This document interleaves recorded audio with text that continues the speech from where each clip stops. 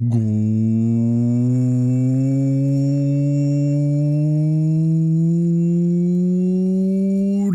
afternoon, everyone.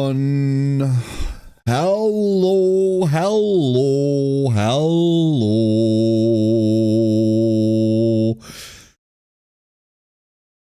Hello, Twitch chat. And welcome back. It's Wednesday! Wednesday, and for some reason I'm live. Hello everybody. I figured I was going to be doing this all evening anyway, so why not do it with all of you? Chaos Zero Nightmares Season 2 just dropped. By just, I mean this morning, roughly like 9 a.m. my time. So I want to go look at it. We've already done like a couple of things on Discord with a couple of people. It was really cool looking at things, but there is a lot more to it. There is so much more to it. As always, the season is going to be like 1.5 months long, so we're gonna have to like deal with the entire thing. But the first third is here now. Like, what is it? 1.5 months? 2 months? Something like that. We'll see in a second. I think it's like 2 months. 60 days? Something like that. But the first third is here anyway right now. And that means we have a new Chaos Dungeon entirely, right? I don't even know what it's called. I forgot what it's called. Something. Hold up. Sneeze!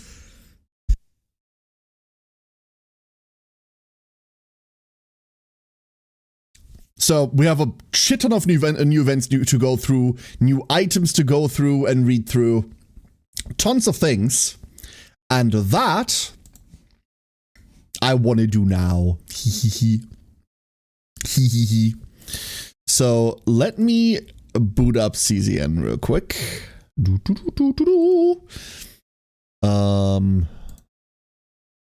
Let me put that over there and that over there. And then I will remember how to... CZN capture was weird, I remember that. Because it doesn't do that. Yeah, exactly. I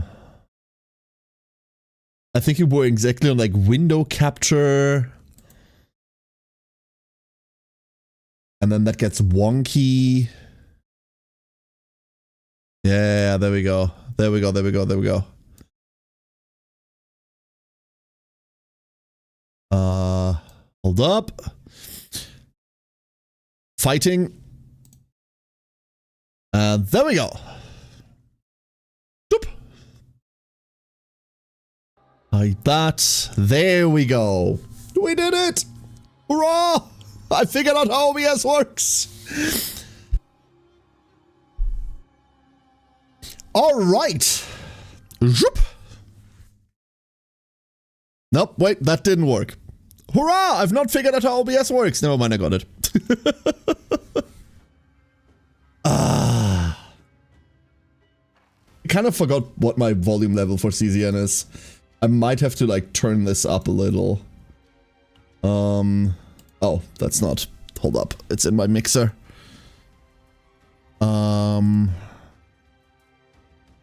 Let me find this real quick. Where did I put it? There you are. That's much better.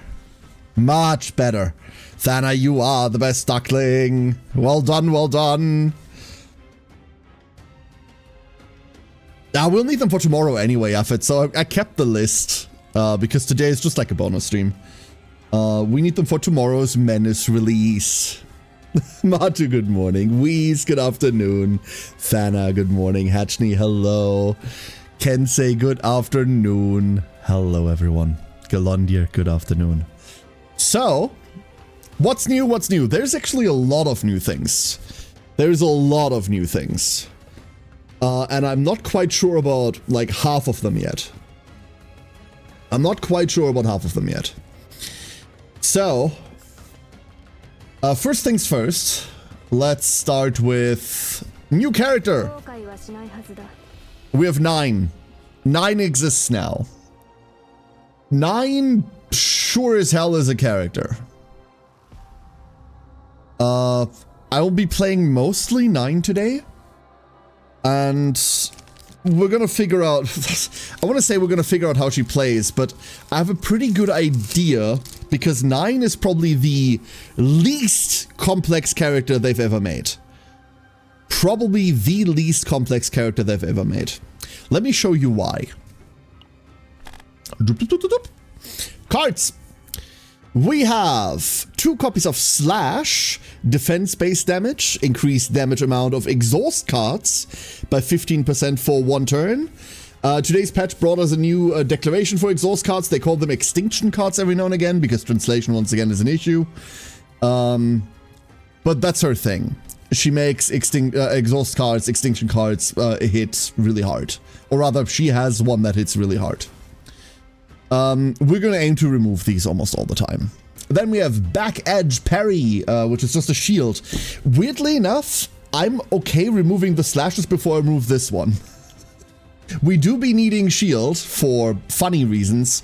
This is the worst way to get that, but it is a way to get that. And then we have what I would consider the card. This is Hugh.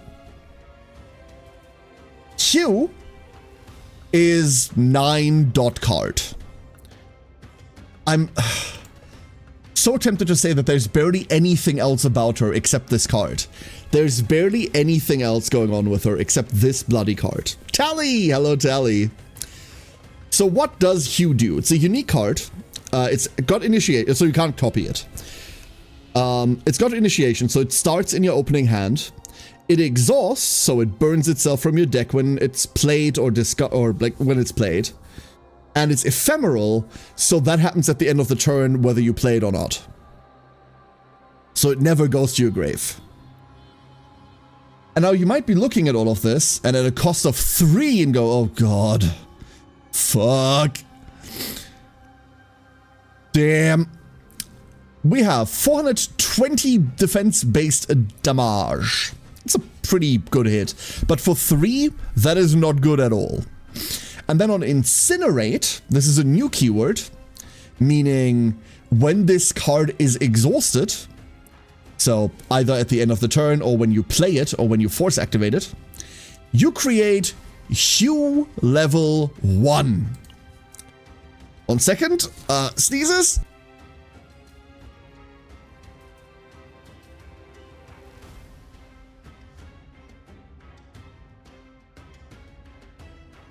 Hue level 1 is an equally expensive card that does like 84% more damage. And then, same keyword, same everything, except the initiate, because it's no longer the starting turn, right? This doesn't sit in your deck, you create this. You can only really create this. You then make a Hue level 2. Hue level 2, once again, plus 96% damage. We're getting into the range where I'm okay paying like 3 for something. We're slowly but surely getting there. Mind you, this is without any buffs. Defense-based damage, Incinerate, create a Hue level 3. Hue level 3 works slightly differently from all the others. This one only quote-unquote costs 2, so this one's really worth playing. It is 720% defense-based damage. That's a lot. And then, at the start of the turn, create a Hue in hand. So after you play this one, after you incinerate this one, it goes all the way back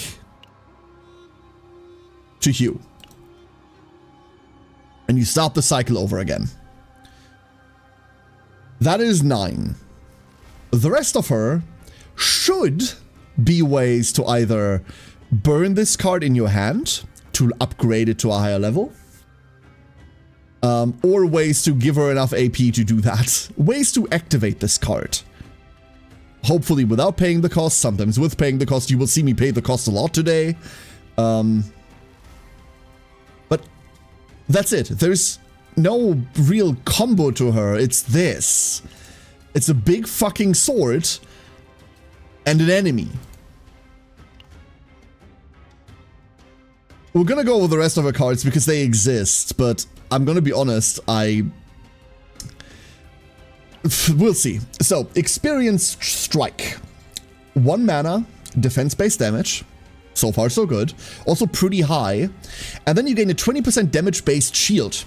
This is a new keyword-ish that they're making. This is usually used to read, after attack, make a shield worth 20% of the damage dealt or something. This is really cool. We see this on a lot of Vanguards. Maribel does this, Magna does this, and 9 does it too. This is really nifty. And for 1 mana, this hits really hard and gives you a decent base shield because of that. You then increase the damage amount of exhaust cards by 20%. Notably, there are a lot of multipliers with her. We're very used to saying, hey, exhaust cards deal plus 20%, which means that you would just add a 20 on here, so you start at 440. 9's modifiers are so fucking high that they're not doing that. Instead, we're getting multiplicatives for everything. This hits this makes, your truck hit even harder. Let's go through the epiphanies for Experience Strike real quick, because that's a part that I'm also not very familiar with yet. We have a 30% more damage. Cool. We have, if a card was exhausted this turn, increase damage amount of this card by 30% for 1 turn until used. I would almost argue this is never worth it. Although 252% defense-based damage is nothing to sneeze at. But you probably don't want this. We have increased shield gain amount, specifically of skill cards. Notably, she doesn't do that. One of her base cards is a skill card that gains shield, but this you'd hand out to other people. You should never need this. This one, there's no value in this one, I'm not gonna lie to you. This one's just trash. Then we have defense-based damage, lower defense-based damage, more baseline, but plus 60% damage amount for each exhaust card in hand. Notably, if you're playing only 9 for exhaust, that will only ever be 1. Barring any neutral cards you find. So, unless you want to play around other people with exhaust, like a K-Ron, for example, this one's just flat out worse than the baseline alternative. It doesn't even come up to the same modifier. And last but not least, Experience Strike 5 with My Stupid Face in front. For 1 turn, when an exhaust card is activated, 1 counter attack. She doesn't have a native way of gaining counterattack herself outside of this. This is interesting. You probably don't want her to counter, but there is some really funny counter synergy that we're going to look at in a second. I would argue out of all of these, the first one is pretty fine. The second one is usually a waste. Honestly, I don't like any of these. I don't even like Experience Strike as a card. It doesn't further your gameplay. In turns where you just hard play Hugh, which is usually pretty fine, I've found so far, you cannot fit this. The third one is fine. Shield gain amount of skill cards? Why would you need that? Not only are you now taking a mana that you could just spend on a shield, on a skill shield, but she herself doesn't even do that. So you rely on a Magna, on a Mari to do that. And they already produce enough shield. You don't need this. And if you need more shields, play another shield card instead. Like, no. Just no. This one, minimum, needs more of the percentage of the damage converted to shields, so that it functions as a shield itself and then buffs subsequent defensive plays. No. Absolutely not. She isn't the tank. She's a Vanguard, so a tank, quote unquote. She no do that. This isn't your shield character. Don't use your not shield character as a shield character. Next up, we have Fatal Strike. 168 defense-based damage for 1 mana. Increased damage amount by 20% for each cost of the highest cost exhaust card in hand. Then exhaust that card. So Fatal Strike is interesting. The reason being that this thing reads like it doesn't do much damage. Although, mind you, that's a fine modifier. But it will usually get plus 60% anyway.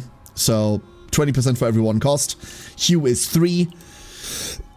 If you have anything higher cost, this hits harder.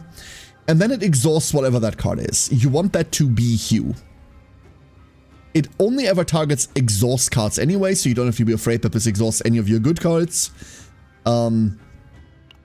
If you exhaust this, it just upgrades to the next step.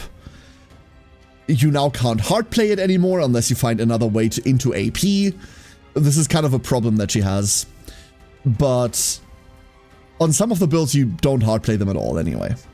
What do we have for Epiphanies? Fatal Strike 1 is just the standard upgrade for numbers. This starts on 252 and then gets 30%. This thing already hits like really hard. Fatal Strike 2 is 2 mana for 312 defense based. Increased damage amount by 20 for each cost of the highest. This is almost never worth it. In fact, this is just never worth it. You double the cost for a negligible gain in damage. This, at least, huh? You double the cost, but you don't get double damage. The second one is absolutely worthless. Fatal Strike 3. This one's funky. This one's unique. You cannot copy this, and for a very good reason. It has a new keyword called Ignition. Ignition means if anything gets exhausted, reduce the cost of this card by 1. Until used. Very specific, until used. So you're obviously not paying 5 mana for this. Never. But you're holding it while you're exhausting other things. This is something that you can very quickly play in like any exhaust build.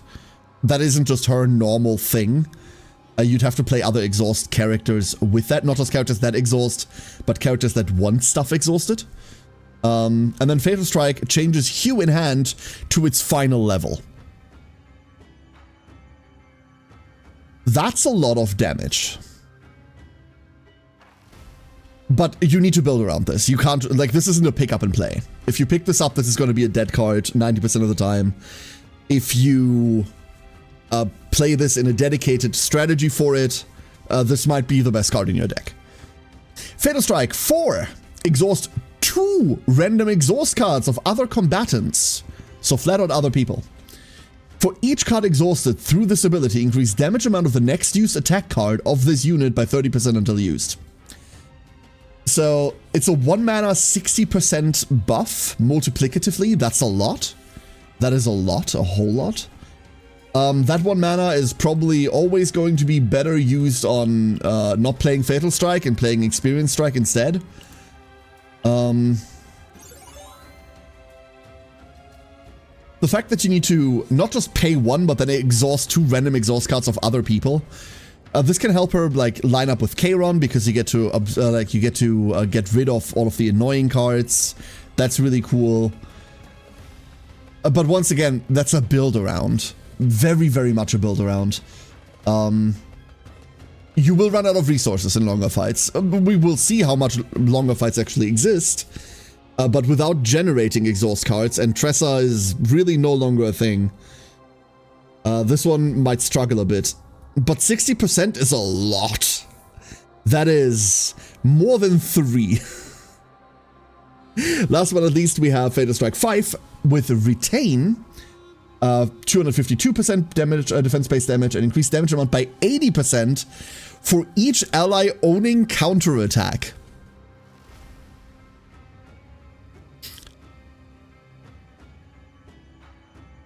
Cool.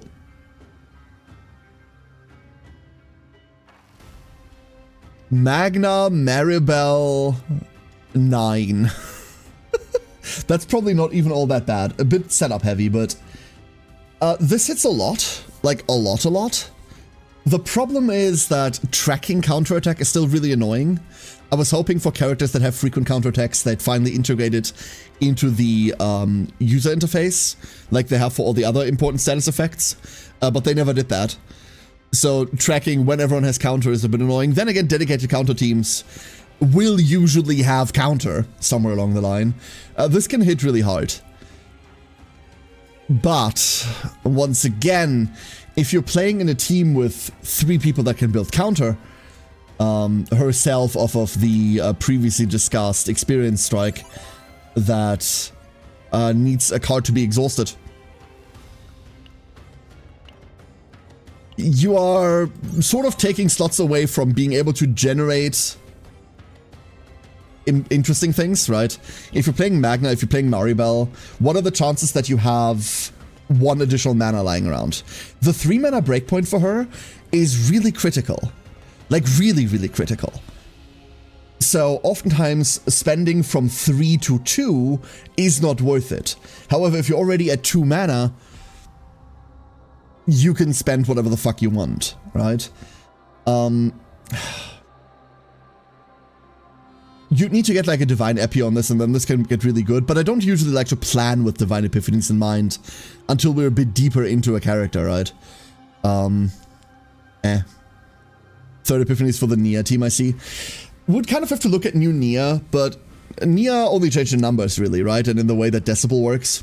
So, the problem with Nia team is that you need collateral on Nia team. Nia is obviously a very powerful deck churner. Very powerful character that goes through your deck, and now also have significantly more healing since this patch. However, 9 doesn't really give a fuck about that. The cards that you want to find from top of deck with Nia, 9 doesn't have those. Q is never in your deck, which means you never have a big hit with Nia. You can hit like small time stuff, Experience Strike, Fatal Strike. You can exhaust Q, but you can't exhaust it from top of deck, so Nia got changed. Nia just got more healing. So they just added more healing to Nia and made Decibel change. Nia still works the exact same way as before. That's, yeah, she still has Curiosity. Oh, it's not Curiosity, it's G-Chord, right? Either way, I really don't like Experience Strike nor Fatal Strike. Now for a card I actually do like. This is Counterblade. 0 cost unique. When shield is gained through an ability, 1 Honed Edge. When shield is gained through an ability. This is really weird.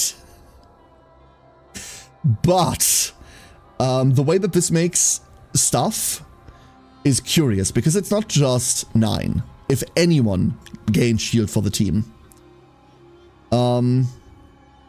this triggers. What is Honed Edge? Honed Edge is a 20% damage multiplier to all defense-based attack cards. So, Magna, Maribel, 9. This is theoretically a lot. And I say Magna, Maribel, 9, not forgetting about Narja, because, yeah, Narja. Narja is like the big fish in the room that wants to be addressed. We'll get to Narja in a bit. So whenever you gain shield through an ability, 1 Honed Edge. You can have maximum of 3 Honed Edges, so that is 60%. Epiphanies. When a card is exhausted, 1 Honed Edge. This is your normal game plan, you'll do this a lot. Cool. You can totally pick this up, right? Like, you can totally pick this up. It is weird that this is not the normal one. It is weird that this isn't the unepiphanied one. The epiphanied one becomes like the main mechanic, whereas this one feels weird because shield gaining isn't something she does, but her team does. This just binds her into other teams. The first one is perfectly fine.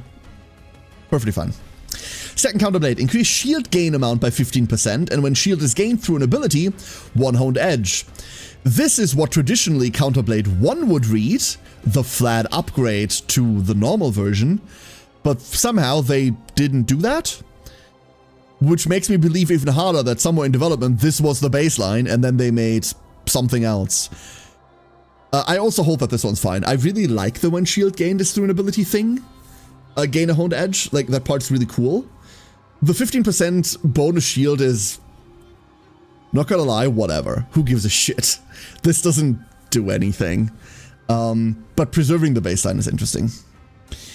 Then we have Counterblade 3, Initiation Unique, when shield is gained through an ability 1 honed edge. This is just flat out better than Counterblade 2. Starts in your hand, you automatically get this out. Same thing going. This is probably one that I'd be aiming for. If not, for Counterblade 4. And Counterblade 4 is the one that I personally really, really like. When counterattack is gained, 1 honed edge plus. Now what the fuck is honed edge plus? That's a good question. Honed edge plus might be a spelling mistake. I have no idea what the fuck honed edge plus is, dude. They have a descriptor here. It says increase defense-based damage amount of attack cards of allies by 20% for 1 turn. Max 3 stacks. However, that's the same descriptor as honed edge. Oh, no, never mind. I realized what's happening. This is of allies. This is the entire team. That's the difference. That's the difference between honed edge and honed edge plus. It's allies. Meaning, when any counterattack is gained, this doesn't have to be her counterattack. This is a lot of damage to give to other people. The fact that this is all multipliers instead of additives does a lot. I've seen Magna do horrific things this morning. Horrific things. And this is kind of a contributor to that. Glacial Iron Fist can hit really hard all of a sudden.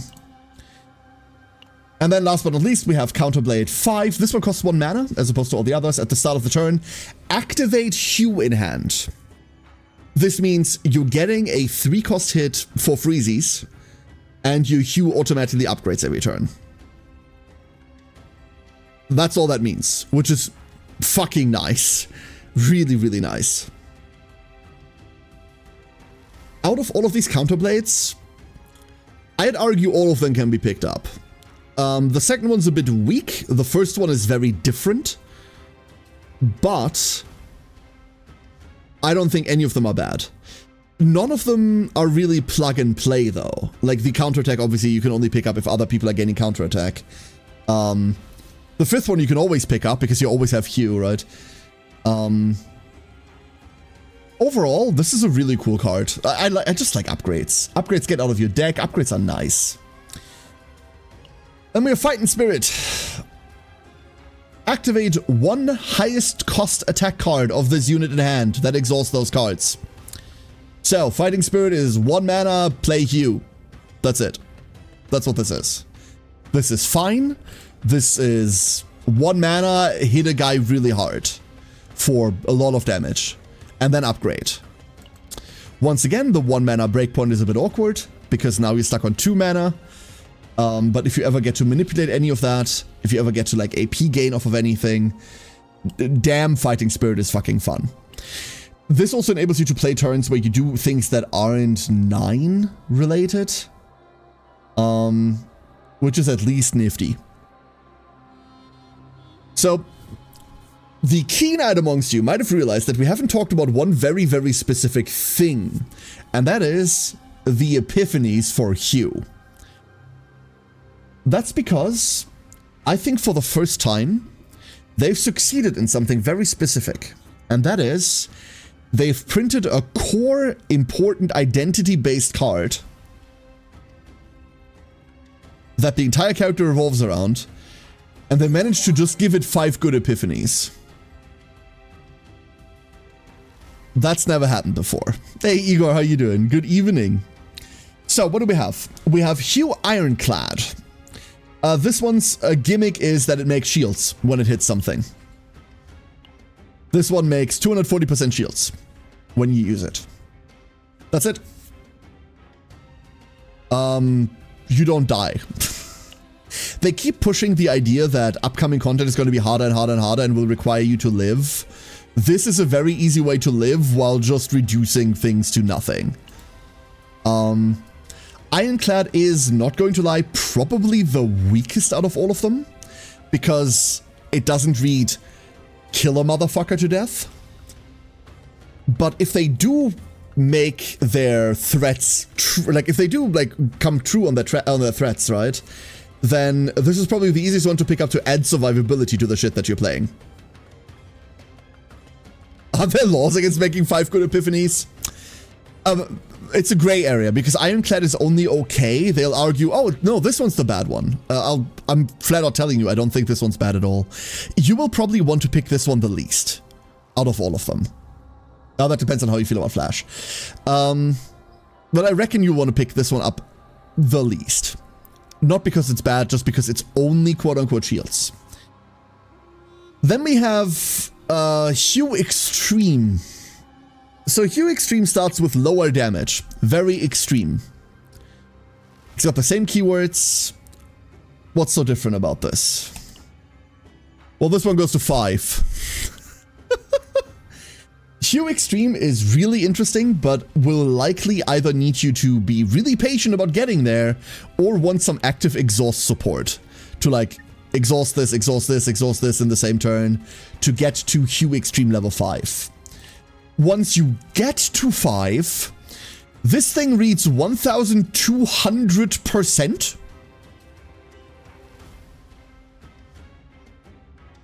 That is, conservatively speaking, a lot. If you compare this to the final version of Ironclad, that's 840. That hits like a fucking truck. It's annoying to get to because you need to jump through 2 more hoops. But remember, the hoops that you're jumping through can be used to beat people to death with too. This isn't just a, oh, like, get rid of me card. You could just play this to hit someone. And in fact, you're gonna see, like, all of the lower ones getting played a lot today because I'm running, like, a very rudimentary setup that I want to, like, mess around with a bit. Can I slip out of work free early card? Yes, however, your boss might not acknowledge my authority. But you can tell them a duck told you can go home. Alright, so what else do we have? Hue Flash. Hue Flash is different. Why is Hue Flash different? This one is unique initiation, ignition, exhaust, and instead of ephemeral, it's retain. So this one sticks in your hand. Ignition happens when anything gets exhausted, and then it reduces its cost by 1. This one doesn't upgrade at the end of turn. You can play this one, but this one really wants you to exhaust other things. Mind you, she doesn't have other things to exhaust. This one wants you to play like an exhaust-based team, reduce this, play it for 0, and then go, go, go. The more you do that, the more crass this gets. 840 for 3? Okay. 840 for 2 on the others? Okay. 840 for free? Fucking hell. It is becoming more and more apparent why they needed to nerf Tressa into the fucking ground. Because if anything gets exhausted, you throw a Shadow Dagger. This goes to 0. Every fucking second Shadow Dagger. You know, obviously Tressa doesn't work like that anymore, so you can't do that. But if you play, I want to say almost exactly Chiron, right? Chiron Nia, maybe? This is very doable. Mind you, this combo doesn't go infinite because once you get to level 3, you won't have Hue anymore. It only adds itself back to your hand at the start of your next turn. So you can't really go off.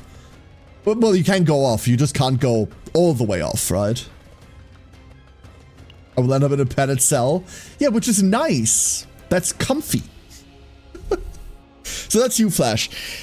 Hue Flash is probably my least favorite one, but that's mostly because I don't want to play Charon. But I wouldn't say it's the worst one. That's probably still Ironclad. Then we have Massacre. Same keywords as the normal ones, so not Flash. 480 damage to all enemies.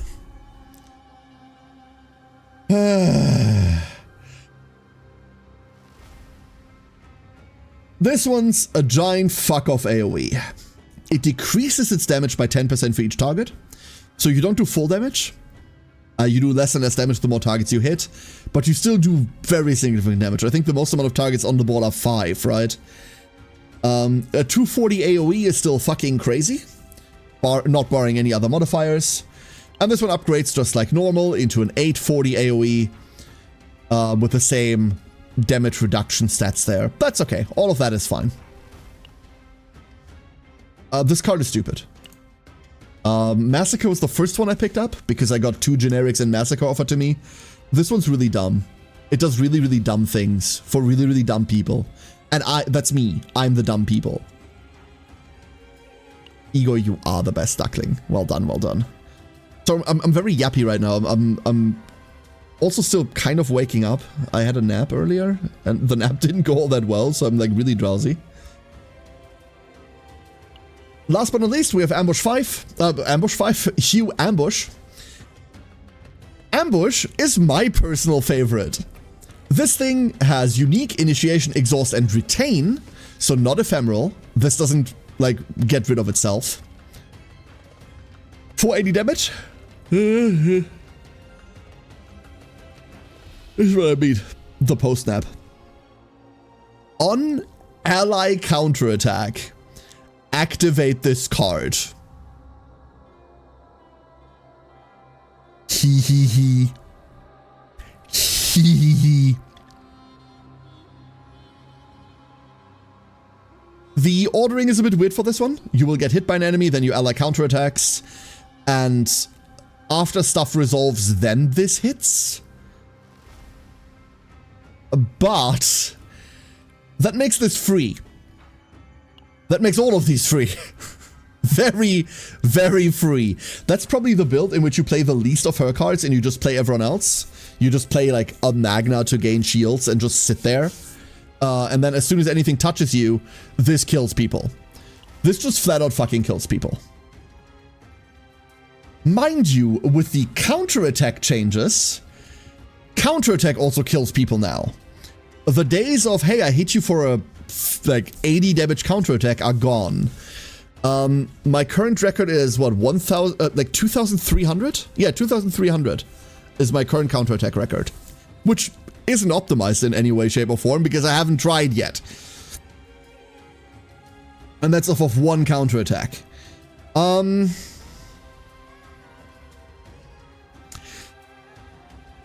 don't know about you, but I think Magna's eating really well this patch. There are other reasons why Magna is eating really well. I'll show you them in a minute. Hichi! Hello, Hichi! How you doing? Hello, hello. How are ya? So that's Hue. Overall, this is the simplest character they've ever made. This card, go. Find your gimmick of either exhausting a lot of things, or playing counterattack, or making shields. Like, pick 2 out of 3, right? And then just go off. You don't need card churn. You don't need to spam cards. You sometimes just play 1 card per turn. That's it. That's it. We do have her ego skill as well, but I'm gonna be honest, I really fucking hate her ego skill. So, what does it do? 250% defense-based damage to all enemies. This thing looks sick, but I don't think it's good. Damage to all enemies plus 50%, plus 50, so additive. For each point of the combined cost of the 2 highest cost cards, then exhaust those cards. 2 highest cost cards, not exhaust cards, the 2 highest cards in your hand, and then those go to hell. If you see like a 3-cost card that is the center of a character's identity, you might very well be thinking Kaleep already, right? Like, hey, what if I just add Kaleep to this? Absolutely. This eats your Vulture ejections. It just eats them. In fact, this eats everything. Because you cannot copy Hugh. You only ever have 1 high-cost exhaust card that you actually want to exhaust. And then the other card is probably something you didn't want to exhaust. Yes, it makes it deal more damage. You can use this as a fight ender. But damn, dude, do I hate this. This is... I do not like this skill at all. It's flashy. That's all it is. It's very flashy. So. Potentials. Standard shit. Until we get to 30% damage to slash cards, which we're removing, so I don't care. And 5% damage to 9 slash, which we're removing, so I do not give a fuck. And last but not least, we have one that matters if 9's defense is greater than 300, plus 5% Order attribute amount. And for every 10 defense exceeding 300, add an additional 2% to the modifier. So at 350 defense, you will cap out this bonus at 15% bonus damage to all Order. That's fine. Not gonna lie, the one thing that she has that does damage reads 1,200 on it. I don't care whether it's 1,215. Who gives a shit? But you're building defense anyway, so this one's free. This one's just free. You want as much defense as you can get. She's defense-based, like, from start to finish.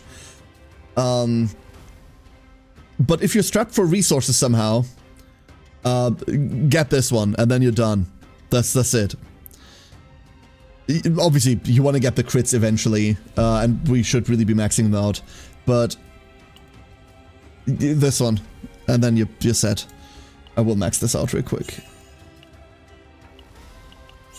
La la la la la.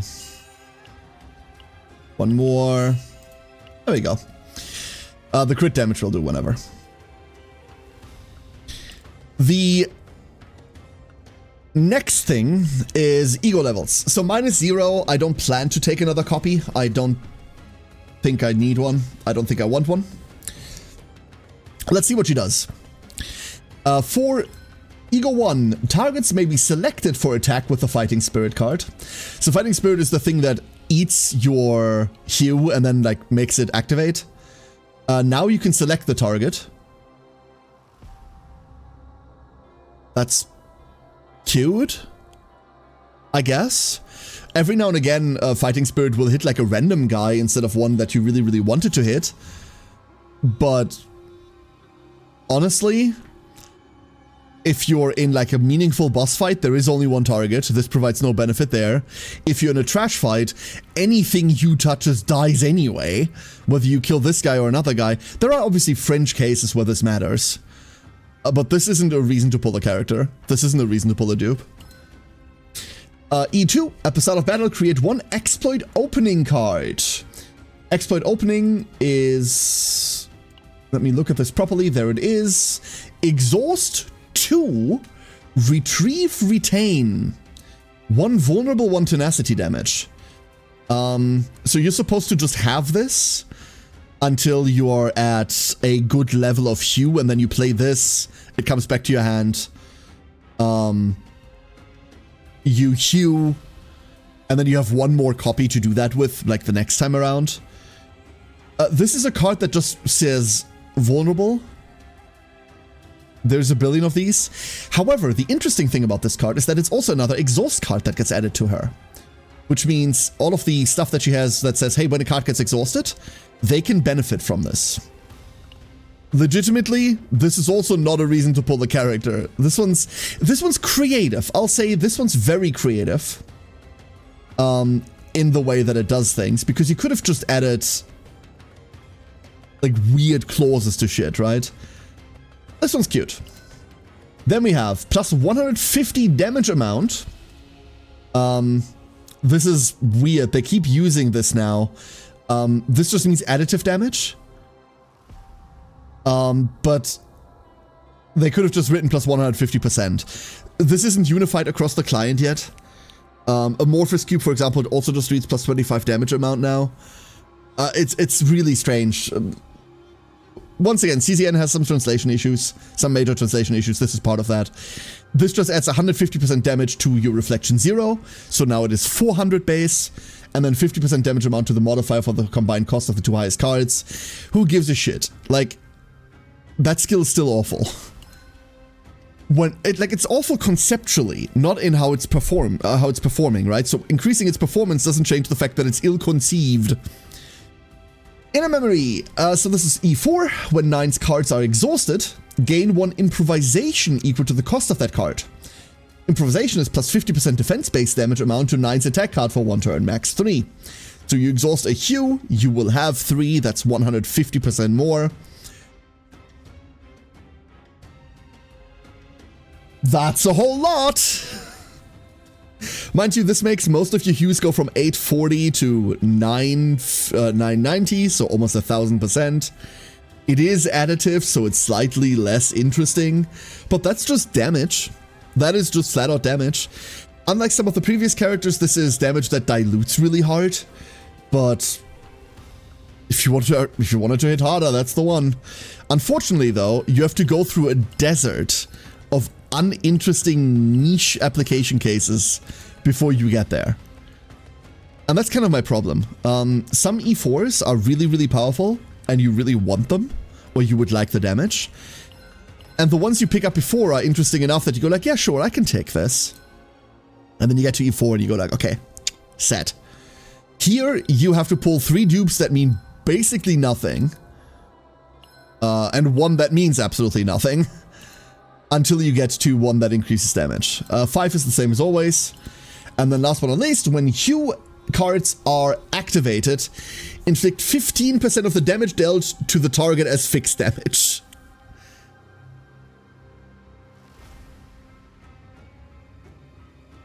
This is underwhelming. So what happens here? Whenever you activate a hue card, either via activating it with Fighting Spirit or via playing it. I don't know whether this also activates when at the end of turn they ephemeral themselves, but I don't think so.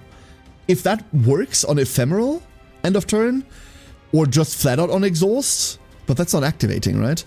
That would be crazy. But the wording on it leads me to believe that is when they're activated or when they're being played, and then it increases their damage by 15%. Mind you, this is an additional modifier after all of the other multiplicatives already. This one just like happens at the very end of it, so that is a pretty big hit. But Serenial, this is not, right? Honestly, I don't consider like duplicates of her to be worthwhile almost anything. As always, like the last ones get kind of good or decent, but none of this means shit. None of this means shit. Alright, last but not least, and then we get to like fight things. Alcia, Alkia, Alca, those eyes. The other side. You're quite high maintenance. Wonderful. Increase the assigned combatant's defense by 8%. Cool. When an exhaust card of the assigned combatant is exhausted or activated. See, like, here it says exhausted or activated, which means that shit's never triggering. Increase defense-based damage amount of the next attack card used by 20%. 20% multiplier! Yay! This is really good! And this is 40% if you max her out. Obviously, you're not going to do that, but this is 20%. When a 2-cost or higher card of the assigned combatant is exhausted, gain 100% fixed shield. This gains you shield! Something that she otherwise doesn't do! Interesting. I actually really, really like Alcia. This is the first one in a long line of partners where I'm like, yeah, this one I'm down for. The fixed shield is really meaningful. You will see why. The 20% multiplier is a 20% fucking multiplier, right? Like, would you like your 1000% skill to hit really hard? Yeah, now it hits for 1200. Cool. Not quite. That's bad math, but you know what I mean. It's a multiplier. This is a cool passive. Unfortunately, it is also another one in a very long line of partners that are so hyper-specific that there's almost no, like, incidental pull value on this. This is something that CZN does that I really, really despise, where every fucking partner they print is so hyper-specific to that one character that we need to go way into the future to find overlap. Like, there's no other Vanguard that wants this, right? Maribel does not exhaust, Magna does not exhaust, not like that anyway. Khalib does not exhaust like that. This is nothing. And out of all of those, the only ones that really go into like 2 costs, well, all of them go into 2 costs, but like Magna is probably the more prominent one there. However, for 9, this is a lot of damage. A lot of damage. And we don't have a comparable partner that, like, does something like this. We have good Vanguard partners. I will hold that Aishlin is nice, especially this patch. After counterattack buffs, Aishlin is really nice. Rachel is just a good partner. That's it. And yeah, no, that's it. I have a burning hatred for Wilhelmina. I do not like Wilhelmina.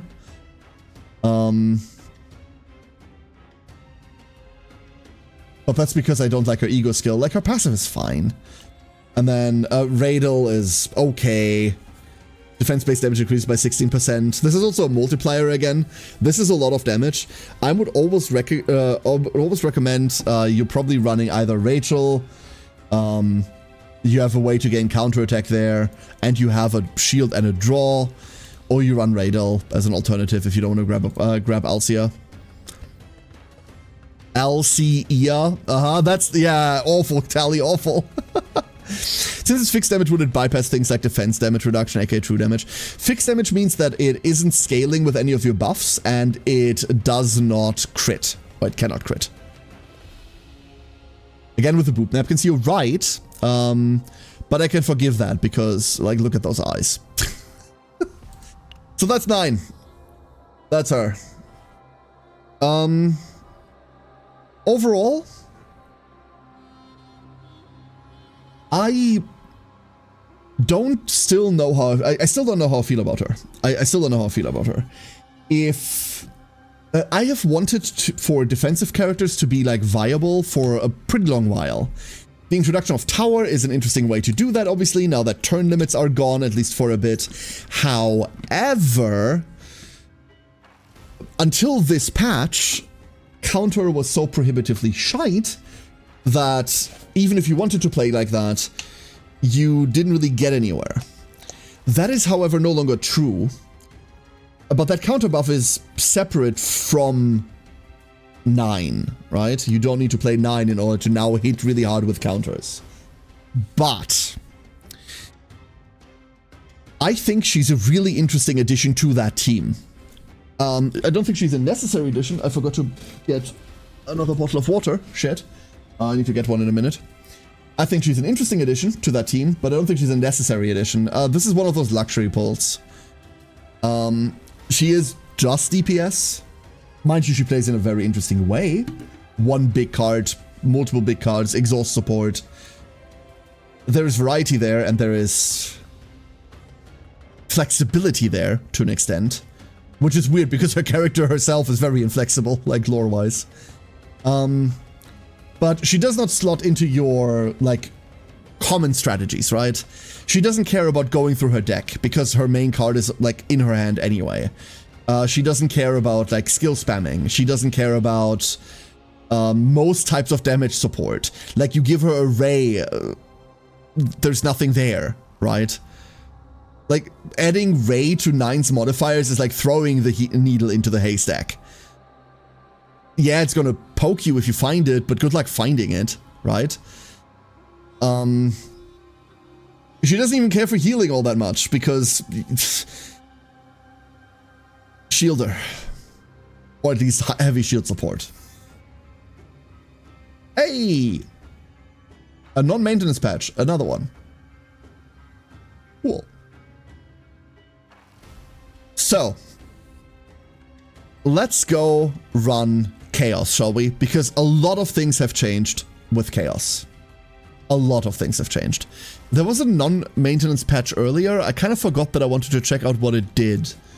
Hold up. Let's see. Let's see. What are we patching? What are we patching today? I hate how long Stove takes to load. This website/client is so bad. So bad.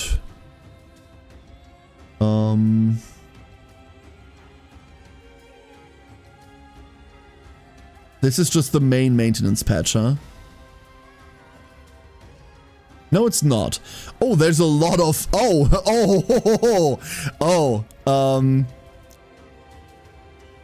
there's a lot of bugs.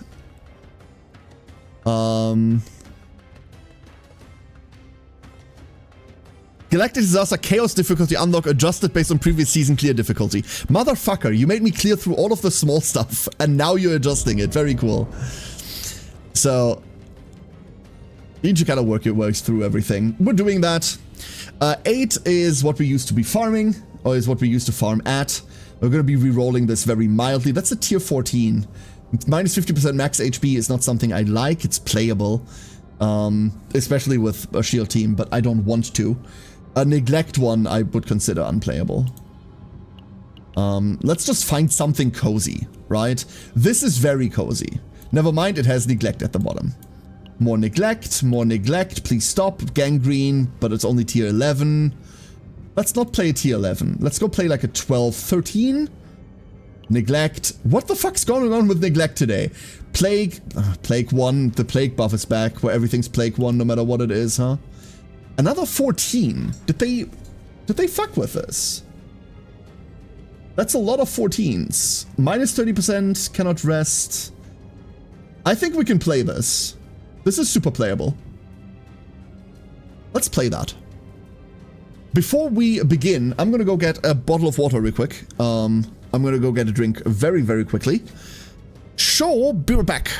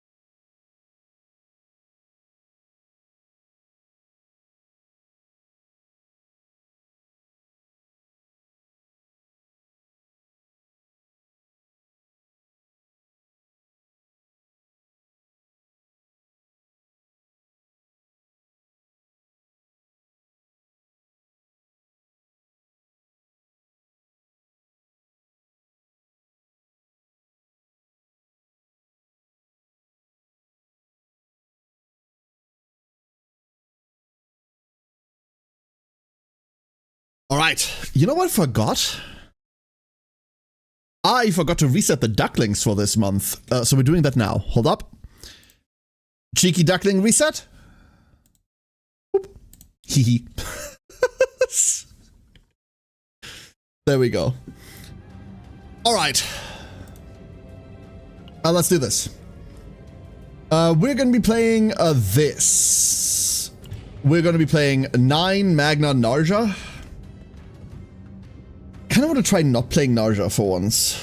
I kind of want to try not playing Narja in this and playing something else, but this will be fine, right? This will be fine. I legitimately think if we find like an AP somewhere, we're gonna be much, much better off. But until we find exactly one AP somewhere, I don't know. We can see our first new piece of equipment, a Leaf of the World Tree, plus Health Trinket. When 3 cards of 2 cost or higher are used, stockpile 1. Stockpile is something that we have barely seen. There used to be 1 trinket that's stockpiled, and now there's more. There's a lot more stockpile. Like, a lot more. However, we're going to select to remove a card, and we are immediately just getting rid of a Slash. Probably need to get rid of, like, Magna's Punch first, but it doesn't matter. The main goal for now is to figure out why this capture is so offset. Why is it doing that? Huh? What the fuck?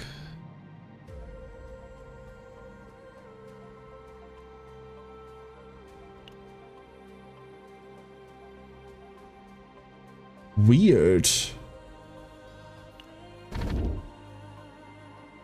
Huh, I do not know why.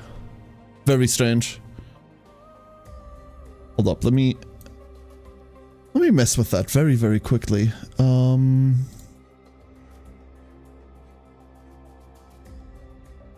no, that's not how that works, huh? No, please behave. There's like 50 overlays in the way before I get to that window that I want to mess with. I'm just gonna do that. I'm just gonna hack it real quick. Alright, so. Rest recover in safe zones increased by 50%, whatever. 2 random pieces of rare equipment. Increase damage amount by 30% each time a turn is ended without activating an attack card. Huh. Very peculiar. Let's go figure out silence. I haven't picked it yet.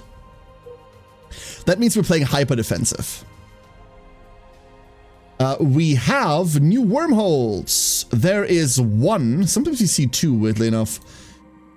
So we are going for this. I would argue this is probably mandatory this time around. They've also made it so that this is less and more RNG at the same time. And you also really want to go for the second one. Yeah, please go away.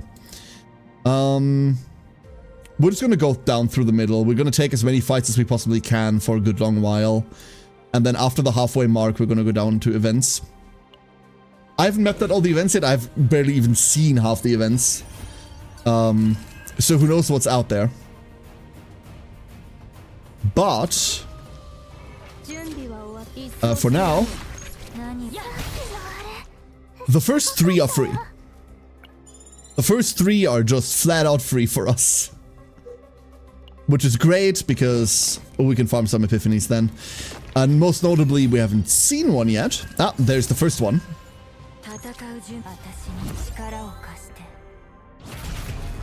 Voluntary control is wonderful. I would prefer to see an attack so we can clear this real quick, but no. Fine, we're building EP. We're building ego points. Ice frag. That can epiphany by itself. Nope, 1 small hue. The sunglasses. I have not told you about the sunglasses yet. Look at them. They're perfect. 1 Hue, and we have extreme and generic. I fucking hate generic so much. I cannot stand generic epiphanies. They are so annoying. The amount of times that you get 2 generics offered to you and only 1 unique, is crazy. Absolutely fucking crazy. So we're playing extreme hue. We won't have any support around it, which is going to be like slightly harsh. I'm almost arguing that we're resetting. You know what? We're resetting. We're very much... Oh, hold up. Ice Frag. The good. The cost reduction of this doesn't matter whatsoever because you play this via pyramid. Yeah, we're resetting. That's okay. That's okay. We're not really trying to build like an interesting deck at the moment. That comes later. I would argue that the first day is not the day to play interesting decks, or like to make interesting decks yet. Some will disagree with that, obviously. But we can do that later. For now, 1 Epiphany, or remove 2 cards. Can I deal with 20 stress even though we can't rest and we don't have stress reduction and Narja is going to freak out every 2 seconds anyway? I'm going to take the Epiphany instead. Unfortunately, we get Experience Strike, which we don't care for, but okay. And 1 cat. I do not care for Restless Endurance. Right, path. Where we go? Path. There. Now there's 2 of them. We're gonna take this through here. Bottom and then straight ahead.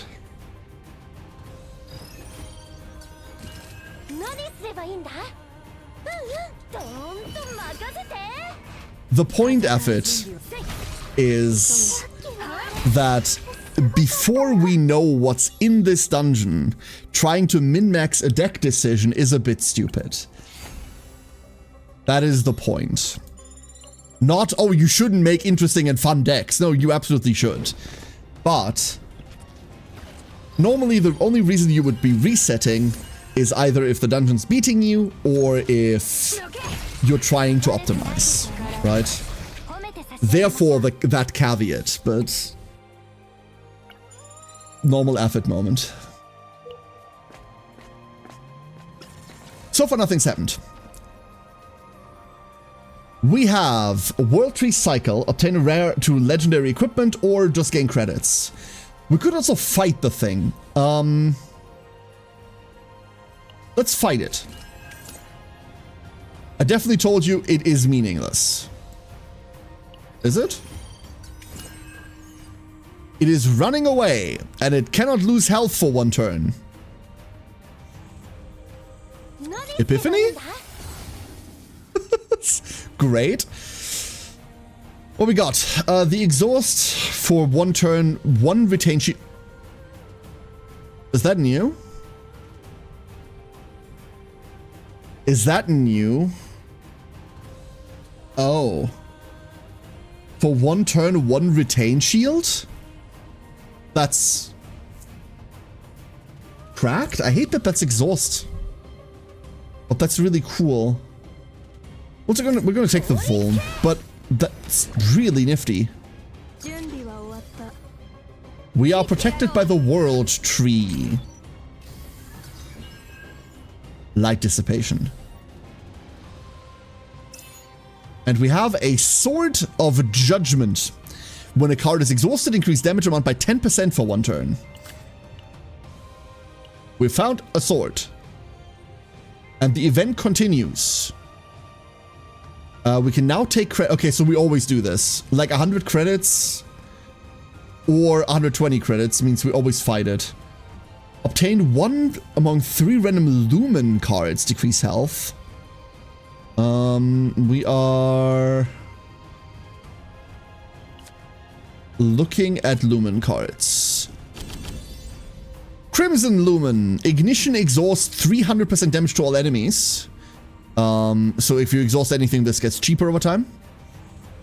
Amber Lumen. Heal 150. What the fuck is Harmonization? If the cost of this card and the action points are identical, activate this card. Oh. Oh, that's fun. That's really fun. I love that.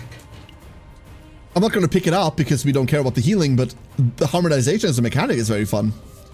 Azure Lumen. Retain exhaust. Exhaust $1 exhaust cards in hand. Okay. Okay. I'll take it.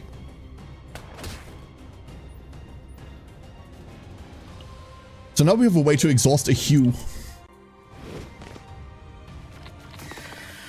Ah, multi-target fights. My one mortal enemy. Okay, so what are we doing in those fights? We currently don't really have much to do. So the answer is probably just play defensive as fuck and not take any damage. However, the problem with these guys is, as always, that they fill your deck with garbage. But I'd much rather take the slower line through this. One Azure Lumen. That is now a hue level 2. And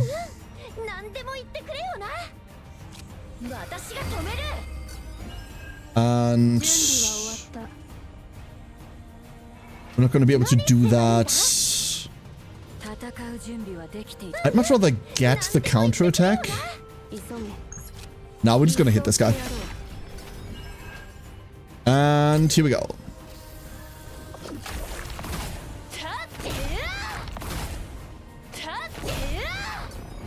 Counterattack hits hard now. Craig! Thank you for the streak! Thank you, Craig. Love this guy's monster cards. Like the multi-hitters? Yeah, they're fun. They're really fun. I don't know what rarity they are now. With the new rarity, they might actually be playable.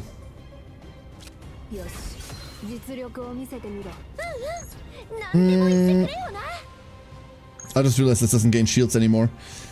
What do we do instead? I kind of just want to, like, kill one. There we go. That's a full force hue. And now we have a Honed Edge, but however that much matters, I don't know. Is Honed Edge until end of turn? I don't know that. Honed Edge. Yeah, for 1 turn, okay. It's just this turn. So we're not going to be able to do anything with it.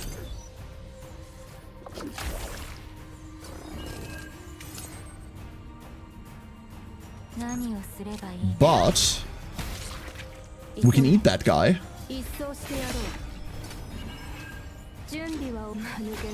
And then we can not take damage in return, I guess. You can obviously tell the problem with Magna, as always, if Magna isn't set up. She isn't doing anything. But we'll get there. Once we... There it is, Dark Grip. 120 damage times 2. On defeat, 120 damage times 2. Damage to random enemies. This is a common, which means this thing costs... instead of the 80 points that this thing used to cost, this now costs 20 to have and keep. So you can realistically bring this. This isn't even a bad fucking card. I'm not picking this up purely based on this isn't defense-based damage, and that's all we do. But I can see a world where I do bring this. For 20? Like, chill. Millennium Arbor. When a 3-cost or higher card is activated, 1 vulnerable to a random enemy. That's already really funny. Because Vulns hurt. That's the main reason. We can't rest. However, we can train for free. I will absolutely take a gear back. Thank you. We don't really care for the deck turn. Like I said, we can't do much with it, but it can help Magna specifically. getting to like some of the lead cards. We have select and remove a card. Yes, please. I need more shops, dude. I need more shops. Let's go get rid of Frozen Fist real quick. We have a lot to remove. And is it a Kerfox? Yes, it is. Wonderful. What's your problem? Heavy. Oh. That is a problem. Counterblade. Fighting Spirit. Oh, Fighting Spirit solves that problem. Hit the one in the back? That's not the one in the back? Annoying. But we can kill one. Shu hits for small amounts. Shu hits for small amounts. The dog guy. I don't think the dog guy can even spawn in this area, Affit. That's a very specific mutant spawn, right? Mutant or cultist? One of those. We'll just punch that one. Yeah. Power of the Swarm. It's all fine and dandy. Now we get hit for 1 billion.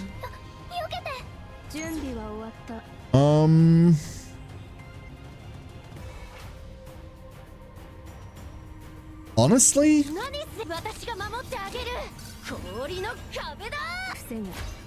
I'd much rather not. We still aren't getting counter in any meaningful way. And we don't have Pyramid. Lumen? That was the final one, wasn't it?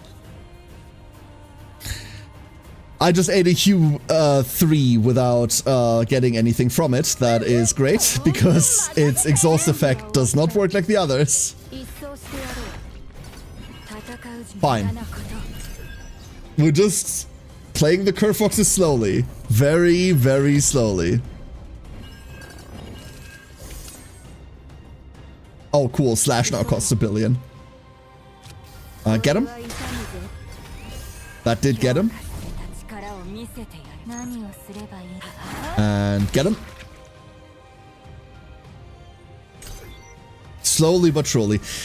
Like I said, Serenial this isn't, right? But we already have a Serenial. I don't really need another one. We can roleplay this. Bonk. And I'm kind of happy to not be playing a skill spammer now, because everything I've been playing has just been skill spammers, right? Whether that be Meilin, whether that be Luke, Chizuru, Serenial, Senmetsu. Senmetsu don't character, right? Like, I'm kind of happy to not play a skill spammer for once.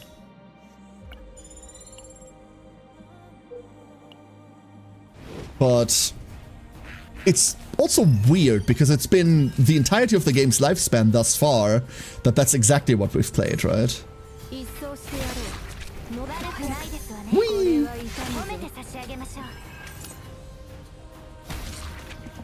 Oh! Cthulhu Man with the Cthulhu plan. Let's go. Oh, this is gonna be cool. I think. Hopefully. Wait, what did I just play? Every single time. Okay, we start an Ice Fragment. Counterblade. Full control. And Staleko.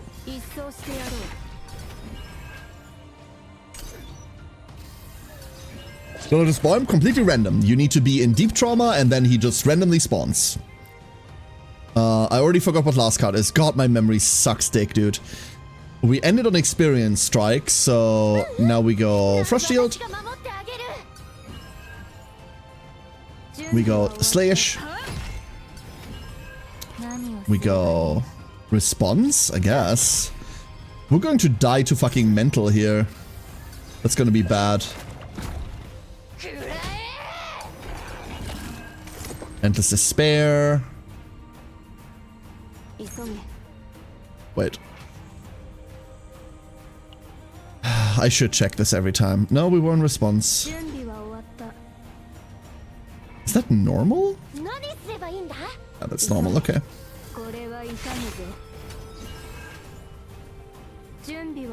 Wait, I thought we were at max. Shit. 1 second. Don't worry about it. Don't worry about it, don't worry about it, don't worry about it. Put this down. Get this. And then hit them slightly harder and get a shield. 3k damage. Cool.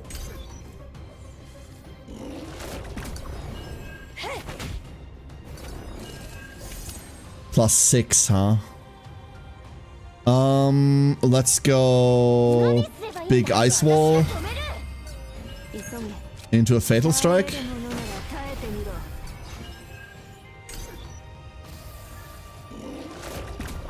We're at Q level 2. We could... Fuck. We could Fighting Spirit into Q level 3. That sets him off, but also... Who cares? Alright, cool. That was a bit slow, but we're missing, like, so much of our guild set. Decrease the number of break recovery cards required by all combatants by 1. That's not helpful. But it is defense. But it's not helpful. At all. 12% defense. It is 12% defense, yeah. Hey, Ringsong, how you doing? Hello, hello. Granat.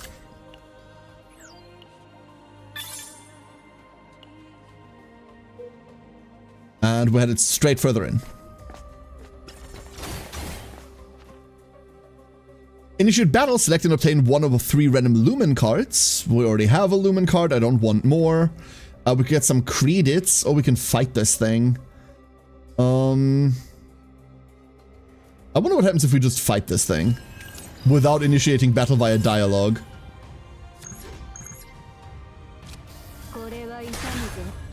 There is a reason, by the way, to play Hugh instead of playing Fighting Spirit Hugh. And that is, and I don't know why this is, by the way, but when you play Fighting Spirit and Hugh hits something, you do not do the tenacity damage that you would normally do.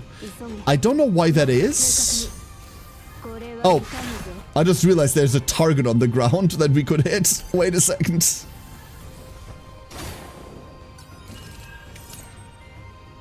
But I live in fear of that day where I do that. Very cool, very dead. Second method. We don't care for second method. Okay, that wasn't great. Could have just taken the money. We're about to freak on Magna. No sanity control in a Cthulhu fight in the middle of it will do that to you. Fighting Spirit. Nice. Very nice. Kind of doesn't matter, huh? This is a better crit chance that develops Hugh. And then we're losing Magna this turn. We could eat that. I want to eat that. 7 hit. Wait until you get to like 30. It's really fun once you get to like 30. There's some wild stuff you can do. We can just hit Hugh here. I would really like to not just hit Hugh, but rather like heal to full. This does that. Thank you, Veracity. And we have... When counterattack is gained... Yep, thank you. All we need is Magna to actually gain counterattack now.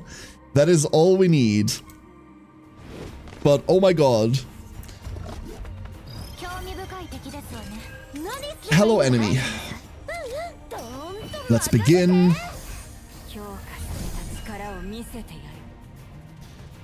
Do we want to develop voluntary control? Is that more interesting than playing a Hugh? Kind of.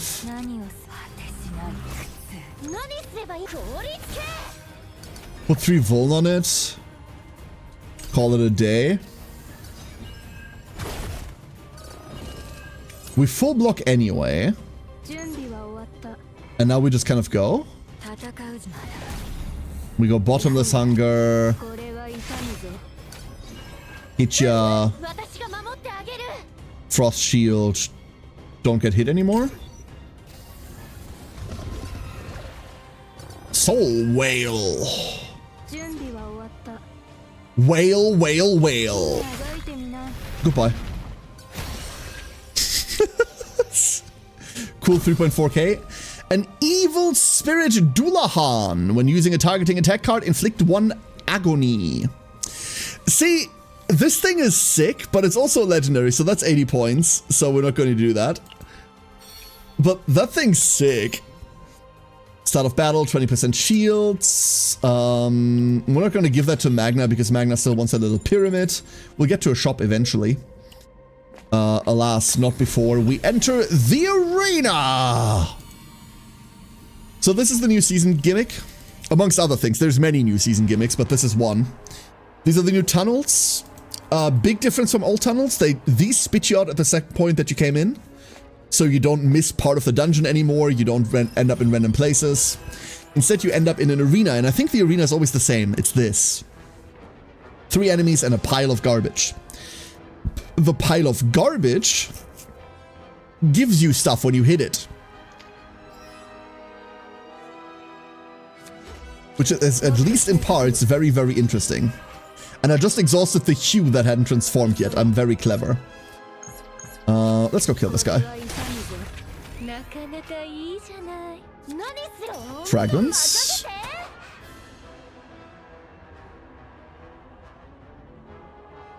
Oh, the grenade. It's the fucking... I was like, why is that causing explosions? I forgot we have a frag grenade. Hello, Magna. Something good, girl.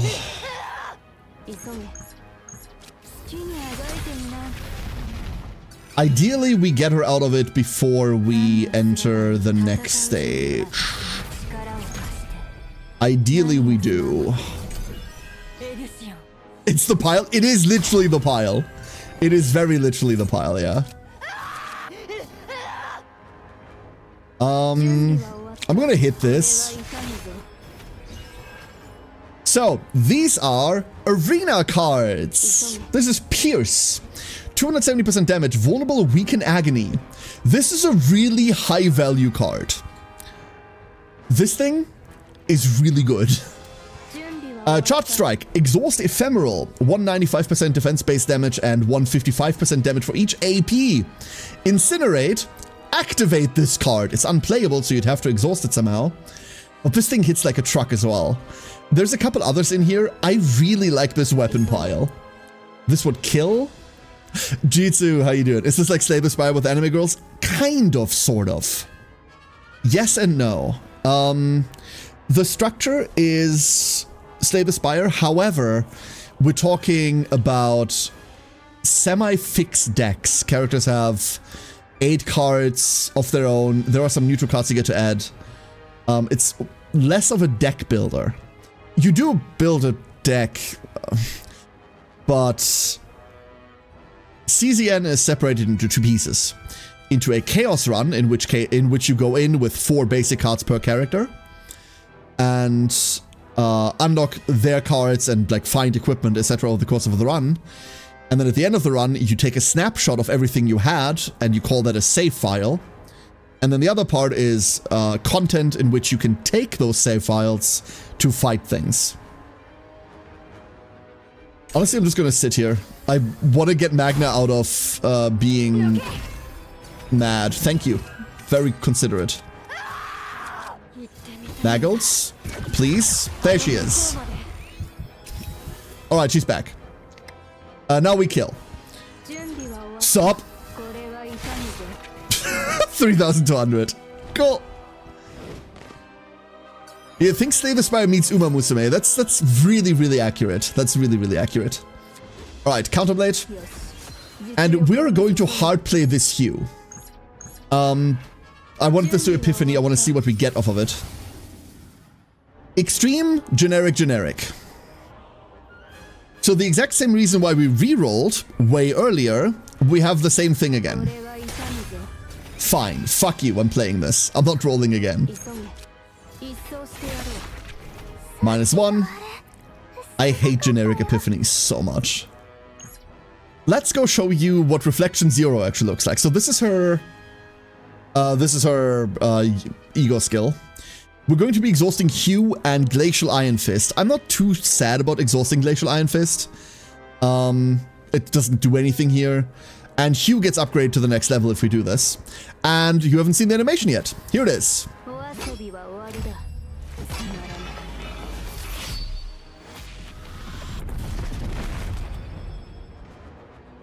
Cool! There's a Shield Blast. Shield Blast is just defense-based damage to all enemies, including the pile, so you get more Shield Blasts.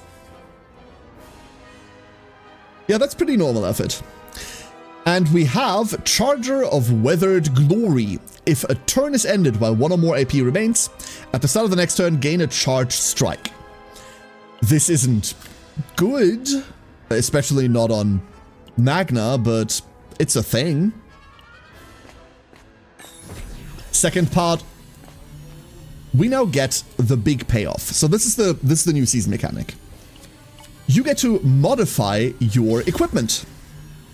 When drawing an exhaust card of this unit through an ally ability, activate immediately. That doesn't work that way. This would be interesting for what, Shizuru? This is interesting for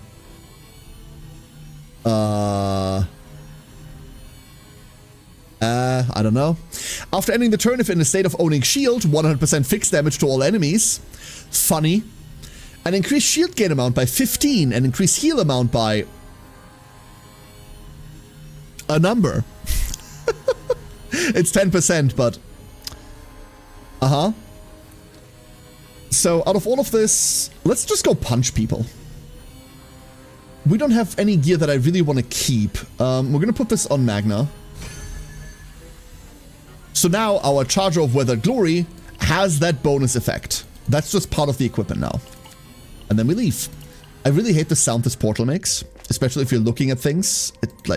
It's really annoying. Event. We have select and remove a card. Yeah, we're just doing that. Thank you kindly. Let's go burn. We should start removing stuff from Narja too, but let's go focus in on getting rid of a couple of these. Goodbye Slash. Fight, and then we finally have a shop. Holy shit. I need a shop so bad. Counterblade. Ice Fragment didn't trigger lead. Do I just Hue here, or do I... No, I set up Ice Fragment, surely, right?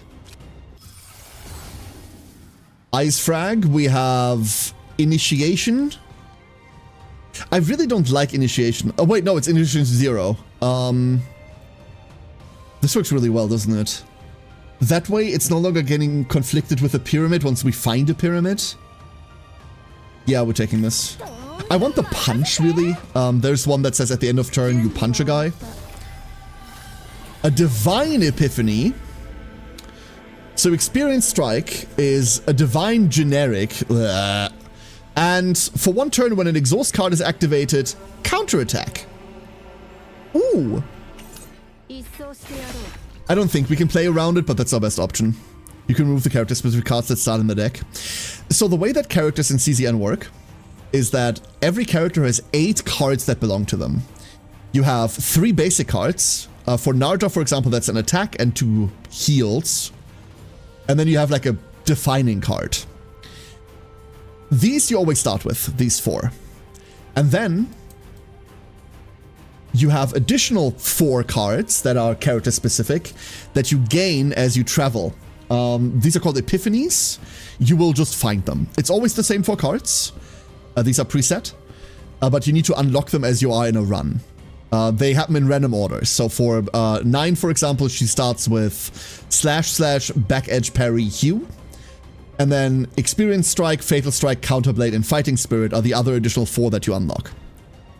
Azure Lumen is a generic card that I found that can go on anyone that does a thing. But yeah, you can reduce character decks. In general, you want to remove like a lot of things from people most of the time. Like we've removed the slash, I want to remove the other, I want to remove the back edge parry as well. Because everyone's cards are in one deck, right? Everyone's cards are in one deck. A card itself can then epiphany as well. If you see, hold up. If you see this gray dotted line here, these like little stars, that says this card can epiphany, which means the card can change. Every card has 5 different subtypes, or like sub things that it can go into.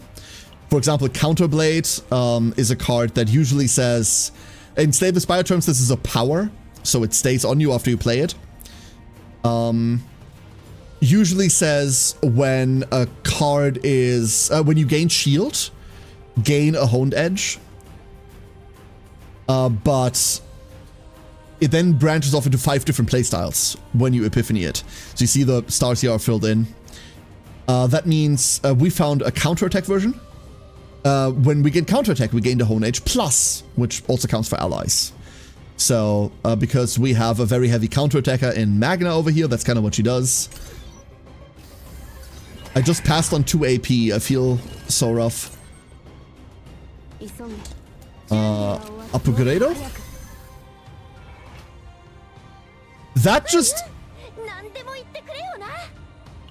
exhausted gear bag. That just ate the gear bag.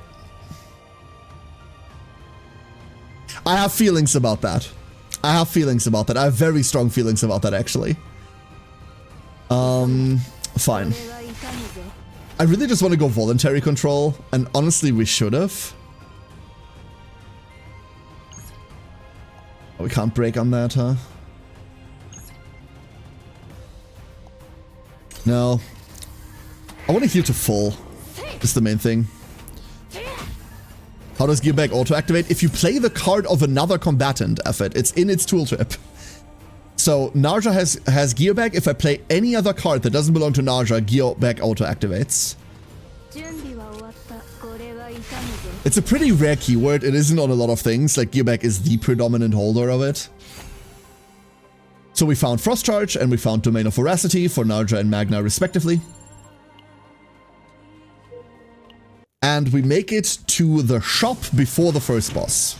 We can't rest because of the modifiers. Hi, what are you? Retrieve 2, so the first 2 times you play it, it goes back into your hand. Or the first 2 times it goes into the graveyard, it goes back into your hand. Exhaust 3, so you can play this 3 times. 60% shield. Incinerate. Create 1 contaminated spore. Ah. So, you can play this to gain some shields. It's free. You can play it up to 3 times. But the 3rd time it tries to go to the graveyard, it goes away. And you instead, you gain a contaminated spore. Contaminated spore is a sub-theme in this season. There is a lot of cards that do this. Contaminated spore is a retain card, so it stays in your hand at the end of turn. It exhausts when played, and it gives 1 spore propagation. Please shut up. Spore propagation is a debuff on an enemy that says they take 10% more damage. That's it. However, if you keep this in your hand, it makes another one of itself, and then you have 2, and then you have 4, and then you have 8. And really, at 4, you should start playing 2 of them every turn.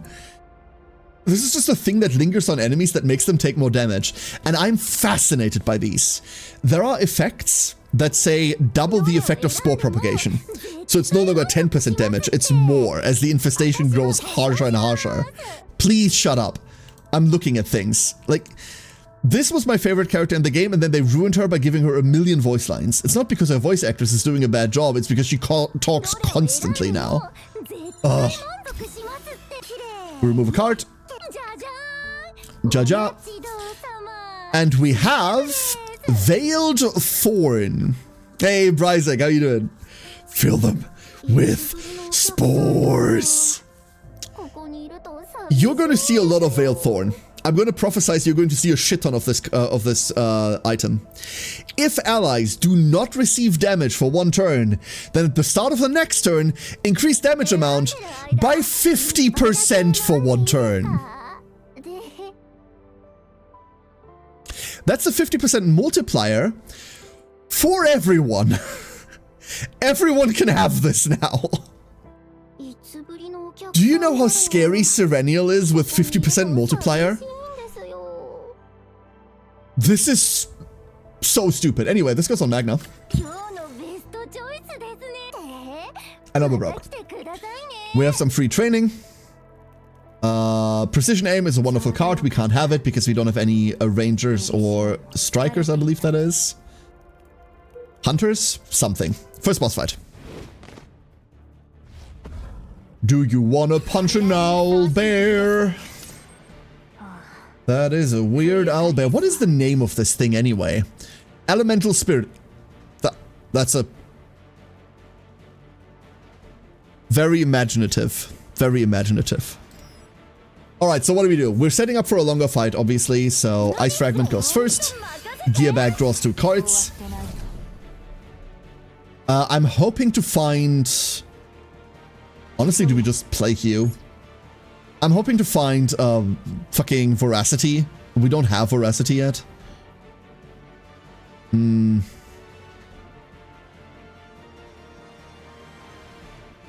know what? Let's see whether we can get to Extreme 5. If any, then this is the fight for it, huh?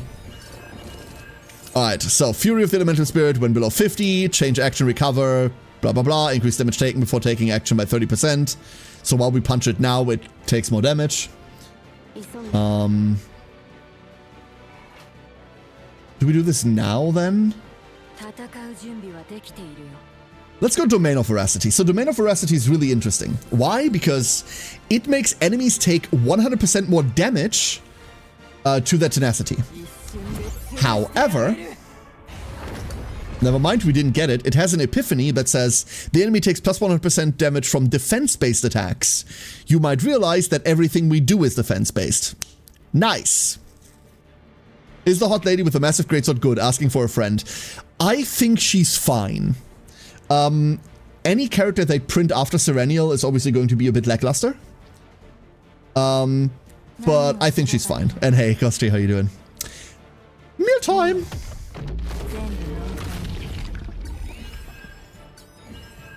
Thank you for the heal. And then we just like set up. Donk! Unfortunately, we didn't full block there. But we got a counter, and that's what matters. Alright. Let's go advance this thing to 4, shall we? Now I need to make sure that there's nothing else here that can exhaust. It's only extreme. Now it's level 4. 1285%! Correct, Affit. That's correct. Oh my god. I mean, go off, Queen.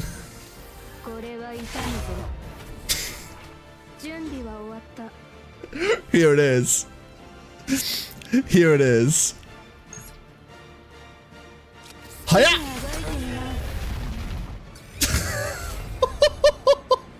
Hits slightly hard. Ever so slightly hard. Give me Vol control. Like, I should have played this first, but we needed the AP to, like, pull this off. Been playing this in between Enfield sessions, and I love the Hungry Shark Lady. Narja is fantastic. Narja is absolutely, absolutely fantastic. There's quite a bit of synergy between the two. However, they openly said that 9 was designed to work with Narja, and for that statement, there is not a lot of synergy. There is some, but less than you'd expect. The turn where it's important, we drew all attacks instead of any defense whatsoever. Love that. Good on you. We should have done this first, huh? So, this is LCEA's, whatever the fuck her name is, ego skill. It's just defense-based damage, that's boring, but 5 caustic remarks.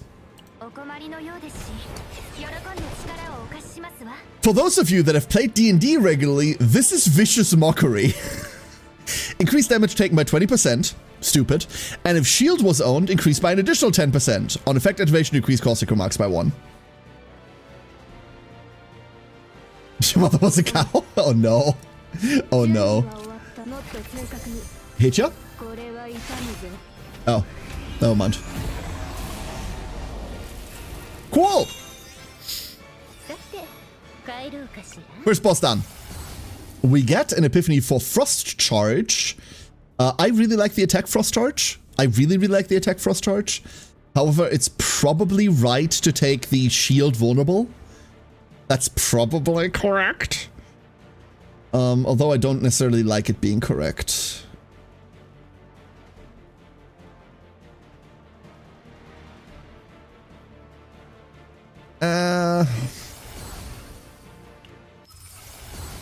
Gear bag epiphanies.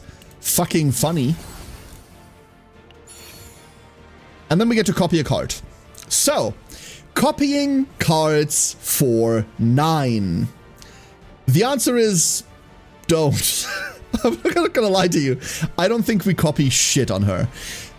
There's probably a build around exactly Experience Strike. There's probably like a weird whack build around Fatal Strike too. I don't think you copy anything she has. You can't copy Hue. That's what you'd want to copy. You can't. And I'm not gonna lie to you, I'm copying nothing for the first time in forever. This is Blonde Fox Girl. This is Magna. Magna is a golden retriever. She's really excited all the time. She wants to go on an adventure, exactly with you. And that's her entire personality. I'm also extremely baby at this game. I started after Serenial. Ah, okay, so I started at launch. If you need anything, Ghost Tree, let me know, right? If you need to know anything. So Magna is a frost tank. She's a shielder that builds shield and is predominantly based around the counterattack mechanic, which until today sucked dick. And then they buffed counterattack over the last 2 patches. Counterattack used to be a fixed damage, so it couldn't crit and it didn't benefit from buffs. And then they upped the numbers on it as well. They like really, Magna got all of her numbers increased this patch. Crazy amount. She hits really hard now while keeping you safe. So she's my favorite element. Ice. She's a stall character. And she plays around Turtle Punchback. All of these are things I love. Magna was the character that I started with. She is one of those standard characters that you can start the game with. And I have been looking for an excuse to play more of her. And I think 9 is the proper way to play more of her. 9 and Naja both work fantastic with her. When shield is gained, increase damage amount of the next 1 attack card activated by 20% for 1 turn. This is an armor piece. Attack card, so not counterattack, but still. This is just damage. Say less. No, I'm explaining more. Screw you. No, but like, that's like, I think she's like a wolf something, but her entire personality is a golden retriever. That's all she is. Like, excited, hyper, adventure, go, go. And she's also a bit stupid, just like a golden retriever.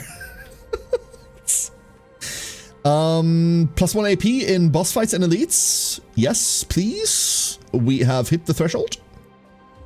And there is no option. We're going straight ahead. We want to go into the arena once more. A fuck. Great. What do we do with that knowledge? Nothing.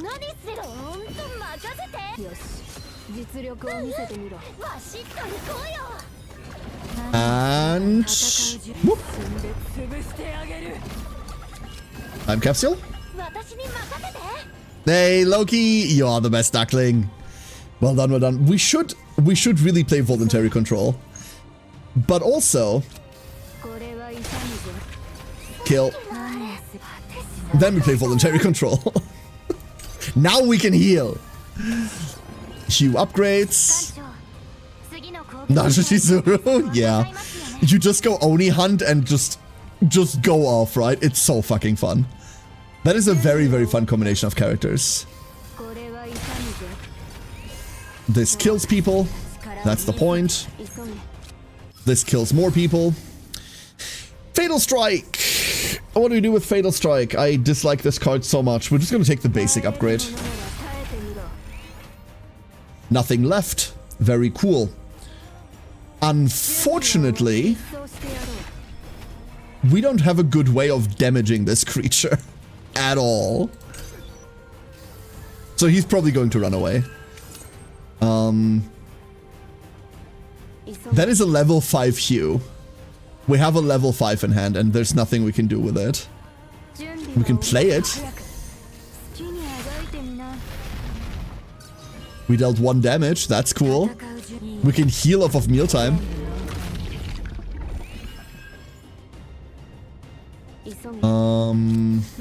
Don't have anything to exhaust, just get rid of the Lumen.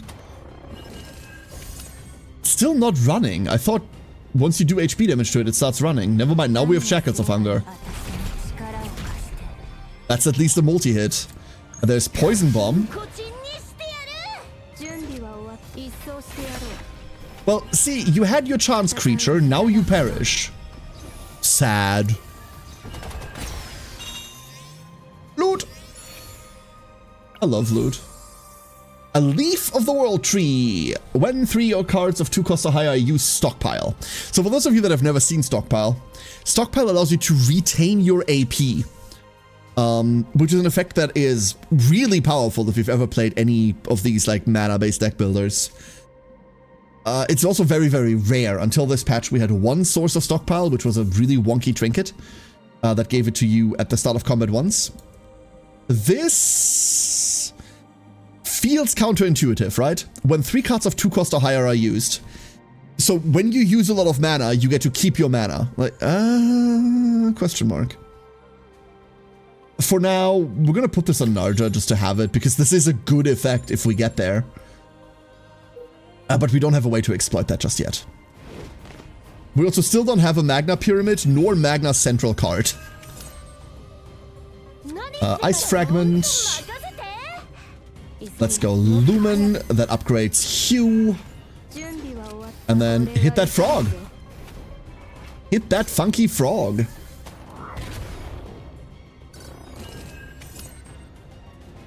Counter Blade. And now there is a choice to be made. You know what?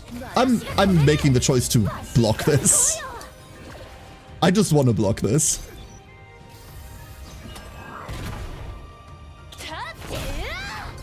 There. Counterattack now actually does some damage. And that's like no setup, nothing, right? Let's see what we get off of Bottomless real quick. Next 2 times Veracity is activated because of 1 random card. I think that's what we're doing. I really like the one that gives Veracity. It gives you more Veracity. That's all that matters. And then we kill a frog. By using the original cost of the card instead of the current one. And I'm always sad when I find out the truth. Yeah, the game's not consistent about that effort. I'm the same way. Proliferation of Life, a rare event. Oh my god. Convert selected card into Ebony Lumen. Ebony Lumen. This is Ebony Lumen. 3 mana. Exhaust. Incinerate. When this card is exhausted, draw 3. Then make a Broken Ebony Lumen, which draws 2, which then makes a Fragment, which draws 1 and then goes to hell. This card is crazy good. It's not a monster card, it's a standard card, so it costs 20 points only. And because it's a conversion, they changed the conversion rules. So conversions are no longer free. They cost 20 points now. This is really fucking good. This is a crazy good card. It's really easy to fit into many, many builds. Exhausting it isn't difficult. This is just such a hot card. The alternative is remove 2 cards, which is also really powerful. None of the decks that we have built so far are decks that look like we're going to be keeping them, so picking up Ebony Lumen feels like a waste, because we don't really quote-unquote have anything here. So we're instead going to remove 2 cards to make this run slightly more bearable instead of aiming for a better run. We're going to eat these. But I reckon Ebony Lumen is going to see play. Like, absolutely going to see play. And Arena number 2. Unlike in the previous season, I do not think you ever skip this. Main thing obviously being that it doesn't make you skip part of the area. You will re-emerge where you entered.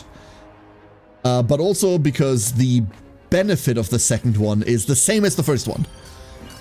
It's really good.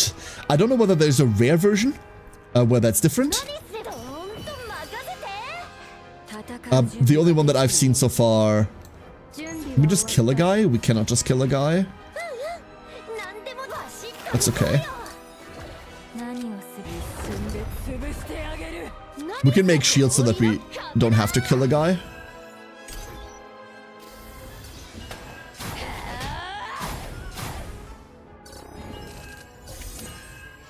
All right. We got 1 card from the arena. 240% damage, double the effect of vulnerable. All of our enemies currently have vulnerable on them. Bonk. I like this arena thing so much. I wish there was like more with it. I wish we had like a boss fight with this shit. There's an elite fight that's gonna come up with it, but that's it. I crave more. It's gonna exhaust the fucking charge strike again, isn't it?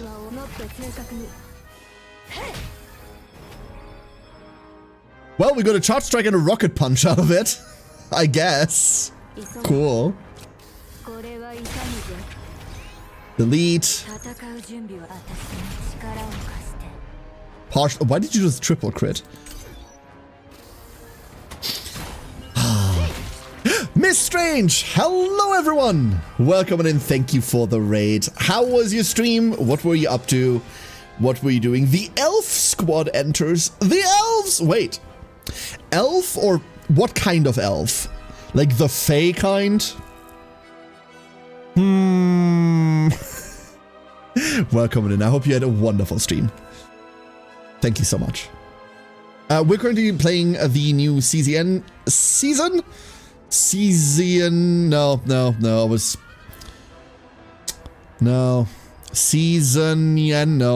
I'm giving up on that joke. I'm bailing. I'm exiting the bit. We're currently playing the second season of CZN, trying to experiment around with 9, who hits people very hard. What if I am Fae? Then I have to be careful about the questions that you ask.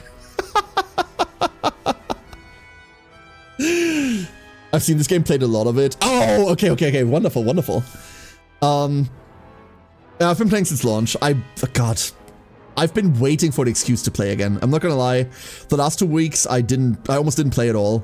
I didn't even do my fucking chaos runs. There just wasn't a point. But season 2, and I get to do things again.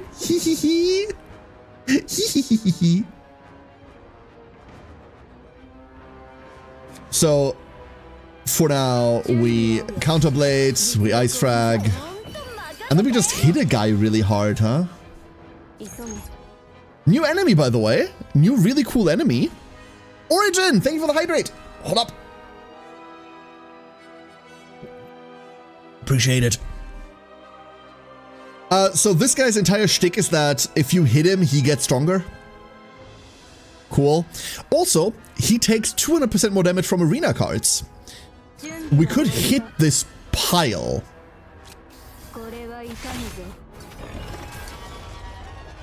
Where are my cards? There they are. Boop. Boop. So, Weaken, Agony, Synaptic Overdrive, 50% damage amount. and more less damage taken. So he just gets tankier if you try to multi-hit him. That doesn't go so well. Luckily, we don't really do the multi-hits. We do singular big hits. Hello! I thought that was gonna hit harder. No one saw anything. Don't worry about it. You didn't see anything. The enemy's dead. Move on. Next! Next! Arm of Lost Valor. When an attack card was not activated for one turn and the turn is ended, create one rocket to punch.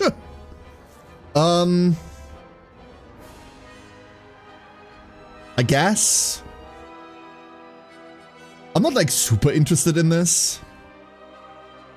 Yeah, let's just extract it. Who's gonna become Grandizer? Mars isn't here to make all of the mecha jokes, so someone else has to. Alright, so we get to imbue a gear again, and we have, at the start of battle, one stockpile. Cool. When drawing an exhaust card of this unit through an ally ability, it says no new because like I'm never picking this because we're not playing anything that does that. If damage is completely blocked at the start of the next turn, increase damage amount of allies by 10%. Hello, Magna. How are you? Cool. All I saw was a lady who raised an entire city with a single sword swing. They kind of... This is gonna be... Like, people are gonna be offended again, but I'm gonna make the joke anyway, because I'm committed to that bit. This is the second skill in which an entire city gets destroyed, but this time they paid attention because this time in the background there is more than 2 towers. So this time it's not Twin Tower Lady again. This time we're destroying more than 2. Would it still be worth getting into the game despite being months late? Tricky question. Tricky question. So, first of all, Season 2 just released today. And Season 2 is a huge restart point. Do you know how Uma Musume works, Origin? You know how Uma works, right? Where you, like, play a character through a thing, and then you get save data for that character. And then that save data can be used to, like, do all of your stuff. This game works exactly the same way. However, every time a new season starts, you still keep your old save data, but the seasonal stuff can only be done with new save data. So we're kind of all starting fresh right now. We're, like, all of us are starting fresh again today. Obviously, we have all of our characters and all of the stuff. The only thing that's really big that you missed, there's one character that you missed called Serenial.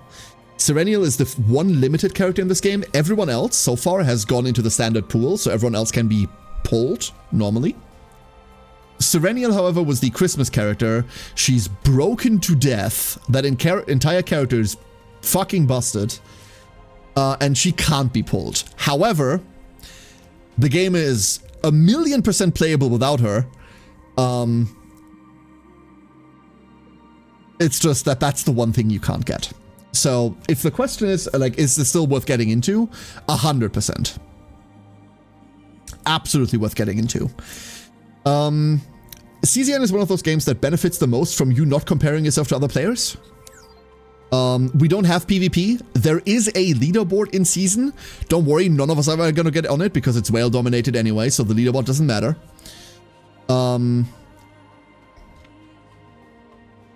But that's the only way, right? If you don't look at your characters and go like, oh, I wish I had all of these other characters other people have, and you just play with your roster and you do like your chaos runs, you like random decks, right? This game is super worth getting into. It's also relatively free-to-play friendly, I would argue. Getting a good roster of characters at the start is a bit rough, but the standard banner has a selector at 300 pulls, and getting those 300 pulls as a free-to-play is very reasonable. We got that shit like days after launch, free-to-play.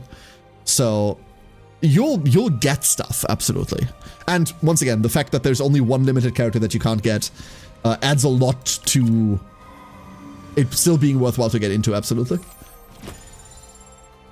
Serenity is broken, but not FGO, Merlin, or Skadi broken. Well, Serenity is broken in a way that any team that wants to run Serenial as the main DPS is going to run Serenial, right? But it's not like every team needs her. She's a main carry. Well, there's Psionic Combat Suit. Sure. Gonna give it a try? Absolutely. The only big downside that CZN has, that I'm gonna be honest about with you, all the others I'm going to lie about, is the fact that the launcher that this runs on is so shit, it's not even funny. Nothing. Nothing?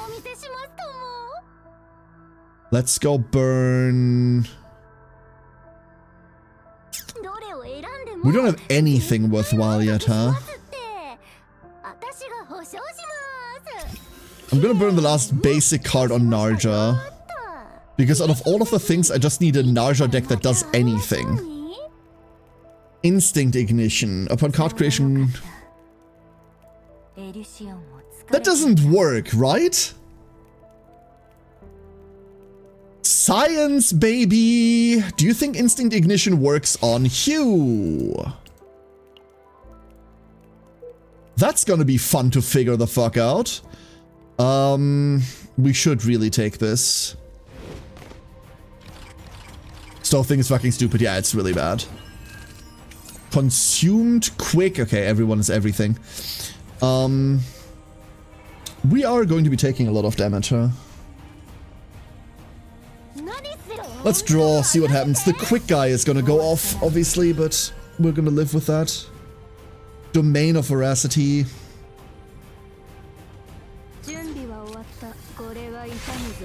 We could have crit there. That would have been nifty. That would have been really nifty. This fight might go really wrong. This might go really, really wrong. Because we're also about to freak. We're also about to freak. Can I afford to Instinct Ignition here?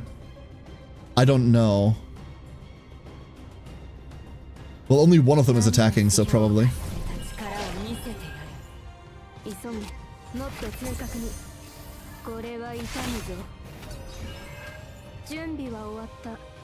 Oh my god, that works! Yep, so we can get a generic epiphany on all of the hues that we're creating.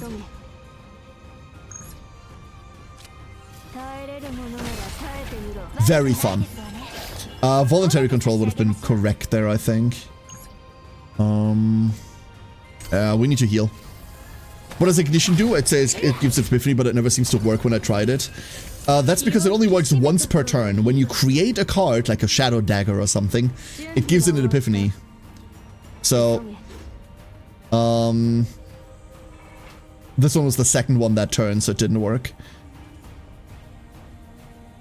We need to remove something that's attacking us badly. You are consumed. And you are also consumed. That's why we're dying so hard. Okay.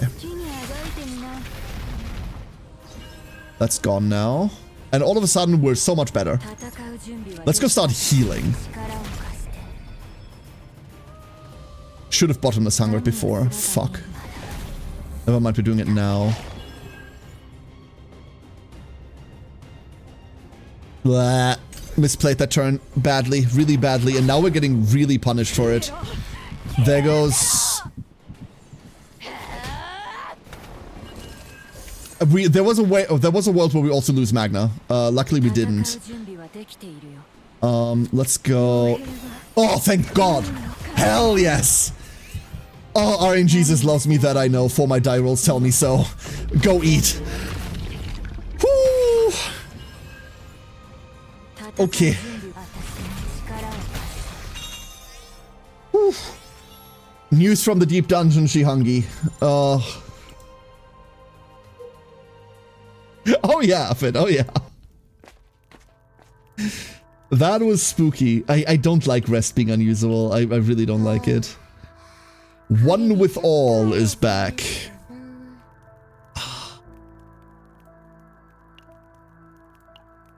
I want to fuck with this card. This card seems so interesting to me. Unfortunately, we're now... Oh no, we're perfectly... I forgot we're in a 14. We're perfectly fine. Our Naudra is looking a bit bloated. A bit very bloated. But we can do all of this for 120. We need epiphanies. We desperately need epiphanies. And I want voluntary control to be copied as well.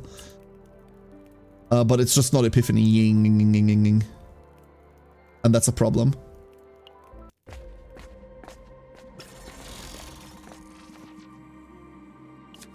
RFS 17 doesn't do anything for us.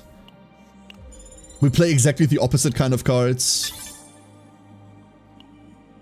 And I don't even know whether I take the shop. We can't rest at the store, right? So let's just go take elites and die.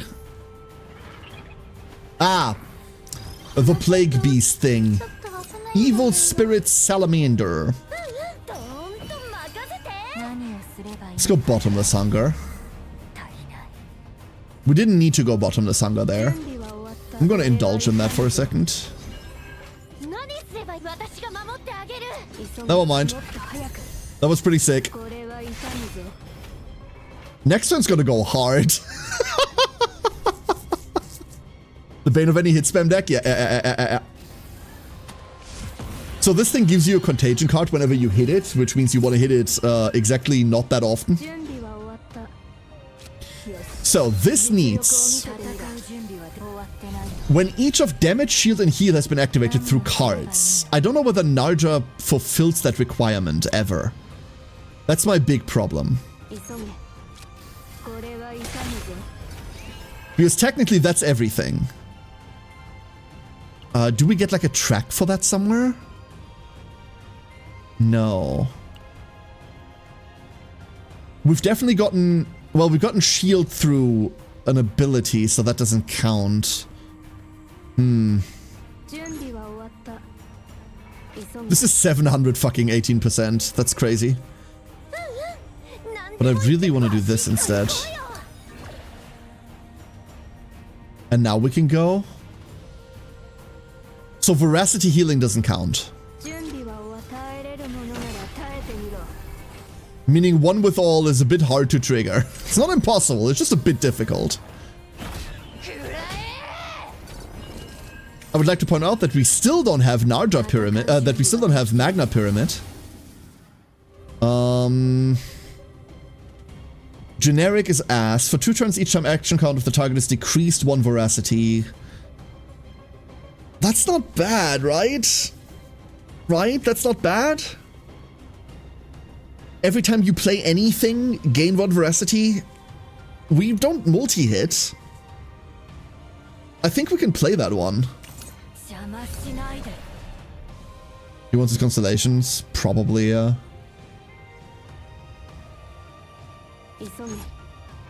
Hold up, so if I go Frost Shield now... He's on Infinite, so it doesn't work on Infinite. Never mind. 6.8k. Cool.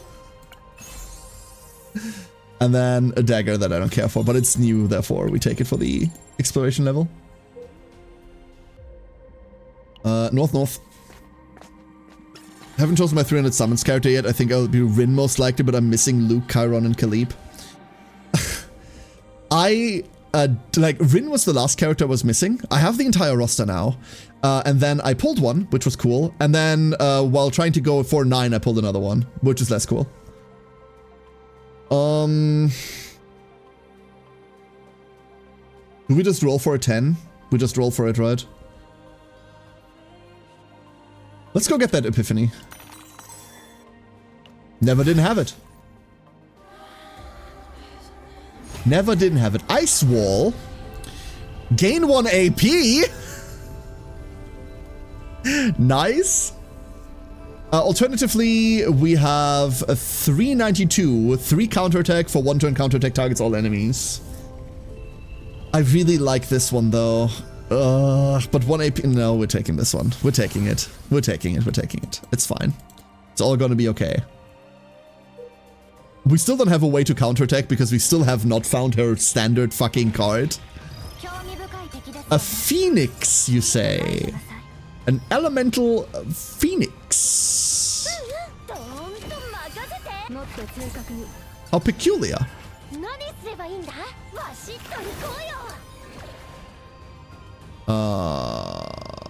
Hit share, it doesn't matter the order in which we play it. This just does more tenacity damage.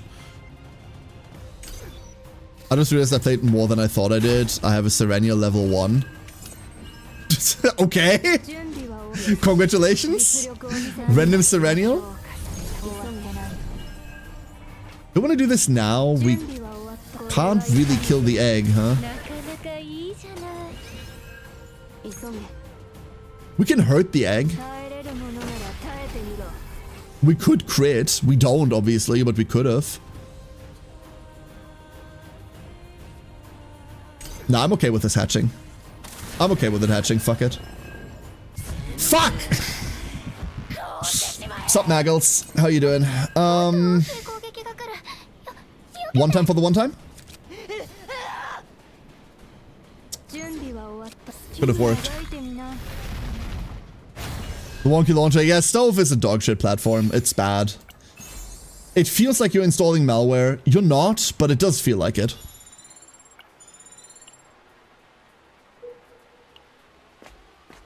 I think we might be dodging the enemy. Oblivion of footsteps. If you go, you will arrive, huh? Roll a 6 for a Sacred. That's sick. This is even a rare event. Increase all stress by 5. Select obtain a Liberation of the Mark triggered. Yes, please. Oh, the Sword of Judgment. You need the Sword of Judgment for this.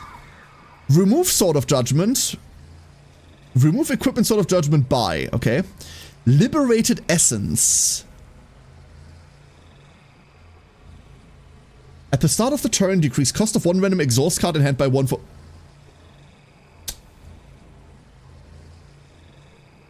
Huh! How weird! How bizarre! How very bizarre. Yeah, sure, I guess. If nothing else, then for the entry. My sword! I've not seen that animation ever. Oh. Oh, that sucks ass. We have the Cthulhu cloak already, so we can't even use it. I suppose. I don't want these. No, I do. I do. We're not saving this deck anyway. More exhaust is technically good exhaust. And then we are dodging this. This one takes the cake. Yeah, it's... Oh! So this is what we call a death sentence. It's been a nice run, everyone.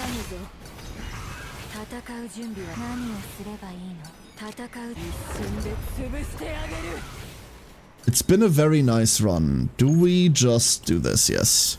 Hope they got nerfed. They got nerfed multiple times and they still two-shot you.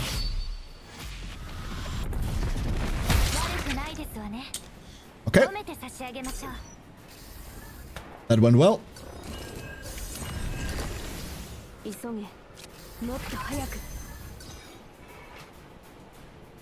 That was probably wrong to do, huh?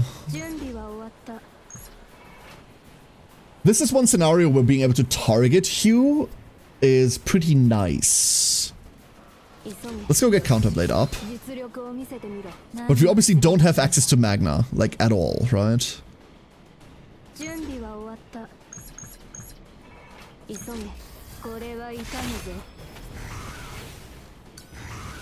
We're just playing for the out next turn. Next turn we hit them and then they die. And then everything's gonna be fine. Lethal.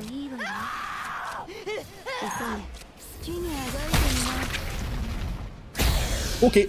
They're very loud. Still hate them? Same. I'm pretty sure everyone still does.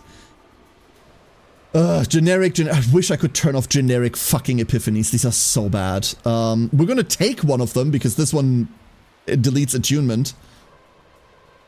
And we can't afford to do that, but...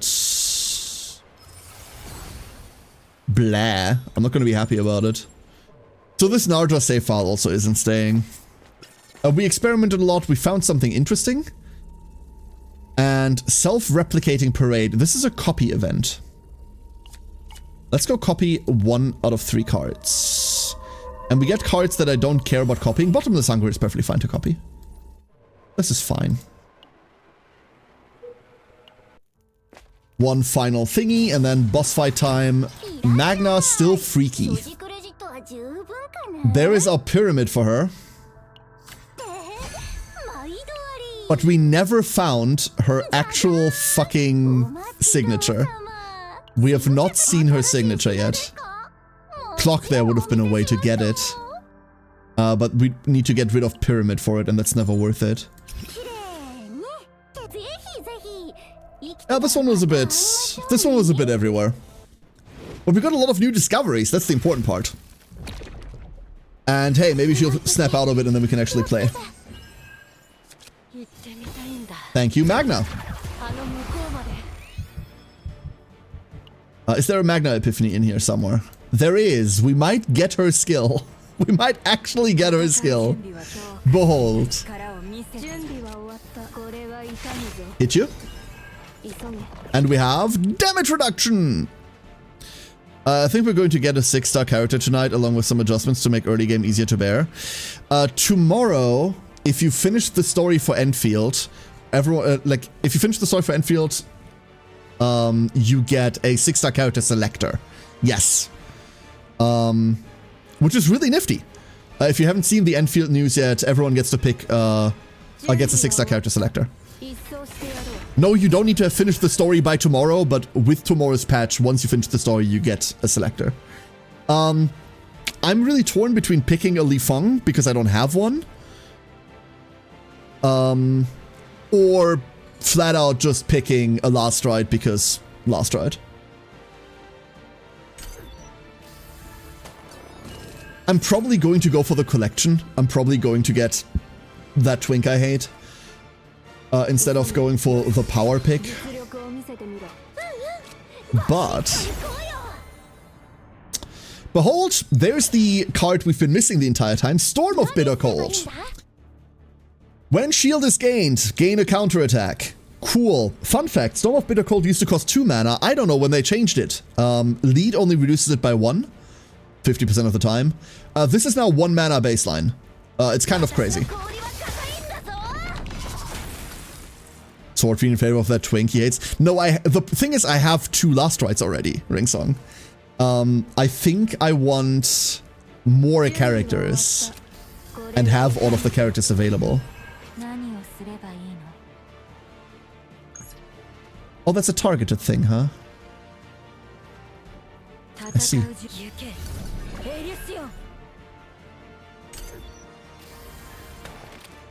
I don't go Last Rite, so I'm going for it. People don't really seem like Li Feng on.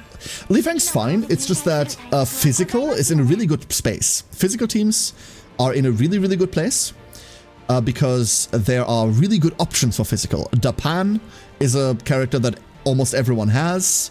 That is a wonderful frontline for Fizz. And Entmin is a character that everyone has, quite literally. Who's also fantastic for the frontline for Fizz. Li Feng, I think, works wonderfully, like he's really good, but you have too many options. Process break, break the siege. Oh god, so it's like really early. Never mind then. It's like really early. We just have Veracity right now. We just have Veracity right now. Get Ember for my team. Ember's cool. Ember's cool. I don't know, like... There are a lot of good options. Do we just... We just go, right? Bottomless Hunger into Bottomless Hunger.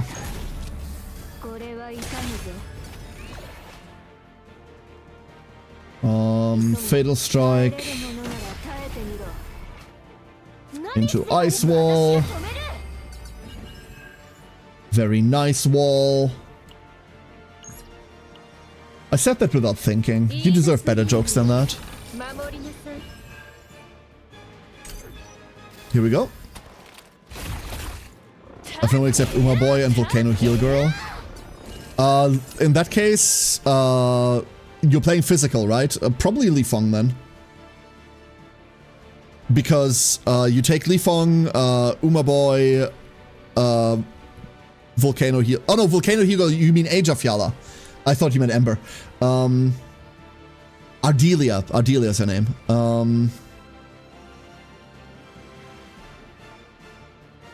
Probably still Li Feng.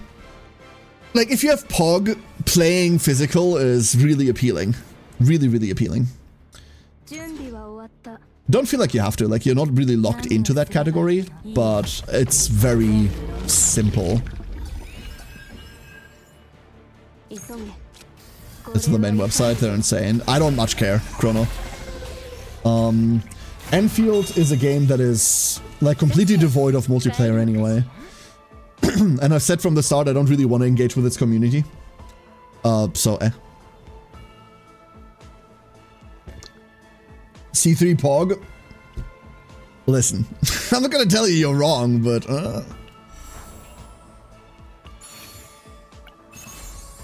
we have nothing I care about. And then, so Heavenly Hammer, welcome to the big problem of this season. Heavenly Hammer, I want to say, is probably going to be the reset point of this. The problem is, it's at the very end of a run. What does it do? You take an equipment that's already been refined, and then, using the God's Hammer, randomly grants a powerful effect from among the equipment found in Chaos. It grafts another fucking item onto it. That's what it does. It grafts another item effect onto an already existing item. It's random, so who knows? It could be anything.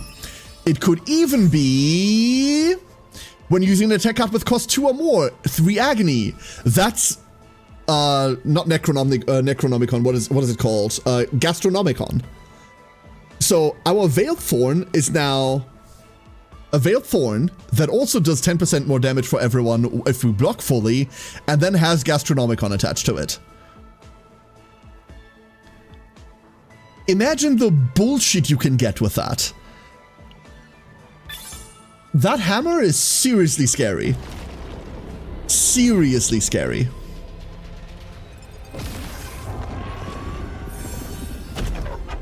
They don't seem build enabling, like, I don't think you can pull like legendaries or something. Like, you might be able to, who knows? I've seen Amorphous Cube twice already. Nutrient Absorption. Select and exhaust 1 card in hand. Okay. For each cost of that card, decrease cost of 1 random card in hand by 1 for 1. Oh. Oh. Oh.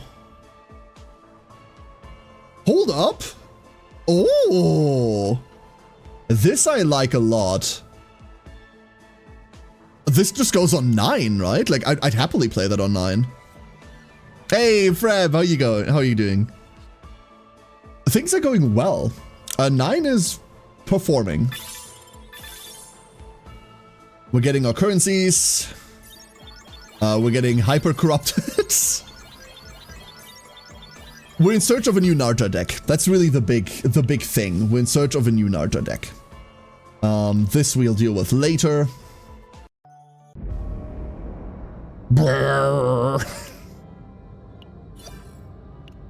And level 25. At level 30, we unlock a Luminescent Shroom. Double the effect of Spore Propagation on the 6th attack card created. Hyper specific? Who gives a fuck? But still. I put in a few more ziplines? Hell yeah, let's go. I like my little zipline network. Did you see the other patch? They're doing a lot of quality of life stuff as well, Chrono. And one of them is a mini-map while ziplining. Something everyone's been asking for. It's really nice. Challenge missions. There's a couple of really cool challenge missions this time around. Like, we've got like meta progression missions, but most importantly, we have new stickers. Complete all Burning Life clear challenge missions. We need Burning Life Conqueror complete. Clear Chaos Burning Life 30 times. Okay, so Just do 25 more runs. Achieve 90% exploration of Chaos Burning Life. Unidentified areas, so just like find stuff. Contact the memory of the golden mane possessed by Lumen. That's a lot of events that we'll have to find. Obtain 32,000 total credits. That's just a time thing. Clear Chaos Burning Life stage. Oh, that's completed. Do we have anything else here?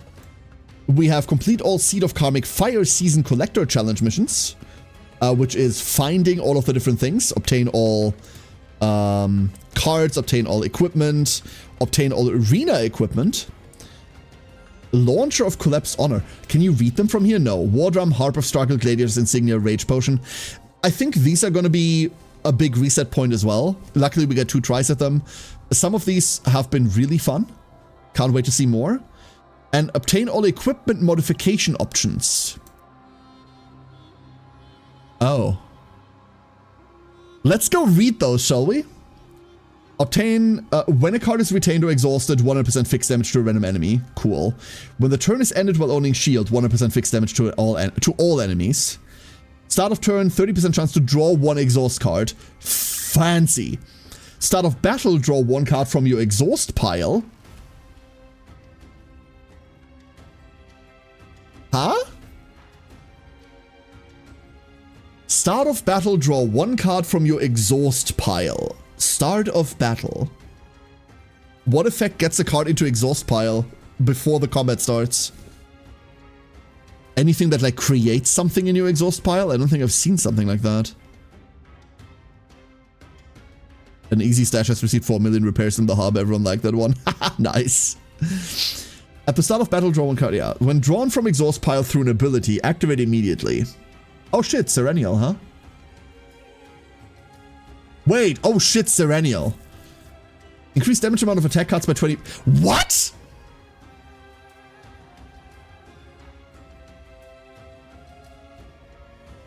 Excuse me?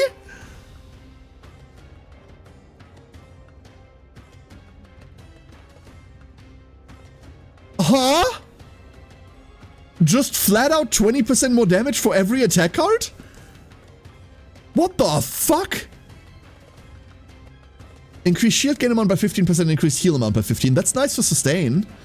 If damage is completely blocked, we just had this one. At the start of battle, if owning 33 or more cards, increase damage amount of attack cards by 30%. Kind of crazy. At the start of battle, if owning 18 or more cards, increase damage amount of attack cards by 30. This is way more likely. But you could have both. Damn! That's a lot. Like, that's a lot of just random bonus damage they're giving us. Fucking hell. And 18 isn't unlikely. Like, it's 6 cards per combatant. That's nothing. Increase damage amount of exhaust cards by 25%. My guy, you've got to stop. Increase damage amount of 2 cost or higher attack cards by 25%. You can have both. Dude, you can just have both. What do you mean? What do you mean? That's insane.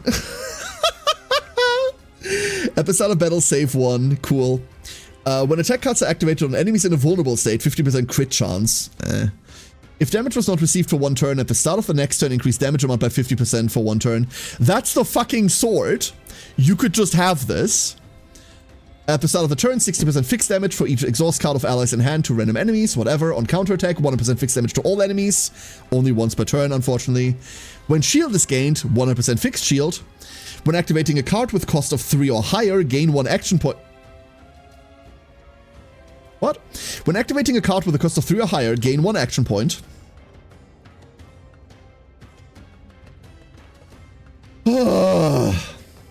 Apply 1 vulnerable to all enemies when ending turn with 1 or more action points. Oh, so these are just disgustingly powerful. Complete all refine already if refined equipment challenges. So you need to refine something that's already got something on it. I don't really see the point in that. But weapon and armor. So if we find random garbage, we can do that. Complete all lower tier equipment enhancement challenges. Clear chaos with any combatant equipped with modified equipment in all slots. Wait a second. Hold up. Hold up. That must mean that there's a third way to modify. Because there's only 2 arenas. So there must be a third way to get a modifier. Remember that, like, the God's Hand thing has to go on to an already modified thing. Perform modification 50 times. Use God's Hammer 20 times on already refined equipment. I mean, it's mandatory to use it on already refined equipment, so... Complete all Seed of Karmic Fire, complete all Galactic Metal Challenge missions within the season. And then that's what you get for it. Annihilation. I haven't done Annihilation yet because, like, obviously we don't have save data for anything. We can give Annihilation a shot. It's not gonna go well. Elemental Spirito. Decrease EP recovery by 50%. I don't care. Generate 1 bleed card. For boss monsters, increase HP by 10%, decrease damage taken by 5%, increase damage dealt by 5%. Okay. So the problem with this is obviously going to be that we don't have decks. And obviously we're not going to be playing Tressa Cassius. These are gone now. Say goodbye to them. Let's go play... the only thing that we have save data for. Let's go play the only thing we have save data for, shall we? Where's Maggie? There you are. Narge. We're going to take... this deck's broken. This one. We're going to be taking this. I really need to customize this so that I can tell them apart. Stockpile? Oh, save. Funny. Translation has gone awry again. Chonk. And then there she is.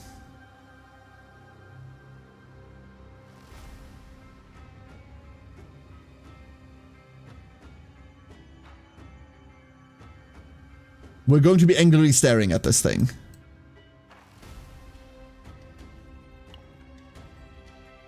There. Done. And now we can tell them apart. Wonderful. Maybe, effort, maybe, yeah.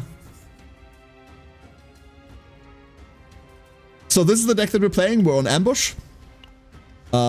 These don't matter. We're on Counterblade with Morale and Resolve, and we're on A Fighting Spirit. We have this item. Brilliant Eternal Flame ? Increase damage amount of 2 cost or higher exhaust cards by 40%. Cool. When a 3 cost or higher card is activated, 1 AP. When using attack cards, 1% HP reduction, 60% fixed shield. Cool. Muzin! Hello, Muzin. I really like this data. I'm a big fan of this one specifically. Migna. We're going to be running this one.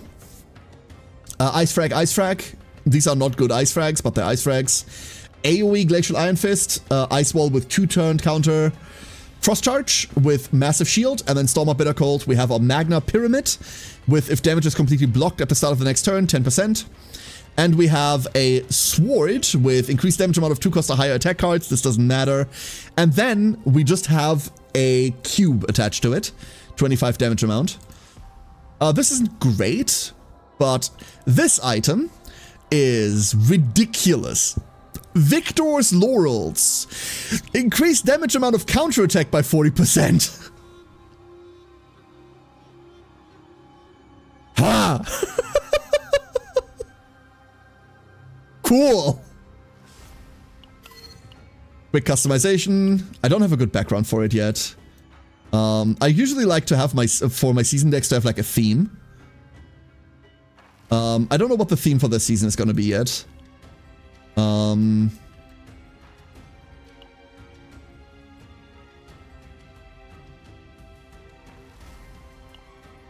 up.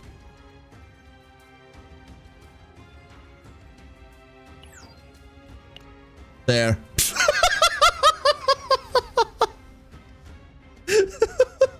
That can be the theme. Problem solved. She's just really happy about food, okay? She's just really happy about it. Give her sunglasses. Actually, you know what? You know what? Fucking fair point. Only if they fit. Only if they fit.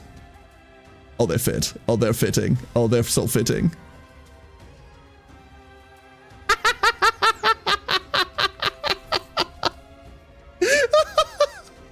Hell yeah! Let's go, Magna! Beautiful. Now for the problem child, we don't have an Archer deck. Flat out telling you, we do not have an Archer deck. None of the ones that I've had so far have done anything. This deck is as Terabyte, and my zero knowledge of this game tells me that means it's worse. When the game launched, we used to assume that Terabyte meant something because the faint memory system wasn't like visible yet. It doesn't mean anything. It just kind of means how big the deck is, not how good it is. This number is completely irrelevant. We're gonna be running this one, I guess. I don't wanna. This one has K-Fox. I think we're gonna run K-Fox. K-Fox was massively nerfed, obviously, with the advent of the new monster card system. Selects and draws a card from draw pile, then applies retrieve to it. We can do fun things with this, but I wouldn't argue that this is good. Equip this, and then... Do I even have a Narja? Like a mini Narja? I don't have a mini Narja.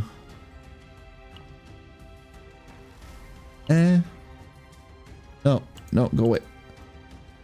Oh, why do I not have the mini Narja?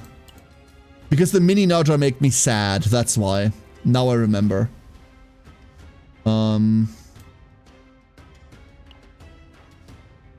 Oh, people are gonna do things with that. Oh. People are gonna do things with exactly those two. I don't like that. That's not okay.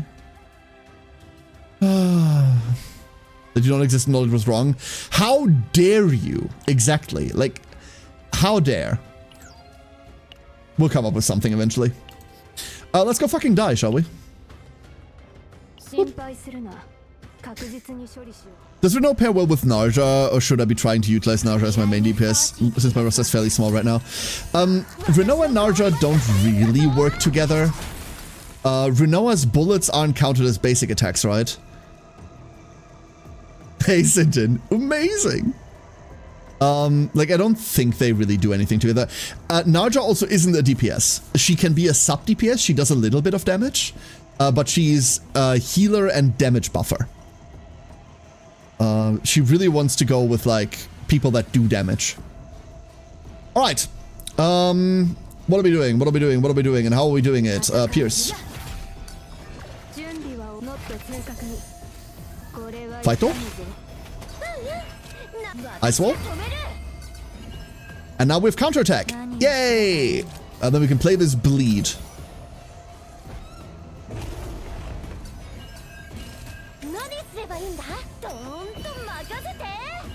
Auto activate that. Give me a counter blade.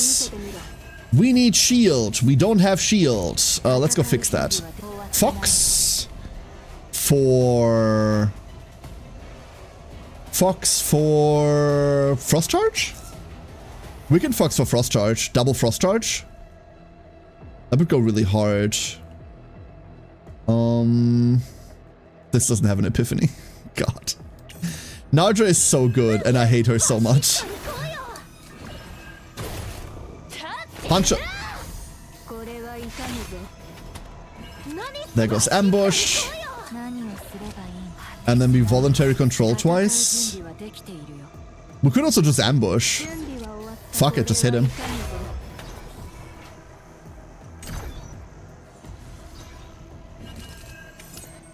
Okay, nothing. They're not attacking this turn, which means we can't counterattack them. This is a bad boss for counterattackers, huh? I can see that now. Chew. 5k flat. Cool. Get this bleed out. Domain of Veracity.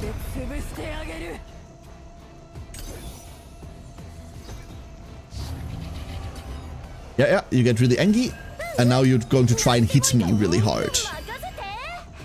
We have 6 counterattacks. I really wish her counterattacks were shown in her UI. There's no reason why Magna doesn't have this. It's like her main shtick, and yet we cannot see them. We can break it. We arguably should. It gets us shields, it gets us going. It does all the nice things. I should have done Experience Strike first. Never mind. No, we didn't have the AP to do that. This way we get 2 AP. If we Experience Strike first, we get nothing.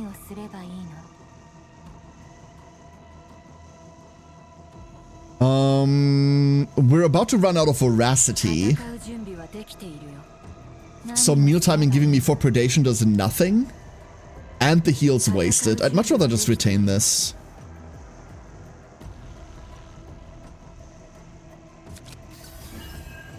Fuck it, let's just get 500 shields. Cool mega attack, dude. Get punched. So the way that Hue Ambush works is when we counterattack, we also hit with this. And Magna has all of the counterattacks. So all we really need to do now is produce like an amount of shield that is in any way, shape, or form meaningful. Give me this. Vol control. We're about to get hit. We didn't full block that. However, we do still get to hit them. Let's go Bottomless Hunger. We now have Voracity. Mealtime. Some Predation. Shackled. Whatever, whatever. Oh, we could have just partnered that to kill. Luckily, turn counter doesn't matter here. Hugh. Hell yeah. Not with Barrel or Tressa work. So I can't really talk about Tressa Hungry, because Tressa just got changed. All of Tressa got changed today. And I hate her now. Like, I really don't like what they did with her. I think she really sucks now. Obviously, they had to change something about her because she was meta-defining. Like, that was the only unit worth playing. But new Tressa feels worthless.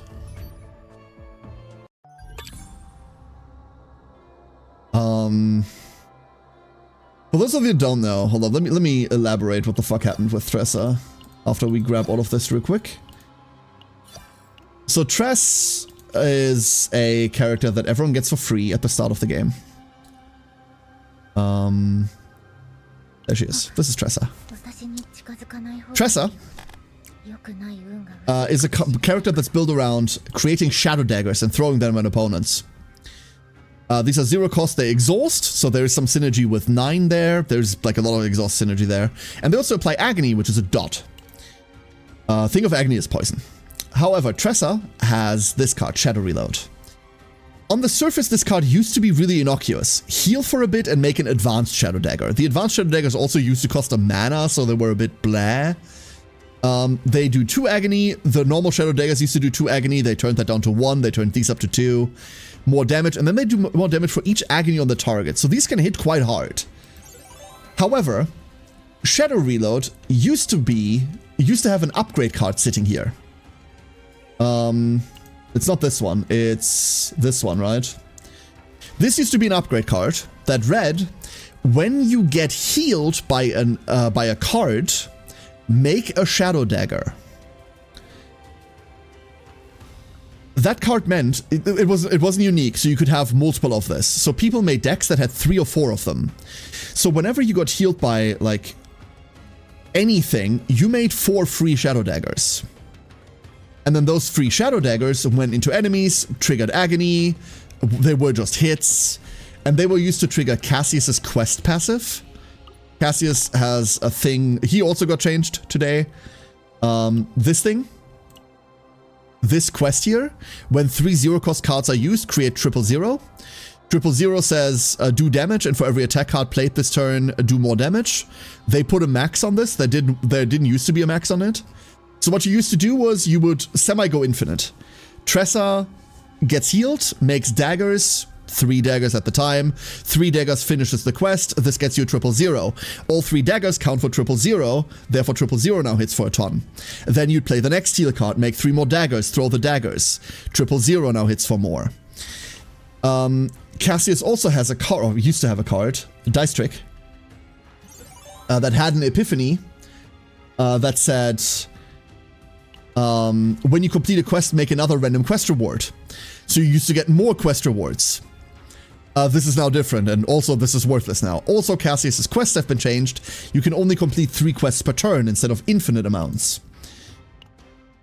So, these two were kind of the only thing worthwhile playing until the very last boss, in which Serenial existed, because they could go infinite damage. Or almost infinite damage. You could go enough damage to the point where the game said, okay, we're not counting your damage anymore. Your scores are calculated off of other things now. Combine that with a couple of cards that Tressa had, or an equipment that Tressa had that said whenever you play a card, do some damage to yourself and gain shield. You got scores for making shields. The damage that you would take, Cassius would then heal. Blah, blah, blah, blah, blah, blah, blah, blah, blah. Basically, the last event boss they gave us had to massively build around this. Like, you got punished for healing. You got punished for making too many cards. You got punished for attacking too much. They had to put all of these restrictions in, so just that Tressa wasn't the best thing to play, and Cassius was still the best thing to play afterwards. It's just that we played Cassius with Serenial. That's Khalib. Fake fan. This is Serenial. For those of you that haven't seen her yet, this is Serenial. Yep, I know. But with this patch, they changed this. Agony got changed. Agony now makes 1 stack instead of 200 stacks. And then at the end of a turn, Agony does damage and then reduces itself by half. That's very different to how Agony used to work. It used to make a stack that lasted for 2 turns. And then every other edition of Agony would make another stack. And they would all tick down separately.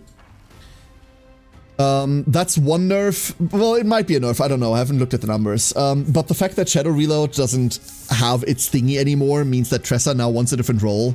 What you can do with her is probably still kind of powerful somehow. But I would argue it's not worth the fucking hassle. However, for all of you that invested in them, there is a button up here that allows you to set them back to level 1 and get all of the materials back. So all of the stuff that, like, I had her on maxed potentials, right? You get all of this stuff back for both of them. And even better than that, instead of getting, like, the void crystals back, they give you generic potential discs that can be used for anything.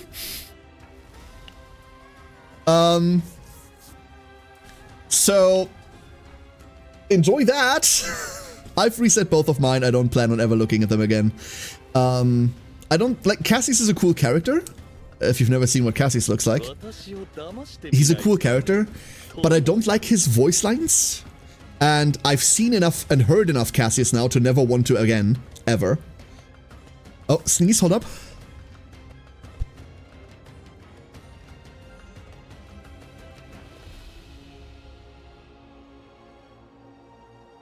So I just reset mine and I'm not looking back. I'd be interested to see what happened to the save data though, because yeah, they just changed the cards retroactively as well. Just So for that, that's why. This is a very long answer to a very simple question. Actually, it's an answer to a question that you didn't ask, Ghostry. Sorry about that. I don't think Tressa is worthwhile playing anymore. Beryl is a different beast. Beryl is a character that is very worthwhile playing. Ignore the fact that mine's level 50. Don't worry, she clears what she needs to clear at level 50. This child is insane. However, once again, Narja and Beryl don't really fuck with one another. The main reason is that the big way to play Beryl is... Beryl is a retain character. She wants to hold her cards in her hand because she's charging the railgun. And then when you retain them, that does something. For example, Charge Shot just gains more damage. The longer you retain it, this thing just powers up, right? That's cool. The way to play Beryl is with this card, Opening Found. Opening Found has a very fun epiphany. When retain owned cards, 150% extra attack to random enemies. What does that mean? This is a power that stays on you. You will see that it's not unique. That means that Beryl can have 3 of those, or even 4 of those. You play them, and then at the end of a turn, when the game checks for your retain cards, it sees, hey, there's a Charge Shot. Retain. And then you get 3 shots from Opening Found. One from this one, one from this one, one from this one. She will start shooting. However, Heavy Weapon Specialist makes an Opening Found or Charge Shot. It doesn't make the good opening found, it makes like a basic opening found. But through this card, you can fill up your hand with retain cards. Slowly but surely. I usually like to have about 5 to 6 of them in hand. Remember, you can have 10 cards in your hand, you draw 5 at the start of every turn. So if you hold more than 5 retain cards, you draw 1 less card. Arguably, at that point, you're fine, so you can. But let's say you have 5 retain cards in hand, which is very reasonable to have. That means you are now at end of turn getting 15 shots from opening found. Just randomly going off. Daka, daka, daka, daka, daka. These hit for about 400 to 800, so they're not like the big hits. Small modifier. But they're big enough that they rip into everything. Specifically, one of our weekly bosses, Judas, is a boss that heavily punishes playing cards. And Beryl kills him without playing cards, because you're just sitting there passing. Like after you've played your opening founds and you have your weapon specialists. She's also really easy to gear. Second method is more extra damage. She does extra damage. This helps you find your opening founds, and this is just more damage. Although you won't find Emblem of the Exceptional Entity anymore. This is from last season. You can still farm this, but you probably farm the new one, right? And you can very much still find second method, and I'm pretty sure you can find Fragment of the Empty Void. So that's what Beryl does. Why does this not really synergize with Narja? Because Narja needs cards to be played. And these aren't cards. The way that Narja specifically works on Veracity when hitting with an attack card. Because this is a power that starts hitting, this does not trigger Veracity. Therefore, nah. Sorry. I hope that helped. I'll actually go into these like longer explanations instead of just going, no, this doesn't work, because like that doesn't help anyone, right? If you're asking, there's probably a reason. I have a question about Enfield. Why is there only 2 ziplines near the entrance to the science park?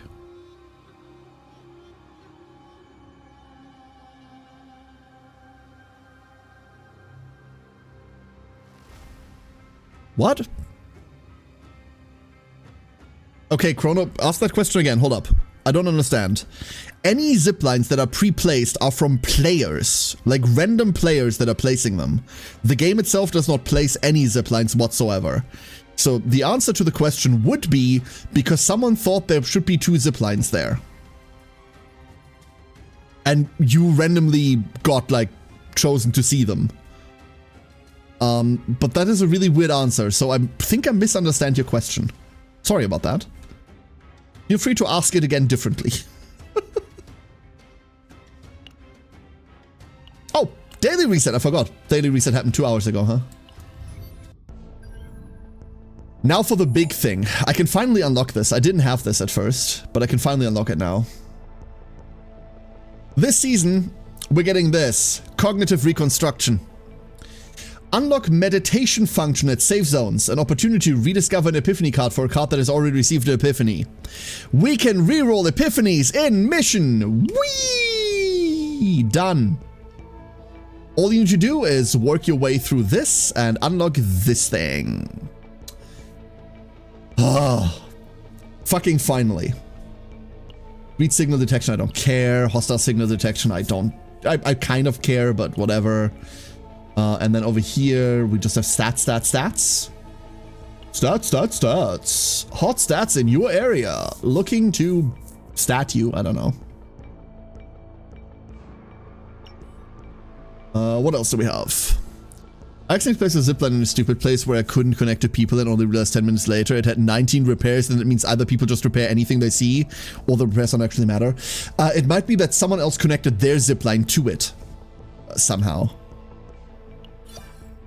You see only 2 ziplines near the entrance to the science park, or is it just me? Chrono. When players place structures, other people can randomly see them. When you see 2 ziplines, there is no rhyme or reason to it. There's no logic behind it. Those ziplines are random other people. If I want to build 20 ziplines at the start of Science Park, some strange motherfucker is randomly going to see that. It also, the next time you log in, you will also see different fucking ziplines. Like, There's no commonality here. There's no, oh, I saw this, therefore you also saw this. No, this is random. Like, you get selected to see, like, random other people's buildings. That's it. How many signs there actually were telling me to jump in the river? Oh, behind main base, Loki? Yeah. Yeah, exactly. I'm gonna make a barrel deck and I'm getting a better understanding for Narja. She makes people that smack things a whole bunch. Yeah, well, yesn't. So, yes and no. Let me like pontificate on Narja for a second. So Narja likes quite a lot of characters. Narja is very versatile. I know I've said no twice now, but Narja is super versatile. And the main reason is because of how Veracity works. Veracity just wants someone to hit something, and then you heal, and the person that hits something gets stronger. Cool. However, if you're on, let's say, Serenial, the way that Serenial works is these homing lasers get spammed a lot. These get like thrown out a whole lot, and you make more homing lasers than Narja could ever hope to keep up with, which means your Veracity stacks are going to get eaten really quickly. That's okay, that's what they're there for. However, the way that Predation works, her other status effect, is that you specifically need to still have Veracity for Predation to happen. And then you do mega damage, right? So the main thing that Narja wants to do is build a lot of Veracity, like a lot of Veracity. There are some characters, old Tressa, for example, and Serenial as well, that attack so much that you just eat all of the Veracity stacks and then Narja can't keep up. She works with them still, but she isn't ideal with them. You'd much rather play like Array or something. However, there are exceptions to that. And that is because there is a really fucking funny card. Domain of Veracity. Like, I'm gonna give you like some standout synergies, right? Domain of Veracity has an upgrade that says for 2 turns plus 100% defense-based damage taken by the target. If you play any characters that do defense-based damage, 9, Magna, Kaleep, Maribel, or herself, then now you're doing a shitload more. Yes, you can stack these. This thing is dumb as fuck. So there is like defense-based synergy with her that you can have, which is really nice. There's also, not this one. This one's always just kind of cool. It's voluntary control, right? Yeah, there's this thing. Each time a basic attack card inflicts a hit, 1 Veracity. 50% damage amount to basic attack cards. Mei Lin is a really popular character that attacks a whole lot, and she can overwhelm Narja's Veracity generation. However, the way that Mei Lin attacks is with basic attacks. So what this says is every time you play a basic attack, it makes a Veracity, and then it eats the Veracity. Right? Well, the other way around. It eats the Veracity, and then it makes a new one. So the next basic attack can eat that, and then make a new one. You're never building up Veracity, but you'll always have it. It also buffs basic attacks, which is insane. So Mei Lin, one of the standard characters, is a very clear synergy with this. However, there is a much bigger standout, that I think anyway, and that's Chorizo, Chizuru. Chizuru has a basic card called Moonslash, which hits twice, which means it eats 2 Veracity and then makes 2 Veracity. That's really cool. That means it heals you twice. Also, adding like 50% more damage on top of this is really meaningful, right? Going from 80 to 130, really sick. So if you're playing Chizuru, you can keep both Moonslashes in the deck if you want to. You don't have to remove these. You can move Spirit Flame Ward and other things.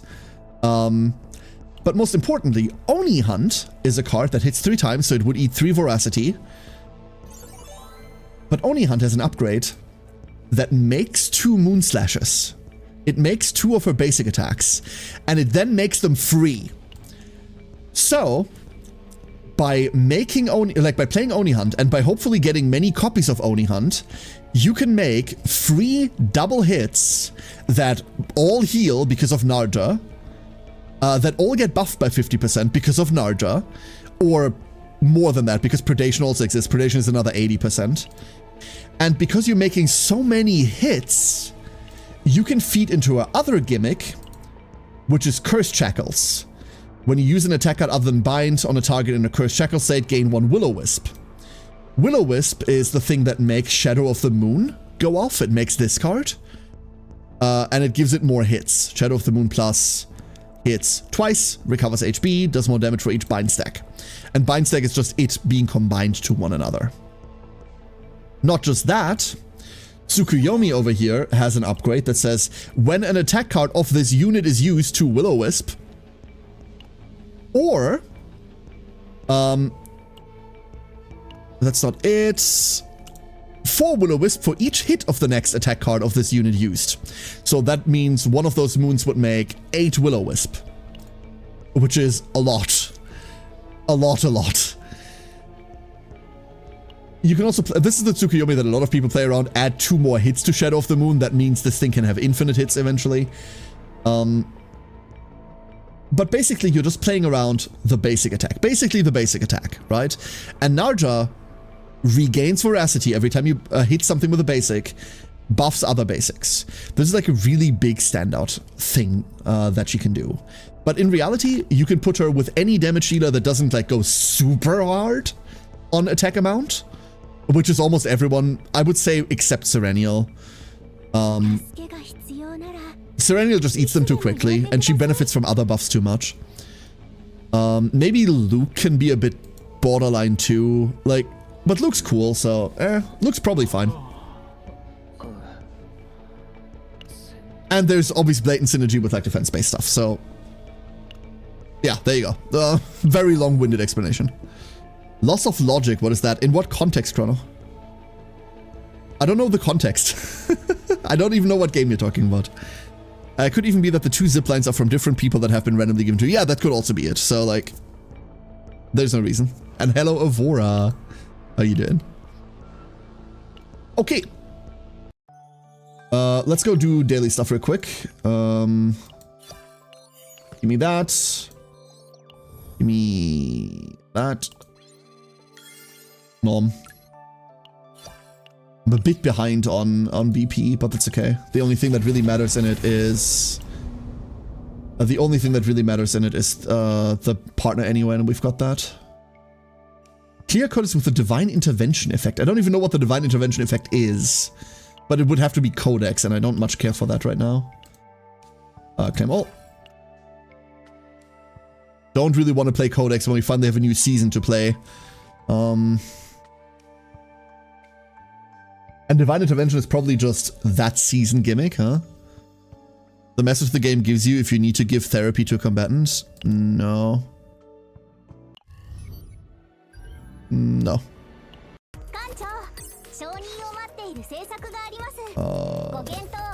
Doesn't matter.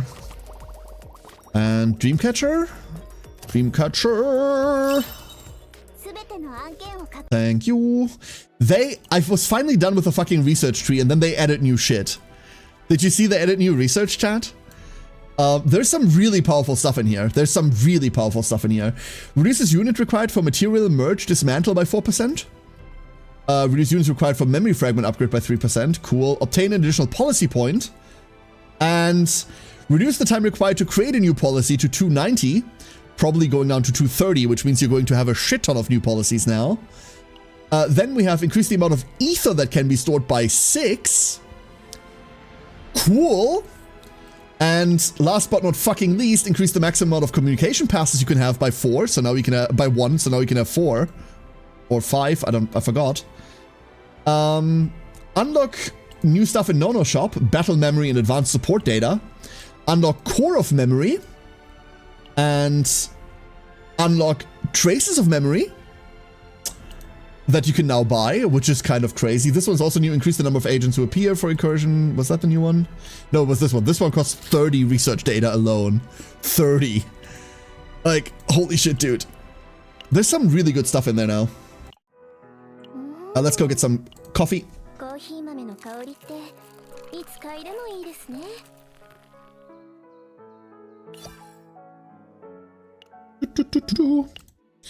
And then simulation. What do we need? What do we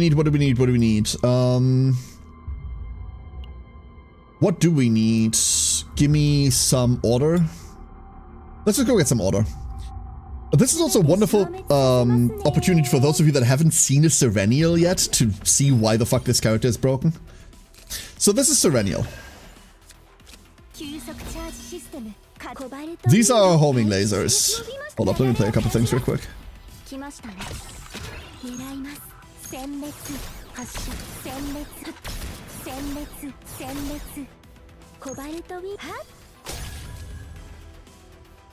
This goes back to top of deck. Hey, cool! Homing lasers.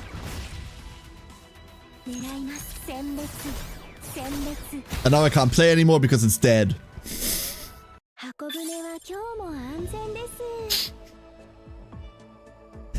Serenial. I got her? Wait, who did you get? Who'd you get? Did you get 9?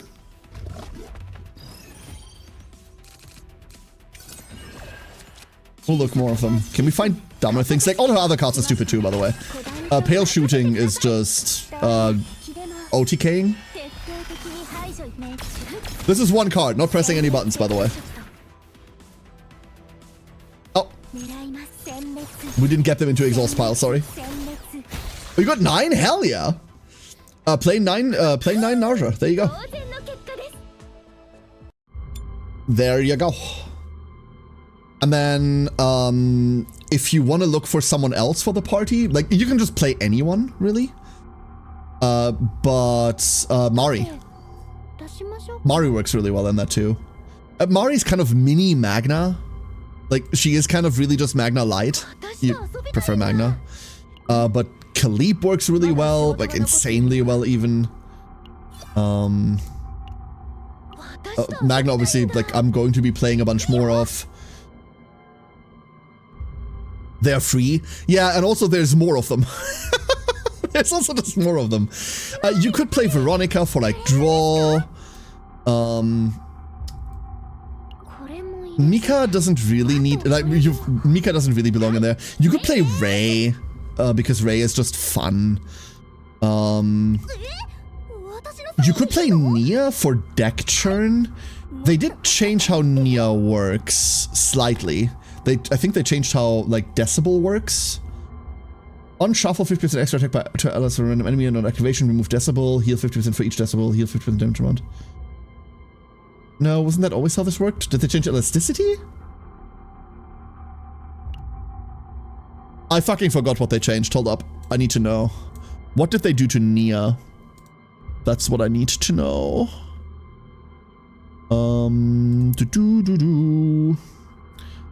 Only elasticity? Only elasticity, okay. Let me read Nia anyway.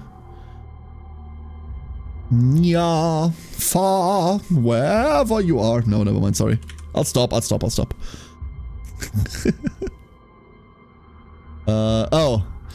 Okay, when an ally performs an extra attack, heal 50%, upon activation -1, max 2, is now on ally attack, on ally extra attack, heal 50 for each elasticity. On activation, remove elasticity, max 5. Okay, so it triggers immediately upon ally attack instead of, and it triggers for each instead of, oh, I see. Okay, cool, that's cool. That's just more healing. They did say they just wanted her to have more healing, and that's kind of nifty. Decibel also got changed. So Decibel used to read on shuffle, 50% extra attack by an ally to a random enemy, remove Decibel on activation, plus 50% extra attack damage amount for each Decibel. And now it reads on shuffle, 50% extra by an ally to random blah blah blah, remove Decibel on activation, heal 50% for each Decibel, plus 50% extra attack damage amount for each Decibel. So they just added 50% healing to Decibel. So it's not just elasticity. That was kind of Nia's weak point. Her sustain was a bit shit. It was okay, you could get through things with it, but it's significantly stronger now. Solo Rip is now heal 200% instead of heal 150. 2 Decibel, 2 elasticity. This didn't used to give elasticity. Ooh, Soul Rip. Okay.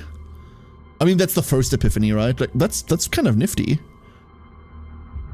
And base Soul Rip also gives elasticity now. Kind of cool. There's so many things you can do. Yeah, like, this game is really good. Like, turns out this game is really good. It has its problem. Like, the fucking translations are rough. Oh, they edited Storm of Bitter Cold, cost -1. This wasn't in the original patch notes. So it was just this patch. I was wondering whether I missed Storm of Bitter Cold getting reduced. I had not. Well. Oh, but yeah, you could run Nia, fuck it, you could run Amir, but Amir's always a bit wonky. Amir has a fan base that swears that she's playable, and I believe them, I just don't see it. I just don't see it. What is the dream card to? I don't know. I don't know, like it's not, I'm looking at the character changes. The dream card is A, not a card, it's a fate. And B, is it in here? Hold up, season info, new fate.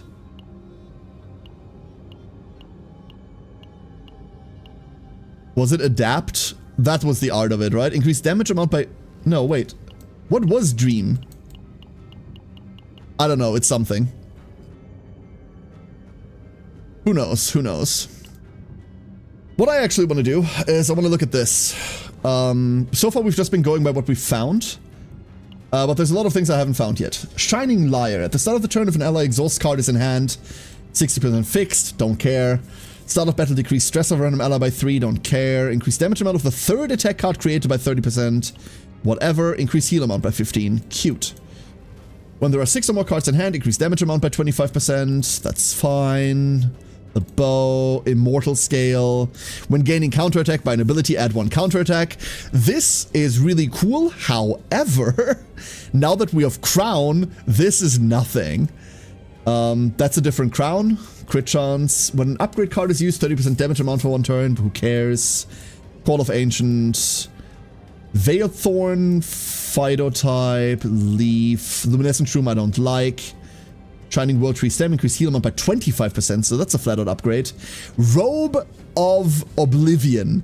When shield is gained through an exhaust card, increase damage amount by 20% for 1 turn. Funky. Maybe not good, but funky. Specifically, the shield needs to be gained through an exhaust card, which means the trigger of a Hue for Alcea doesn't do it. So you'd be, what, exhausting a Glacial Iron Fist? With the exhaust too, like,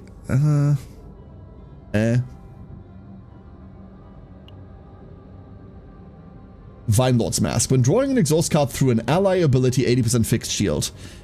Once again, so this is like a Veronica thing, right? Like, Veronica, Nia, those are like prime card draw people. But who in the cast has a significant amount of exhaustible things in deck? Technically Serenial if you shuffle the lasers back after a draw. Chiron, yeah, but you make them in hand, no? Do you make them in draw pile? When a card is exhausted, increase damage amount of allies by % for 1 turn. By % for 1 turn. Cool. I love %. Nature's Facility, Muted Claws, we've seen those, we've seen those, we've seen those. These are new. Mask of Flames. There's Brilliant Eternal Flame. This thing is insane. I flat out consider this to be best in slot for 9 at the moment, but it is a legendary, therefore you forgo other legendaries. But I don't think there's anything else here that we really give a shit about, right?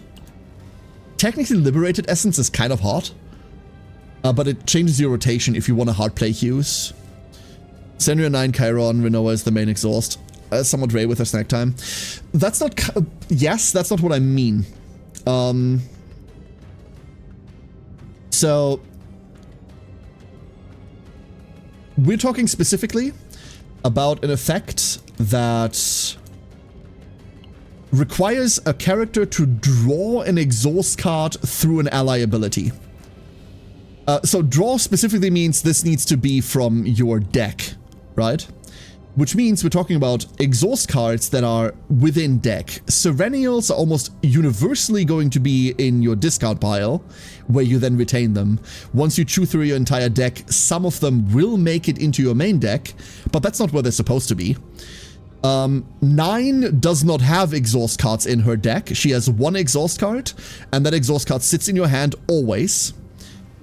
Chiron I'm weak on because I have one and I've never read this man's ability in my life. And Rinoa creates dirge bullets in discard pile now. And then Ray snack time is a card, that's true. But I wouldn't specifically call that a synergy. It just makes them in hand. Okay. It also just makes them in hand. Okay, but these could enter. These, because they have a cost associated to them, these could enter your draw pile, I suppose.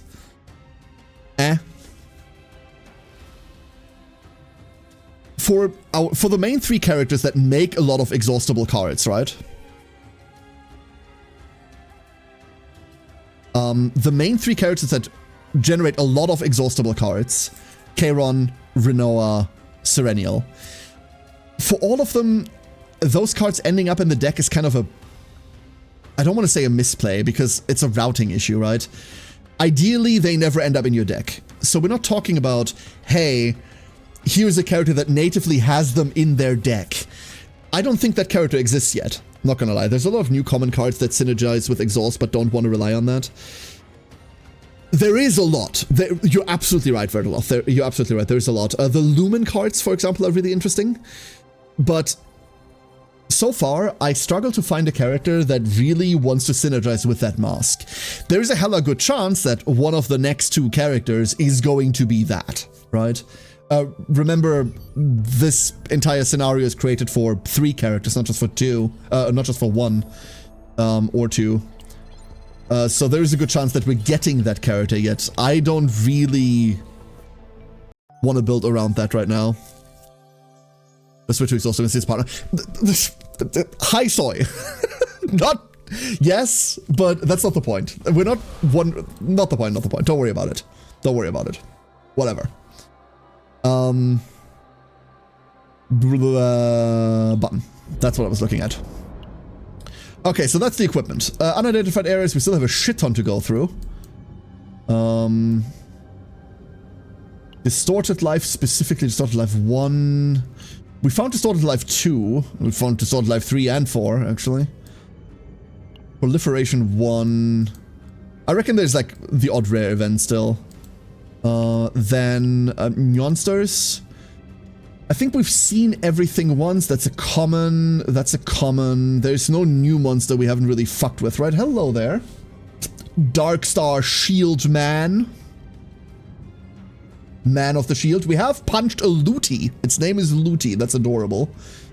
Age of Flame Elemental we haven't seen yet, but okay, none of the new monster... Wait, hold up. Hold up. None of the arena stuff is even in here. The arena stuff is not in here. We cannot look at the arena creatures. We also cannot look at the arena equipment. We actually have to go in for that. Okay, fine. Fine, we're going in then. You punch them? You have to! Like once for the entry. You gotta. Let's not play that.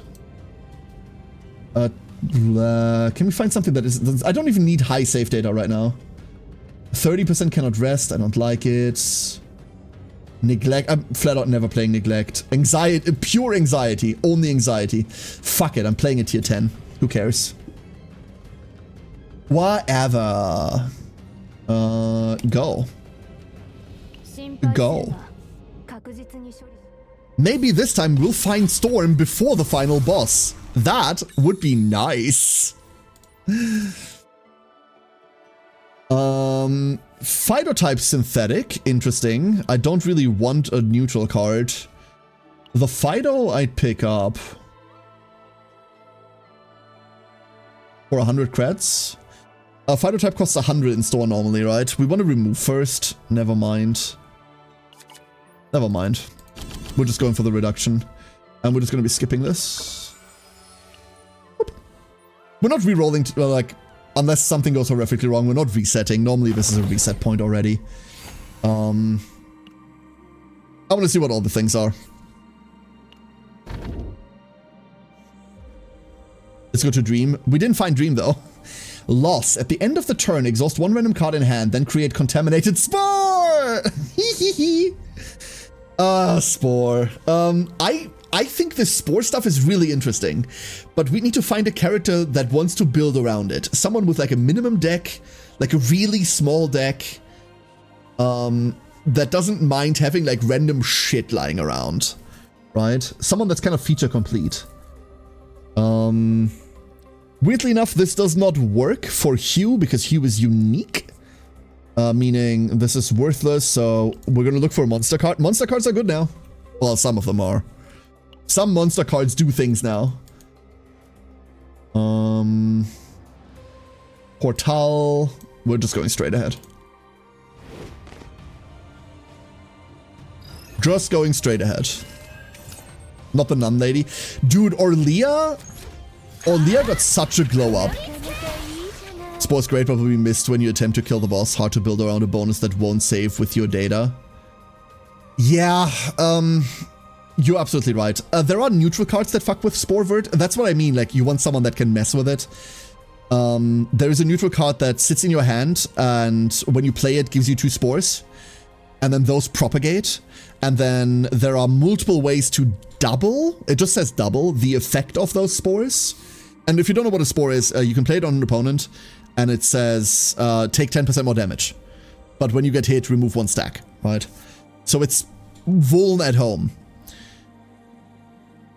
If you double it, that's 20. I don't know what happens if you get to double it again. I don't know whether it goes to 40, which would be insane, or whether it just goes to 30, or whether it doesn't do anything, it just stays at 20. All of these are options. But that requires you to have a trinket on that doubles. That trinket's weird. And to run like 2 or 3 cards, all neutrals that do this. They should be findable easily. They should be easily findable. Wow, English is difficult. But you need to find a character. I don't know who I'd put this on. Like, it's some support or another, right? Like, a minimum deck Ray with like a good snack time, maybe. Nia, you could put this on Nia. Nia churns enough to find all the shit, right? Rin also got a huge buff if you play her with Orlia, since a card that cares about skills in hand doesn't have a limit anymore. Yeah, Rin got mega buffed. I have 2 Rin now, sorry. I finally have a Rin, and then today I pulled another one. So I'm now... Okay, I was about to say I'm character complete. I still don't have a Haru. I don't care. But other than Haru, I'm character complete. Why are you green? Why are you green? Could you not be green? Orlia's good now. Orlia was never bad. Yo, can I play Orlia with... Oh, hold up a fucking second. Orlia Magna 9? You don't like green eggs and ham? I do not like green eggs and ham. I do not like them, Sam, I am. We found Storm of Bitter Cold early. Cool. Now we just need to play it. Orlia was never bad. Orlia was clunky as fuck. And is now... Let's look at what they did to Orlia, shall we? So Orlia is one of the characters that got a bigger rework and not just number adjustments. By bigger rework, I mean...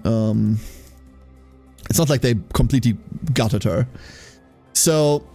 instead of 2 attacks and 1 heal, you now have 1 attack and 2 heals in your bases. That's already a big change. Because attack my minion was kind of shit. So is Healing of Light, but whatever.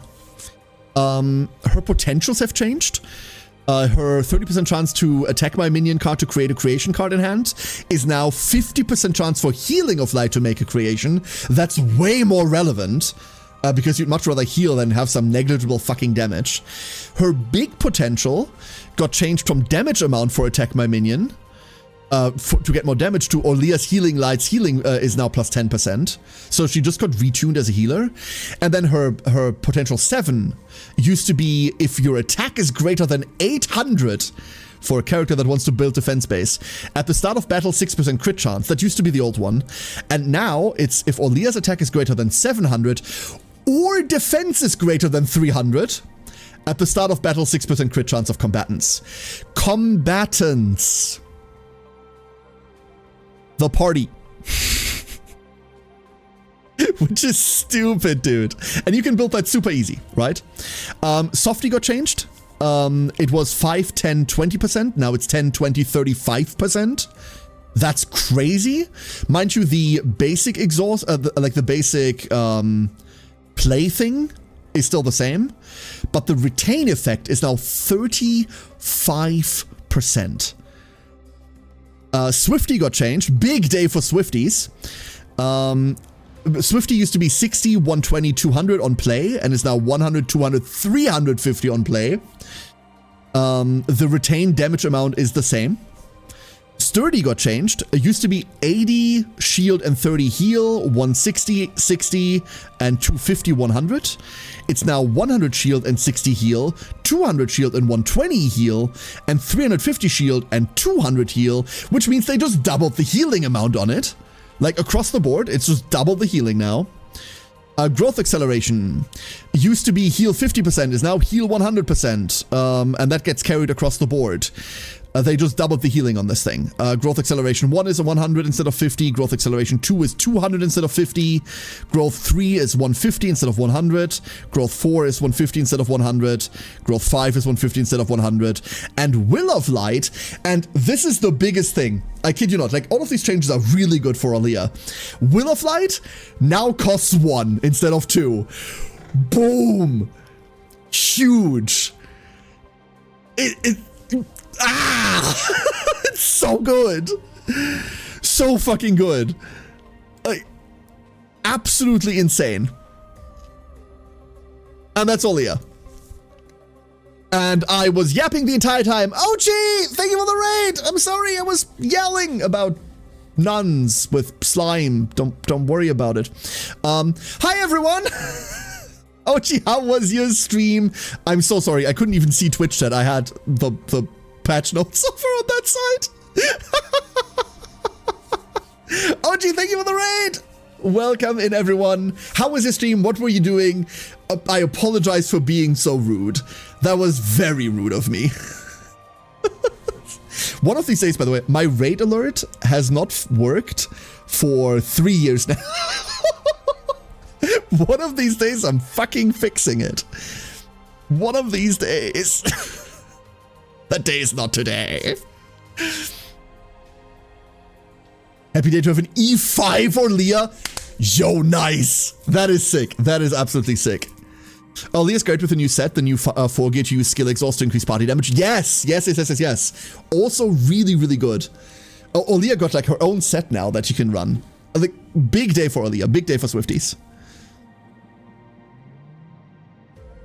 I'm a little worried about that actually one day. What about me fixing my notifications? Or about the slime nun? Don't worry. It's perfectly normal, I promise. Slime nun is... I can't show you right now. We need to get to an anchor. Hold up, we can get to an anchor really quickly. Where we going? We're going straight ahead. Whee!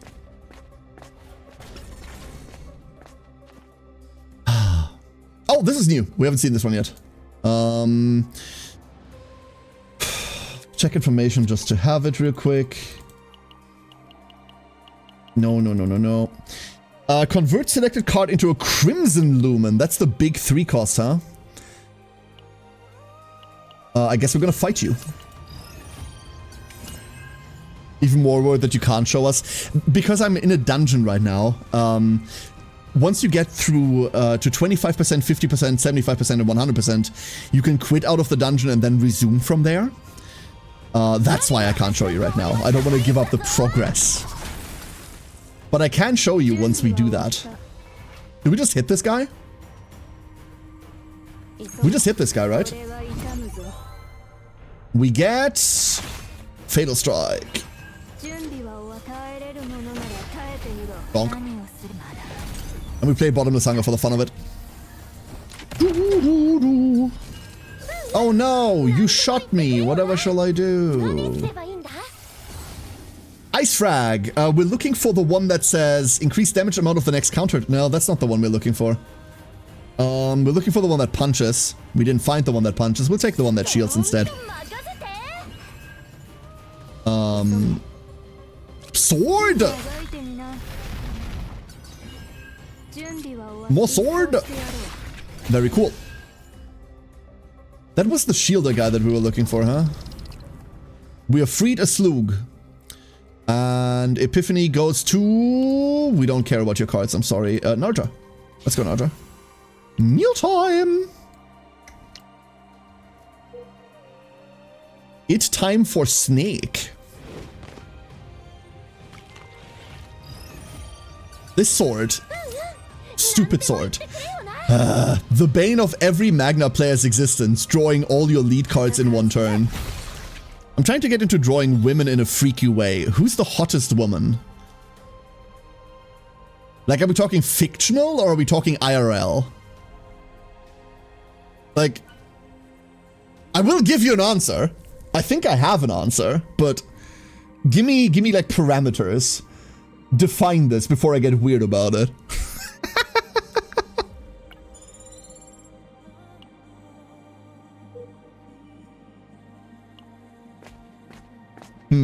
Actually, no, I have answers. I have answers.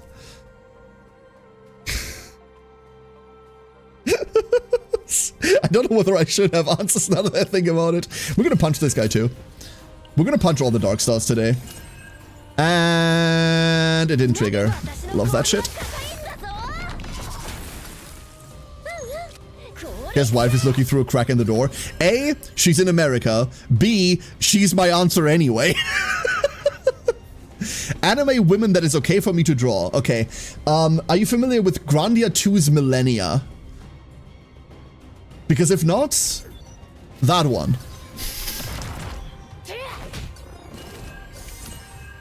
You know, like the like, hey, the first like quote unquote crush you ever had on a fictional character when we were young and impressionable? That one. First ever 10 run the game gave me 9. Yo, congratulations. Let's go. Ochi, your VTuber avatar. Ochi is pretty. That's absolutely true. Also, Golondir, be normal. Behave.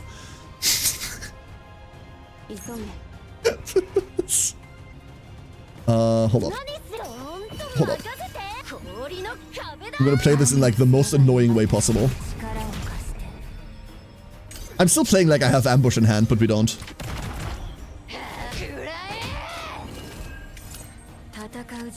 Nom!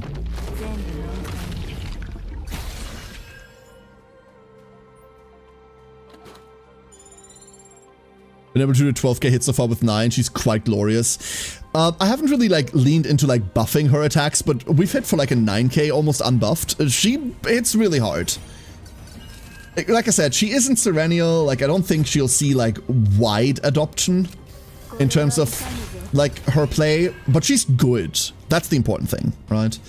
Not every character can be the next biggest, best thing, and she doesn't need to be. She fills a niche that Serenial can't, and she plays in a team that I find inherently interesting.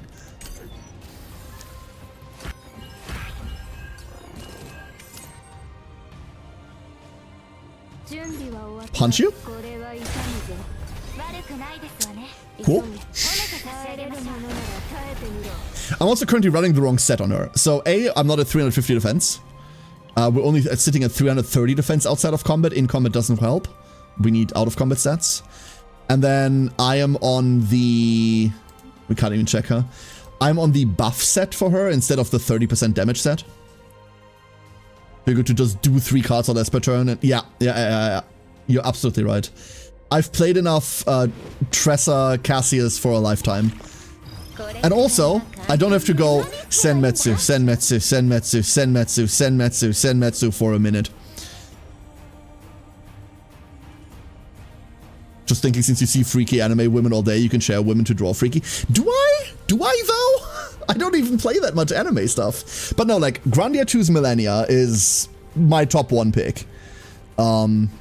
Absolutely my top 1 pick. Then I need to...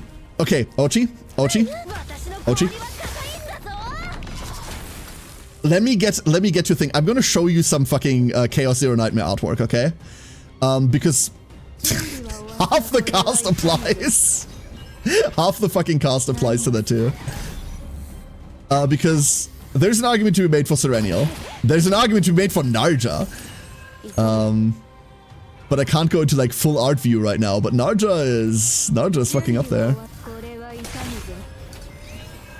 Oh no, it's gonna summon. Whatever shall I do?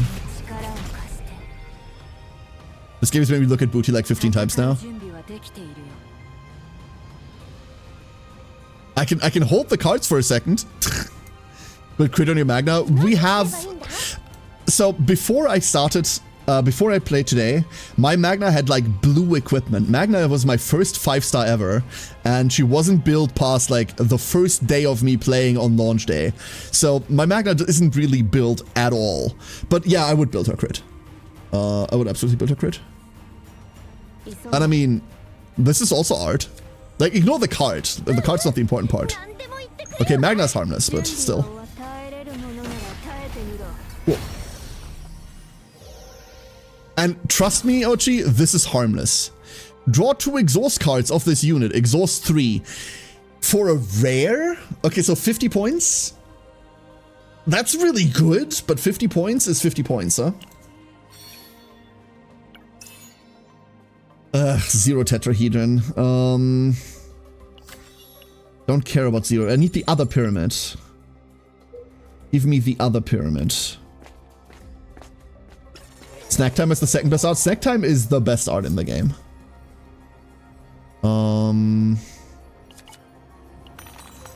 Touch the pretty lights.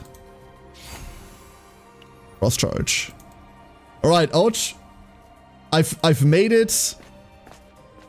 I've made it to a waypoint. Are you ready? We're gonna extract real quick because we need to show Ouch art. For the whole freaky woman part. Temporary return. We'll resume in a second. This is Yuki. Yuki's harmless. Let's start with Serenial. Let's start with that. A character that is conservatively estimate about 80% thighs. About 80%. I say that because the other 20% are very much in the chest area. Okay, Kalib is harmless. Magna is harmless for anime reasons. Fine. Oh no, I don't want to go through Epicenter right now. Unfortunately, Narja's artwork is going to be a bit grayed out for a second, but This is Yuki. Yuki in normal outfit doesn't wear any outfit. We don't have that. She's just like me for real. What, a bit gray? No, Narja is just fucking sick. Like the weird, like mutated arm, the remnants. Like she used to be like one of the bunny people, right? And like these like mutated bunny ears are kind of sick. Just a really cool design character. This is Shizuru. They made a character that's permanently in bondage, and for some reason has napkins over her titties. They just decided they could make that. That's just a character design. Yeah. This is 9. This is the new one. She's just kind of more badass than anything else. She's more badass than freaky. Serenial. This is Orlia. This is Slime Nun. And arguably, it's not even slime, it's like holy light bullshit, but this is Orlia. Once again, they turned the nuns horny. Who else do we have? Amir doesn't have clothing, by design. But Amir is also kind of boring. Where's Mari? How did I skip over Mari Bell? Where did Mari go? There she is. Behold.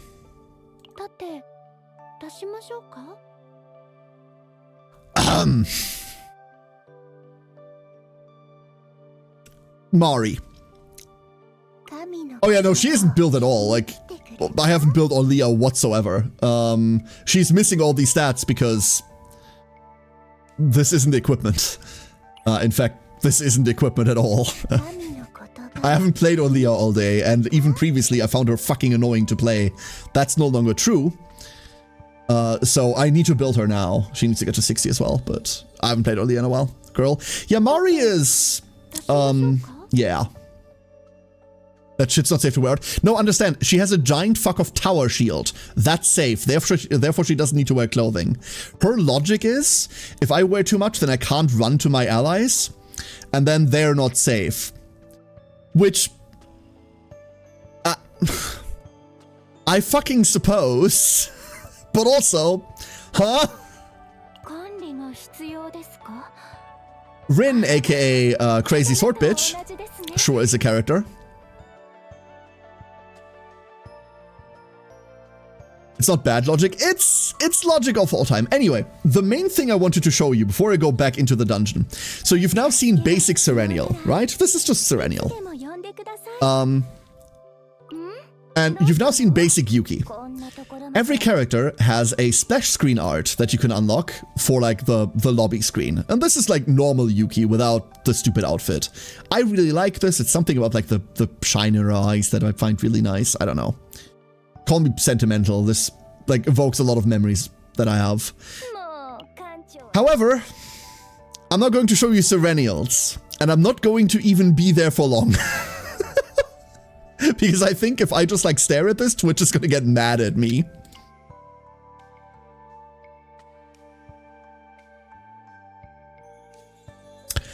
Anyway. Look, this was cute. This was just adorable. She's gaming at night. Aww. And then the other one, 9, that we got today. What? Anyway, would you like some soda? Bro got you a soda. He's really cool. Anyway. CZN art. I'm not gonna lie, after launch they realized that people were really horny. And then they started leaning into the whole, like, really horny crowd. I don't personally mind. It's not for me. I don't like that design. I don't care. But I don't mind it being there either, right? Like, as long as it's not straight up eye fucking, I don't really mind. I prefer other things, but I'm okay with it. Then they got player feedback to, like, tone it down a little. They announced they were going to tone it down. That was a couple days ago. People went on a fucking riot about quote-unquote censorship. That's not what censorship is. Shut the fuck up. And then they didn't. So now... everyone has their tits out again. He looks so cool. Hugo is cool. Unfortunately, Hugo has lost his best partner. Hugo's best partner was Tressa. And Tressa, yeah. Tressa no longer worky. Ooh, other character. Ochi. Gebura from, like, Project Moon anything. Specifically, Lobotomy Corporation. Gebura is a really good one. Unicorn Overlord, Berengaria. You might get the theme, by the way, once you know what all the characters are. The theme is women that could kill me. Bina is a good one, yeah. Bina works. What? Red Mist mentioned. Listen. I was a Gebura fan before half of you knew what Project Moon was. Meditation, there it is, cost 80. Okay. And is exclusive. God, I remember when we played Lobotomy Corporation on stream, we were playing Inquisitor Martyr, the servers went down, and I was like, well, what the fuck do we do now? And I pulled up Lobotomy Core on stream. No one had ever seen the fucking game. And I was like, okay, now I need to explain this to y'all. All men are the same. Really? Really? Like, mind you, it's not the, like, big, strong women that, like, could step on me or anything. I don't care about that, but, like, there's a certain danger in tall women that could kill me. all you want to do is be at risk of death. I'm sorry, forgive a guy for not wanting to live.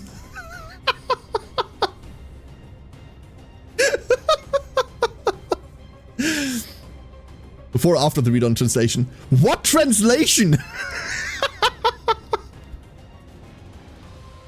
That shit was Korean when I was playing it. I know they've redone the translation multiple times. I'm aware, but no, like I was playing that shit in Korean. I was a Gebra fan before I knew Lobotomy Core got a translation worth a dime. Yeah. I like the vibes, but I like comfy myself. So Eldritch Goddess that just wants to cuddle is my pick. It's often said that I have two modes, right? One of them is like tall women that could kill me. The other one is like, how did Hannah phrase this? Submissive and breedable. The intersection of those two is peak, but the intersection of those two doesn't exist outside of fiction. Listen, women are pretty cool. That's all I'm gonna say. That's really what it boils down to. Me and women. What the fuck is today's stream, dude? This is typical Ochi behavior, by the way. Ochi comes in and all of a sudden we do like really weird shit. Typical Ochi. I'm putting this on you. I just saved my own hide. Hit us with a don't cite the old magic to me, which I was there when it was created. It's like it's specifically the Project Moon fandom out. Specifically the Project Moon fandom, because I don't like them. And it's a game that I wasn't like super passionate about. I liked it and I knew it existed before it was cool. And then it got invaded by these like Homestuck fan assholes, right? And I wasn't attached enough like to be really sour about this, but I don't like them. So now when we talk about like Project Moon stuff, I have to be you children and your newfangled Library of Ruiners. You how dare. I don't understand ball in the sense of gameplay, but I understand ball in hot women. Honestly, yeah. Wait, what? What do you mean ball? Hold up. Specify. Specify. Trying to bond with my duck dad. We're adopting another one. We're adopting another one. Wait, is trying to bond with your dad over hot women weird? I think I'd be weirded out if I tried to do that with my dad. Those type of fans. Everyone always knows what I mean when I say Homestuck assholes, right? Like, those people. You can be a fan of things. You can be a vocal fan of things. I'm happy that you like things. That's great. But please less. Just less. So I don't talk about Undertale, Deltarune outside of specific communities that are chill. Undertale and Deltarune are exactly the same fandom. I mean, that's literally the Homestuck fandom, right? I will never forgive Toby Fox for his sins. Like, those are literally Homestuck fans. Do no kids even know about one sin and 100 of good deeds? Damn kids, get off my lawn! Listen, my relationship with my father is so ass, I don't know what is normal to bond over. Fuck, same. I wouldn't say my relationship with my dad is ass. We don't talk. But not because we're avoiding each other. We just don't have anything in common. Right? Like nothing. My dad likes expensive vacations and fast cars. I like staying inside and staying inside. So, like, I get that. Like, if you put both of us in the same room, like, we'll talk about something that means nothing. Like, you won't be able to tell that we're related. Which is sad, but in a way that I can't change, so... What you gonna do, right? There's a key difference. Toby's work is actually sincere. When I say I will never forgive Toby Fox's crimes, Sinjin, that's a joke. But Toby also worked on Homestuck. So he's like at the root of the issue, right? At the root of the issue. I have nothing against the man, by all means. I know that he's putting out like some sincere work and some really good work as well. I don't particularly happen to be a fan of his work. I don't care for Undertale or Deltarune, but I can recognize the quality. I can recognize why people are so attached to it. But I will, as a joke, go like, shakes fist, right? No cars. I mean, I don't have a driver's license. I don't give a shit about cars. The thing I know about cars, Ouch, is that they have wheels and hopefully a steering wheel, a brake, and a gas pedal, and I don't know. All roads lead back to Homestuck. I mean, unfortunately, they do, right? They do. If you're talking about like toxic fandoms in video gaming, what do we have? Danganronpa, Homestuck fans, literally Homestuck fans. Not just the type, but that's where they went after Homestuck got shut down. Deltarune and Undertale, literally Homestuck fans. That's where they went after that was shut down and Toby Fox announced like the project, right? Any modern like Western like cartoon animation that like, you know, those types of people that latch onto, oh, here's this new like animation a la, I don't know, what's an example? Fucking Steven Universe or something, right? I don't have anything for or against those shows. I don't watch them. I don't care. But the people that are like really vocal, outspoken fans about these things, all Homestuck fans, every single one of them, every single fucking one of them, instead of just like enjoying a thing, they have to go like, this thing needs like 50 more sequels and how dare you and blah, blah, blah, blah. Shut the fuck up. Like literally, shut the fuck up. All of them Homestuck fans. Library of Ruina, Project Moon, everything Project Moon, Lobotomy Corp, Limbus Company. Not literal Homestuck fans, but they act the exact same fucking way. It's all back to that, like, shithole. And it's sad that I'm ranting for fun right now. I'm not, like, actually mad. But it's sad that when I bring up that reference, we now have enough people around that don't know what I mean by that. So if you don't know what a Homestuck fan is, Homestuck used to be, like, an online comic, very intricately made with its narration up its own ass, right? Like think Kingdom Hearts, but complicated. Way more complicated and way more and that attracted a whole lot of fans when the internet was still young, because it was a lot of work. And there were a lot of like, there are a lot of memorable characters in it. Part of a lot of people's like teens. And Homestuck fans got notorious for being obnoxious to be around because they would cosplay those characters and then they would show up at conventions and they would just not behave. A lot of those characters have like gray-bluish skin, so a lot of people went around with skin paint.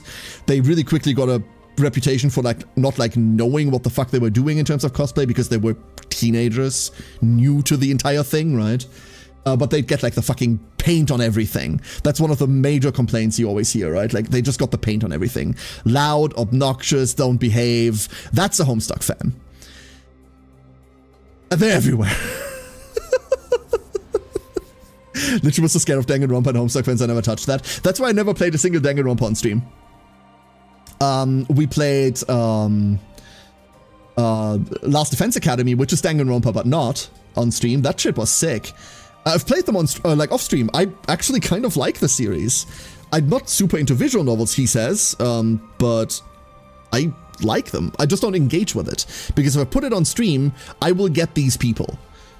And damn, my days are too fun to like start mass banning assholes. Not that I have that much mass appeal. Like I'm not that full of myself, right? But like, I'm just gonna avoid that. I was partially part of the problem too. I was young. Sinjin, I was a part of a lot of problems when I was young, right? Like, I'm not saying all of these people like need to be shoved off cliffs. A lot of like the people that got labeled with Homestuck fan, they were young. They were young teenagers that got into like anime or cosplaying or conventions for the first time. Of course you don't fucking know how to behave then. This is new to you. There are other people around you that are all new. You're really excited to meet up with people that you made a community with, right? Like, you're giddy about that. You just get really loud. You get really obnoxious. There are many, many very good reasons why back in the day that was so common. But the trope lingers. The trope remains, right? And I just find it's a very easy like thing to point at and go like, this fandom behaves like that. For various reasons, right? The has-been hotel fans of our generation. Uh-huh. Yeah, that's basically, that's very, very comparable. Very comparable. Only that, I know I wanted to say that, like, Has Been Hotel fans are a bit thirstier because, like, the entire thing is just the word fuck every second word, but we all were in early internet fandoms, we were silly. You say that, Oj, but I'm now talking to people sometimes that weren't, because they were born, like, the year of their birth has a 2 in front of it, and I'm like,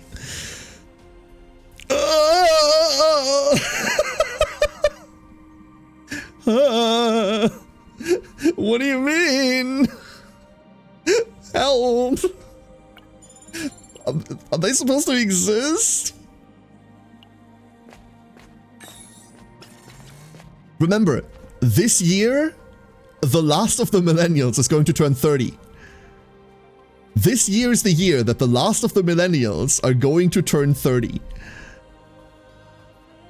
We will forever lose any amount of, like, claim to innocence we ever had. It's just gone. Don't say that. I'm sorry. I couldn't recall ever having been part of an internet fandom. You're a WoW player, darling. And I don't say that derogatorily. There you go. Magna! Pyramid! Oh, thank fuck. Okay, we got the Magna Rock. This is awkward now. I know that you're slightly younger. But, you know, not everyone can be fucking ancient.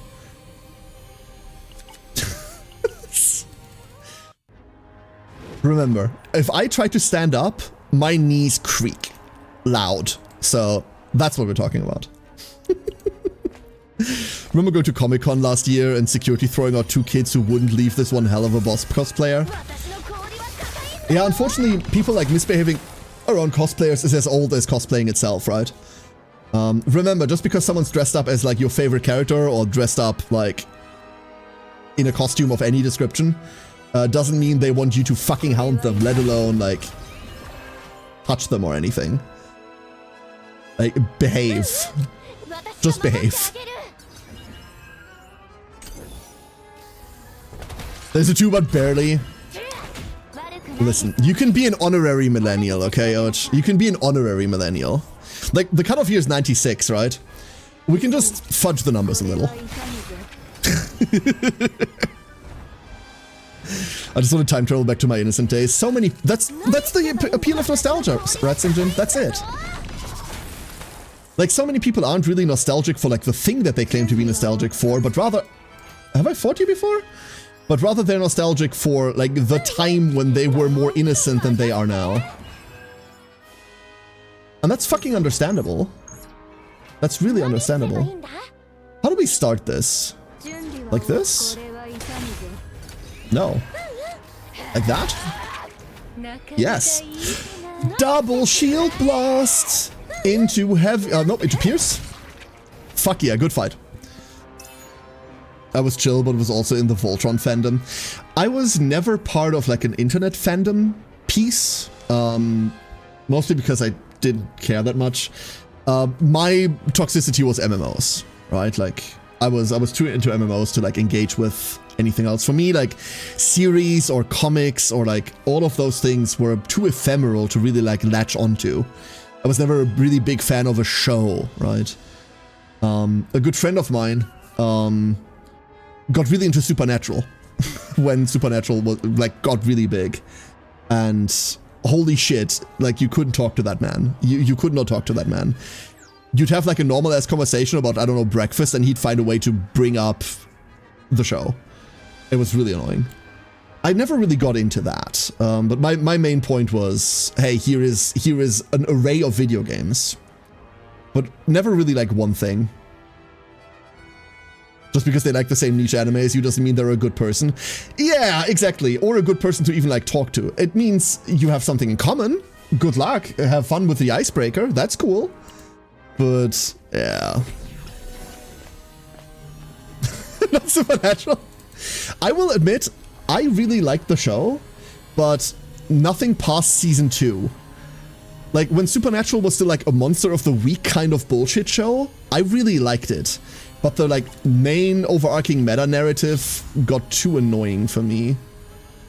Please stop finding this. I need to stop finding this. Oh, hello there.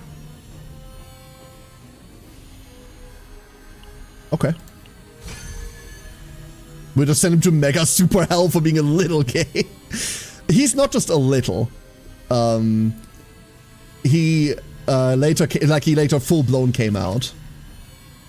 No fucking problem, whatever, right? He was a bit fruity with it early, so we could tell, but like he wasn't ready to admit that to himself in the world yet, so whatever, right? You gotta give people their space. Some people need more than others. When Suicide Squad came out and every girl at Comic-Con was Harley Quinn, oh yes, God, I know exactly what you mean, Sulking. And the weird part is, that movie sucked. So hard. New event, by the way, Mind of the World Tree. I'm doing really good transitions today. I don't know whether you can notice, but my segues today are so smooth. So smooth. Like, we're taking a topic and then we're not segueing at all. I'm just cutting another topic. How does he feel about Destiel? Listen, as someone that has proudly never been on Tumblr, it is strange that I still know what you're talking about. But unfortunately, I do know what you're talking about.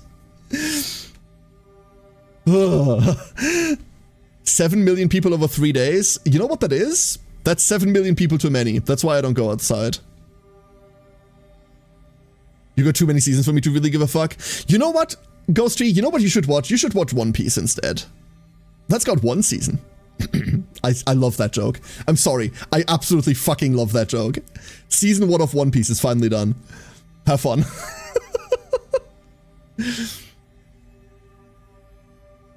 People just wanted a Harley independent of Joker because their relationship kind of does not sell nowadays. Yeah, people just want manic pixie, like, girlfriend, right? Like, that's it.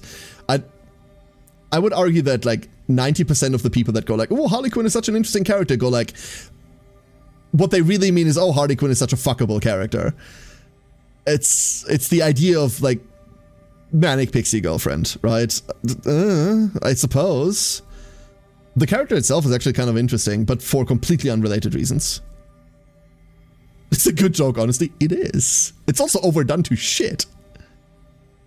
I refuse to step foot into Dokumi for that reason. Too many people. Here's the thing, Ouch. I also don't go to Dokumi, even though it's, like, next to me. Like, Dokumi's right there. However, this year, I might have to go. And that's because I'm being dragged there. I'm being dragged there. This might be my first year there. I doubt I'll be there for longer than a couple hours before I go, oh, nope. Nope. I'm leaving now. But I can't do that because I live right there. I can literally just walk away. Which is very comfortable. Very, very comfortable. Going to convention alone sucks, but with others, I hope you'll have fun. I haven't even yet decided whether I'm like committing to it. I might just go like, hey, listen, once you're at convention, why don't we like go to a restaurant nearby or something when you all feel hungry? Like, let's just do that. I don't even know whether I want to be at the con itself. But the shit's my city, right? So, I've never been a convention person. I've never been a convention person. And it's exclusively because there are people there. It's just too many people. Obtain fracturing memories. Trigger epiphany to card selected 1 card. When there are 10 or more of this card in hand, change cost of this card to 0. Create 3. What? When there are 10 or more, so when your hand is full of this card, change it to 0. And this just fills up your hand. Yeah, we're never picking that. So, a targeted epiphany versus a random god epiphany. I can see the appeal, but I don't wanna. Generic, garbage. Ugh. I'm only going if I'm invited as a VIP, no other way. Ah, yes, of course, of course. Big, important anime influencer, Ochi. Och, can you imagine, like, having that amount of viewers to go like, yeah, listen, like, I'm strolling in there, going like, sup, here I am, motherfuckers. Imagine going to a place and then people know who the fuck you are. No, thank you. Love cosplaying, but LBS 2019 was so bad. Crowd-wise, I never cosplayed again. Like, just too full, or the crowd was too aggressive, too fucking scummy? Counterpoint, the idea of going to a streaming convention kind of bores me to tears, but anime/games. Well, think about it like this. We do have like streaming, like specifically VTubers, influencers, that go to anime conventions as guests. That's a thing. We don't have to be talking about streaming conventions. There's really only one worth going to, and that's TwitchCon, and TwitchCon is a hellhole, especially if you're not partnered. You will never be treated so badly, like second rate, as if you go to TwitchCon on a affiliate. Blah, disgusting. Never again. But yeah, no. If you're going to an anime con, like there are VTubers are just fucking anime idols, right? Like that's the root of the entire plight. And there are people that are big enough that get invited to these things, like for meet and greets, digital meet and greets, right? For really this shit again? Generic extreme. That's the third time in a row we're seeing exactly that lineup. Disgusting. Luckily we can meditate it away now. Did you know the con was so full the sweat was dripping from the ceiling?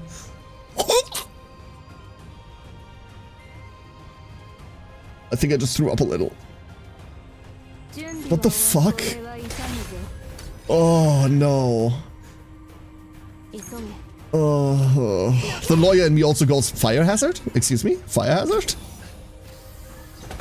I saw TwitchCon mentioned. Yeah, no, TwitchCon is... Yeah. The VIP was a guy with his Gunpla collection. I mean, don't knock a guy for liking things. God forbid a guy. If your building is sweating, that might have worries. Yeah, exactly. Exactly. Slightly worrying, slightly concerning. Oh, this shit, huh? We have counterattack. Not a lot, but we have some. We're never playing this card anyway. Magic infused Shearfire. Okay, let's see how meditation works, shall we? Select one card with an epiphany to reconstruct the epiphany. Only cards with an epiphany are eligible. The faint memory value will be recalculated based on the newly assigned epiphany. So we're taking Q. Epiphany once more.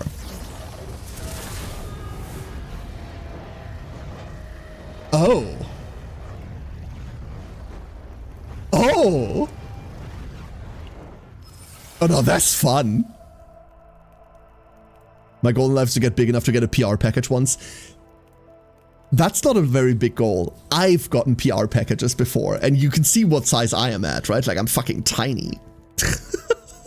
You're better than that. You're better than that. You have actual talent, Ouch. You have actual talent. You could do things. Imagine, you could do things.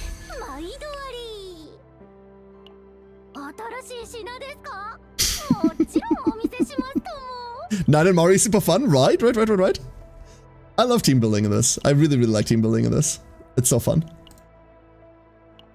We're now trying to make 9 work, by the way. This is now a 9 run. I already have save data for 9 that I like, but we could get better save data that I like more. Maybe. Glad helmet. We need to find some level of armor, but I'm not super stressed about it. No, there will always be shields. I don't like rolling down like this. Because it's oftentimes exactly worthless, but... I am bashful? What does that mean? Like, I know what bashful means, but I've not heard the expression of I am bashful. Nah, shit. Like, I seriously mean that, OG. You actually have talent for shit, right? I just yell and play video games. That's all I do. Incoherently at most times as well. If I can make it there, so can you. Absolutely. And not because it's a small... Like, it's not really a small goal. I know plenty of fucking creators that don't make it there. But also know plenty of creators that are kind of shit at this. So, you know. I got PR package. I'm the sous chef de préparation. basically the lowest important title in the kitchen. Yeah, but you're important to me. Does that matter? Does that do anything? Excuse me, sir. That's damage. Stop hurting me. We don't have any counter, do we? We don't have any counter. One of these days we'll have counter. You've not seen the clip of the girl cosplaying the Lorax saying, I am bashful? I have not. Is it bad that I don't really watch clips?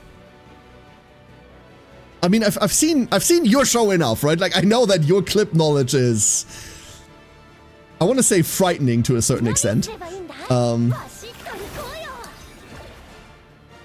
But I think I'm behind the times. I'm behind the times there. I don't think I can keep up with you. Okay, they're actually going to hit us, so we can, like, not play this for a turn. Wait, that means we can actually play around things. Wait a second.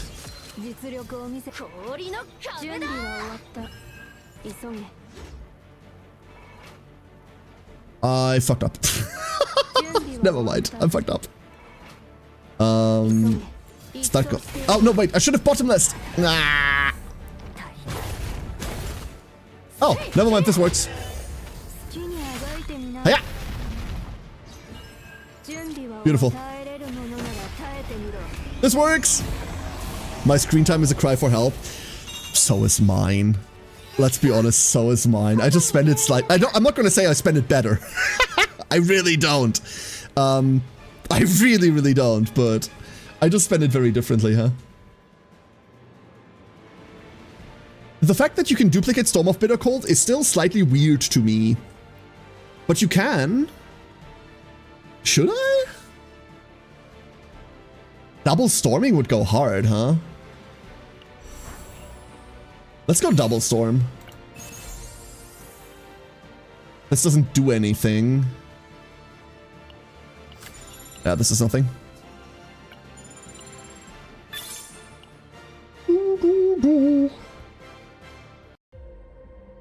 Speaking of screen time, by the way, I have to reduce my screen time in the next 2 months now. Basic hit count. No. Tranquility. So the next 2 months, I'm gonna have a lot less screen time. Mostly because I'm gonna be solo dad once more. Wife is once again over in the US for a while, so meh.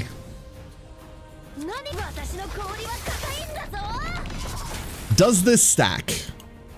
I would assume it stacks. Do we get 2 counterattack now?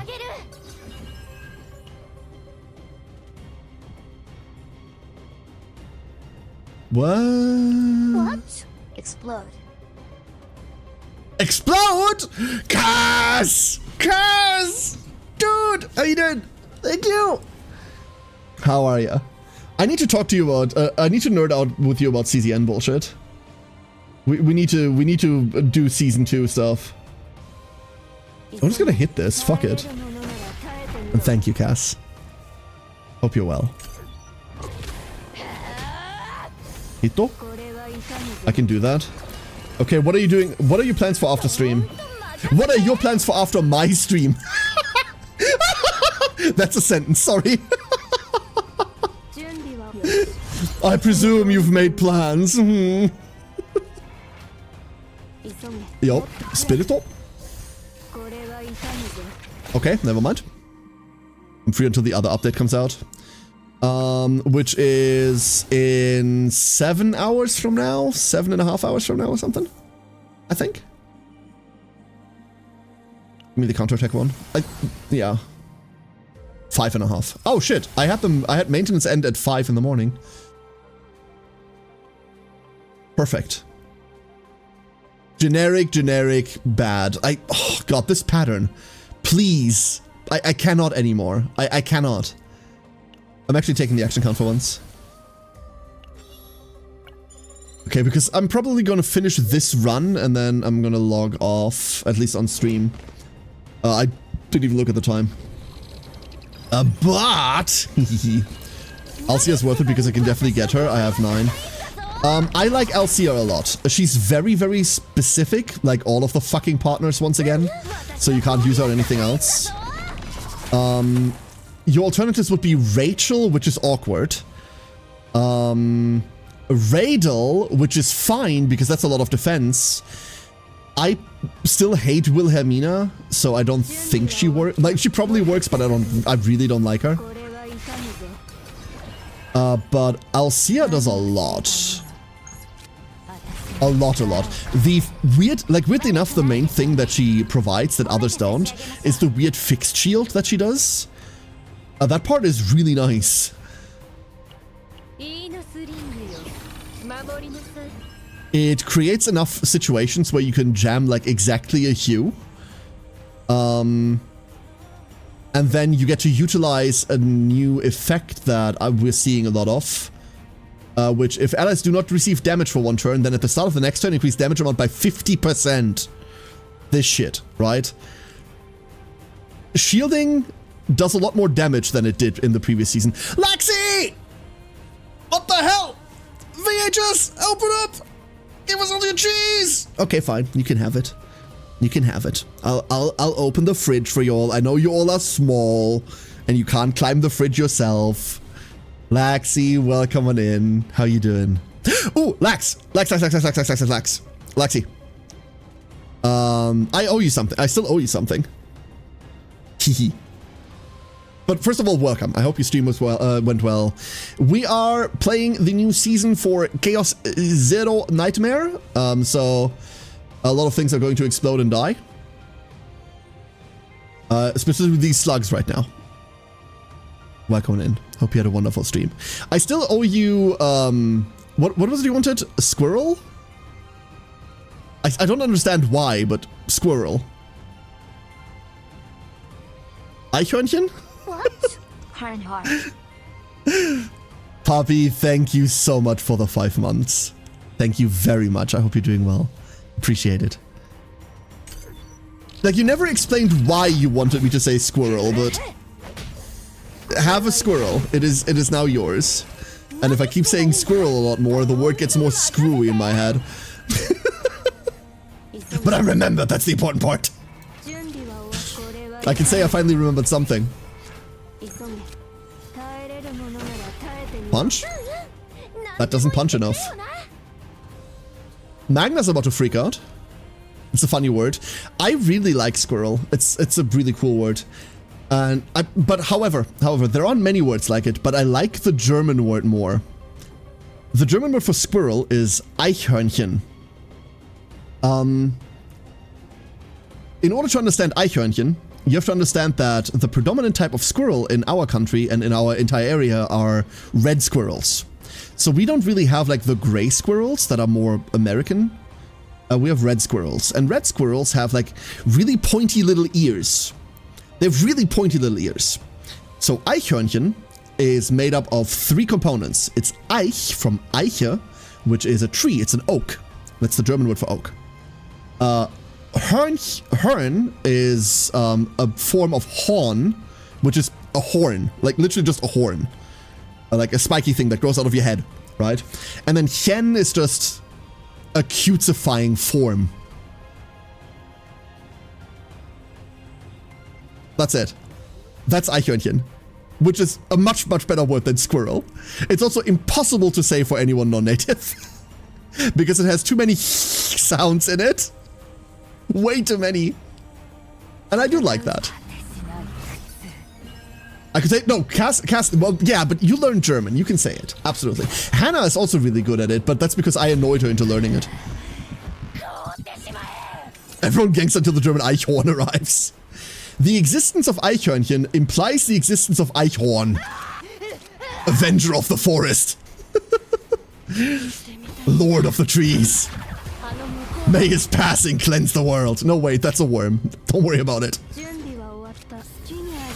That was a very quick and then saved Magna freakout. Glad that didn't go on for too long. We're actually doing really well sanity-wise for once. I didn't get the veracity one. Bleh. Once again, 2 generics, 1 special. I fucking hate this. Why is this happening so much? Why is this happening? The arena! Next round. Don't run away. Try to survive, they yell. Yeah, okay, we got this. Arena. Oh, this is gonna be fun. Hold up, this is a playable hand. We go Bottomless Hunger. We go Ambush. Storm.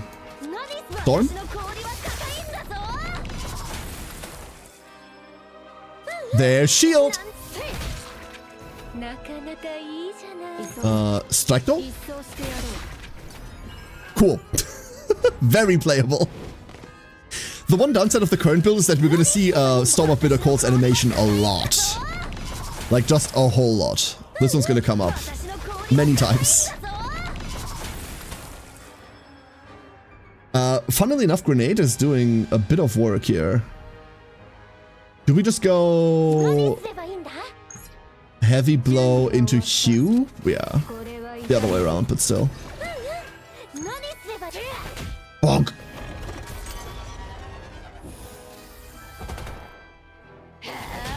Oh, Charge Strike triggered. Didn't get anything off of it. Annoying. We can't capitalize off of that either. Let's just go Frost Charge. We're looking for none of this. Generic, an actual upgrade, but loses the shield value. Ugh. Opinion on Daisy. Who is Daisy? Let's start with that.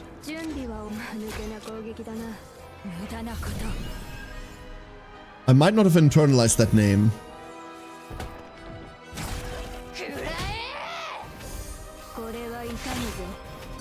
Fuck! She's a new 4-star ranger. Holy shit, laurels. A new 4-star ranger support. I don't think I've seen her? Oh, what'd she do? Come on, give me something good. Give me something good. If owning 18 or more cards, increase damage amount of attack cards by 30%! If damage through a card was not dealt to an enemy for 1 turn at the start of the next turn, increase damage amount by 50%. We're playing this. We're so playing this. There's no world in which I'm not fucking playing this. Oh god. Oh no, the damage.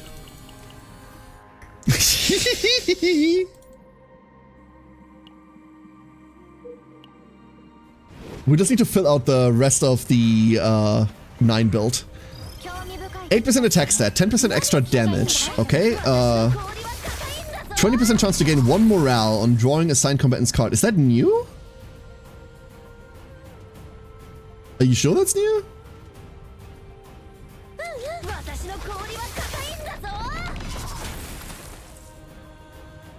Doesn't sound new. Hold up. Let me check something. Let me check a thing.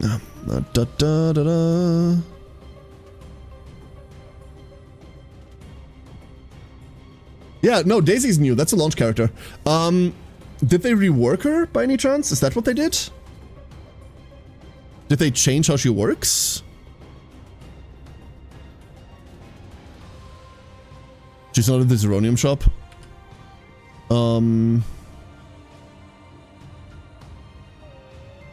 So Daisy was changed. She didn't used to have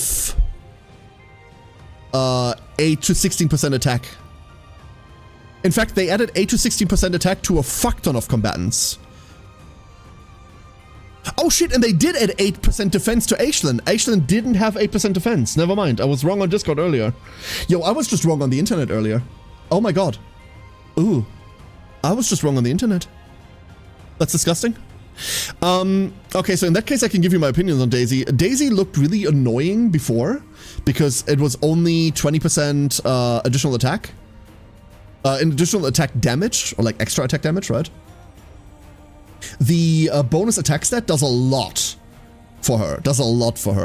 I like the morale part. The problem is that the only character you're playing her on is Veronica, right? Like, it's really exactly Vero. And she's perfectly fine on Vero. You don't want to play on Beryl because you're not drawing. You don't want to play on... Well, you can play on Hugo. That's extra attack. I guess you can play on Beryl for the extra attack damage. The only one that you really shouldn't put her on is probably not Serenial, Selena. Selena. Pretty versatile otherwise. And hey, Alex, welcome back. Welcome back. We're just gonna develop everything instead of playing Q. We can always hit them hard later. Devastating breath. Get punched.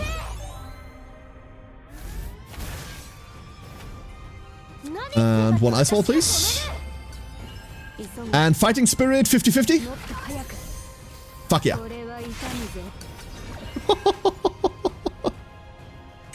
Behold, 900 shield. Behold, less than 900 shield. Charge strike into ambush. Counterattacks are so good now. Ah, I love them. Counterattacking is so fucking fun now. Would you look at that?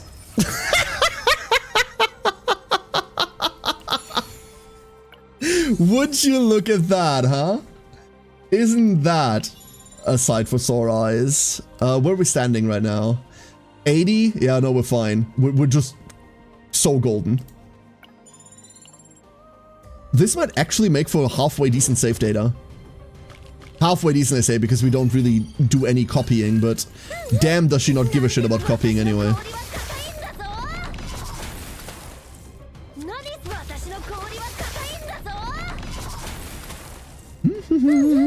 Oh, that's the single target. I want to hit that. I'm gonna hit that. And then we kill that. Counter-attack. And now we draw Glacial Fragment, please. We don't, never mind.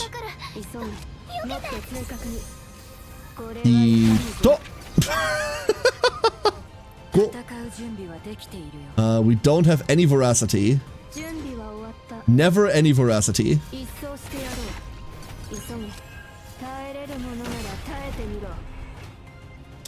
Excuse me. Vicious mockery. Cool. I was gonna say she doesn't really feel like she wants to copy anything except maybe the thing that just uses Hue for one. Yeah, maybe. You could copy that, but I really don't care about it. The way that I like to play it is on ambush right now. Like basically every Hue is good, right? Every Hue is good. The ambush Hue you could play, but if you pick up ambush, then what you want to do is you want to play other people's cards. You're now suddenly playing a lot more Magna cards. You're playing a lot more, like you're playing a lot more ice walls or shit, right? Because you know that Hue is going to go off when they hit you. And you're just preparing for shields. So picking it up for that is a bit of a waste, because it just doesn't go anywhere.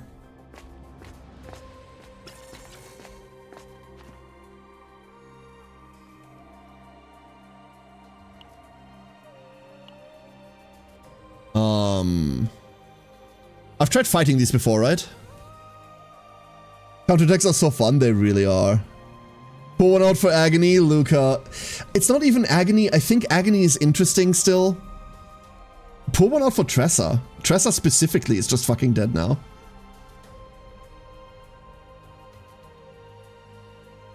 I kind of want to pick up Fido. So let's do a very quick card check. There's no way that Narja's save data is going to do anything. We're on really weird bottomless hunger. We're on garbage voluntary control. Domain hasn't done anything yet. Shackles hasn't done anything yet. We haven't removed anything yet. This is never happening. I don't think I get to remove 3 cards from Magna, so we might not get to keep Magna's save data, but I can probably remove at least one of these. I don't even mind keeping Back Edge Parry. That sounds weird, but I do not mind keeping this card. This is already a deck that I want to remove like 8 cards from, and I can't, so we're removing the Slash, and then we're fine. So the only deck that has a chance to remain is 9. That's the only deck that has a chance to remain right now. Which means we want to pick up a Fido, right? Oh shit! Fido comes pre-installed. After ending the turn, if in a state of owning shield, 100% fixed damage to all enemies. Yep, we're picking up Fido. Yep. Glad I checked. That also checks the achievement for finishing a run with a thingy in all slots. That's 30 save data, just for that. Pouring one for Hugo too, now he's kind of dead until he gets whenever this corruption mode is. Hugo feels really bad without Tressa now. Mind you, Hugo has other partners that you can fuck with, so he's not like completely lost. But Hugo feels a lot less good now. Also Cassius rip, by the way. But I'm not pouring a one out for Cassius. I'm kind of happy that Cassius is dead. We keep this always. This is fine. I don't care. And arguably this is fine. We could reroll the Epiphany on this. I don't want to play this card. Fuck this card. So we're not meditating. We're just resting. Here was my standard pull pity. I also got a Haru dupe. Haru! I got a Rin dupe, Cass. I got a Rin. Mind you, I still hold that Hugo is very good. I still hold Hugo is very good, but he has lost his best support. He has lost his best friend, and that's just sad.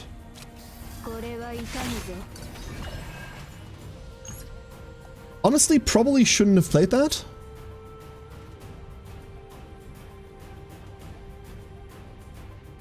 How much agony damage is that now? Fascinating. And then we just do damage. Things just happen now, huh?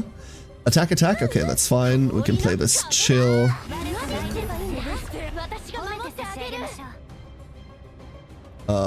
Send it?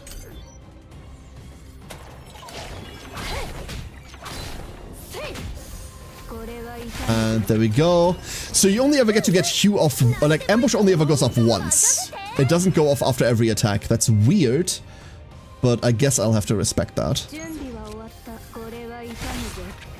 And then we manual that one.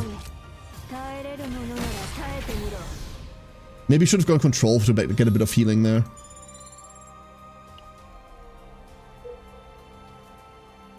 Where are we headed? Are we headed anywhere? We're just going, huh? We're just going straight ahead. Double shop, though. We're taking the double shop. That way we remove 2. Ooh, we can't afford to remove 2. Hold up. We have 40 points remaining. Removing 2 is exactly 40 points. However, 10 of those points need to go to Godhammer. Meaning, we can only remove 1 card. So we're keeping the parry. It's a way to gain shield to trigger Magna counterattacks. So I don't mind. We're looking for a trinket. We're looking for an interesting trinket. Anything. Any interesting trinket. Got lucky on my animated card pull and got 4 out of 5 of 9 cards. Holy shit. You people, what the fuck? I was happy that I got 1. I was happy I got 1 of them.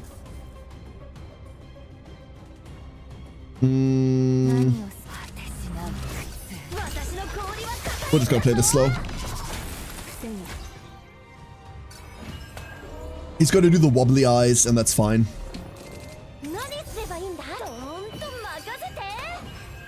Okay, now you're annoying me because you're not attacking. But I have Voracity now, so... we actually get to play cards. Weakening Gaze.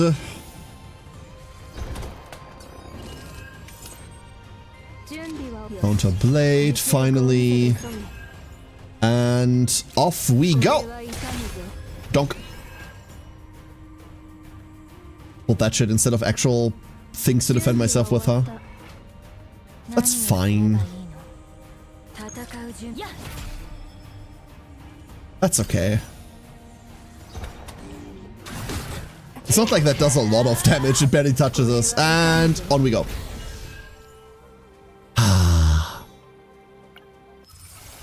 fun. Shackles of Hunger. And once again, the Shackles of Hunger we get are all universally bad.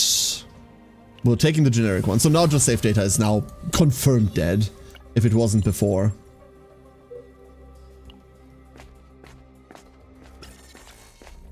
Hello, copy event. Possibly obtain quest card, trigger epiphany. Hello, copy event. Do we care about copy event? We can't afford copy event, right? No, wait. First 2 copies are free.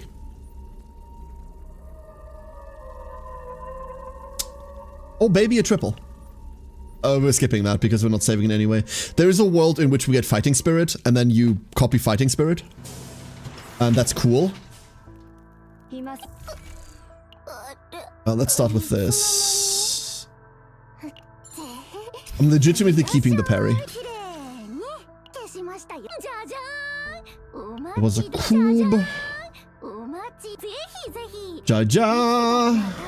And then we leave. So now we should be sitting at 110. We're now at 110, yeah. Okay. The only thing we have left to do is Godhammer. How's 9? Not game-breaking. However, competent. Really competent. I find it hard to describe her. She's like a more simple Haru. This is the simplest character they've ever made. Like, by a lot. Because this is 9. There, that attack. That's 9. That's the entire character.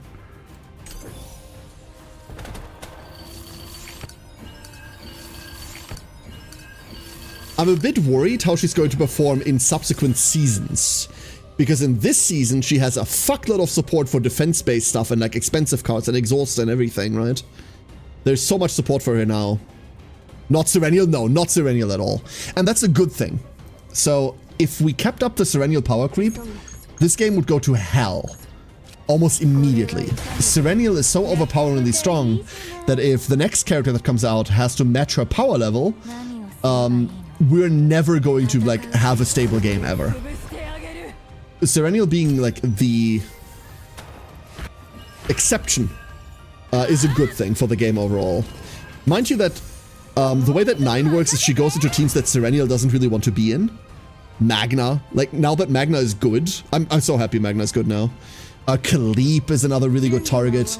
Like all of these teams really like having 9 around. For various reasons. She's a character with a lot of interfaces, right? Like she interfaces really well with exhaust, she interfaces really well with defense base, she interfaces really well with like low stack single attacking, she interfaces really well with high cost. She interfaces with counter.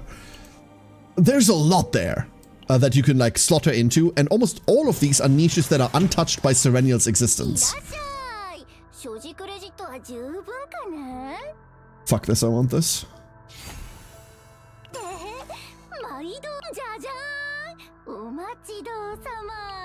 I'm still kind of looking for a trinket. It's not plant all, right? No, it's not. Never plant all. Oh, let's roll this down. Is it ever 0 tetrahedron? It's better than... It's better than Charge Strike, right?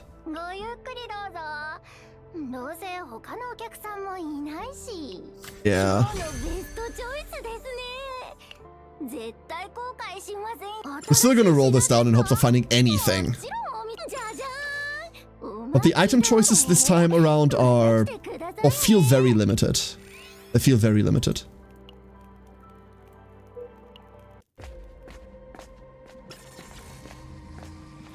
Arrive soon, okay. Sacred or neutral? You know what I want to do? I want to fight you. Why? How? Are you gonna flee? You're running away, okay. Never mind, he's running away. Allows us to play Residual Herb. Okay.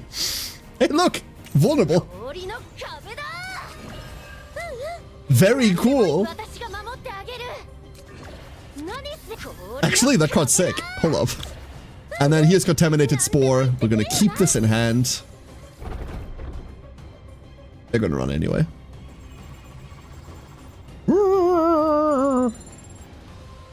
Gives 150, okay. Trying to internalize what everything does when we like interact with it or when we attack it is going to be a bit of an annoyance, but come on, any good trinket. It's not Coob, is it? No, it's never Coob. Our modifiers are so fucking high, why would it ever be Coob? Spore Harvester. Cool. Quantum Collector is also never it. Another residual herb. I almost want the... From last season, the stupid reduce something by 1. The stupid test tube thing. Like, I almost want that. Because she feels so lost for trinket choice. There's probably something good in Arena that, like, really works with her. We just haven't seen all of the Arena items yet. Alright, let's go play. Double Storm. Strike. Fighting Spirit. Now we've counterattacks on people. It's not going to attack, but we'll get there, we'll get there.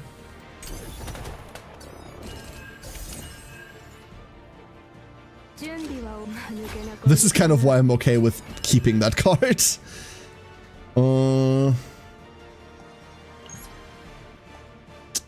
There is no way that I can preserve our not taking damage bonus here, right? There's no way I can do that.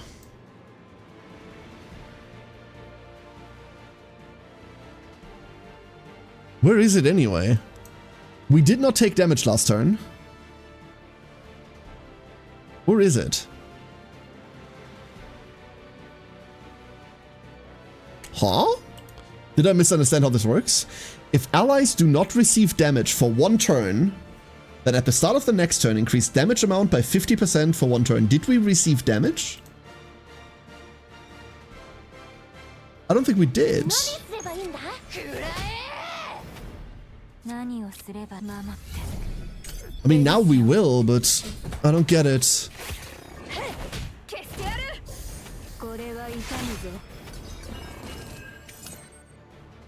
That's just a lot of counter, huh? Ice Wall. I forgot about Counterblade. Should have done that earlier. I don't know why it gives us 2. This is still something that weirds me out slightly.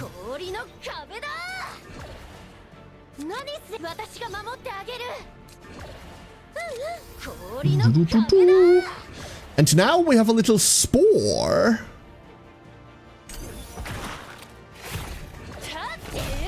Very cool. 4.6k for no reason whatsoever. Domain, please do the thing. No. This is the one we always see, and then we see garbage otherwise. Fine, this one's okay. We're gonna let these grow a little more. And instead we're gonna go Frost Charge.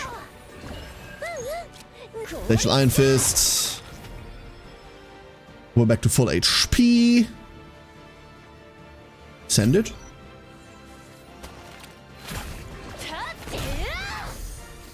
And once again, we haven't taken any damage.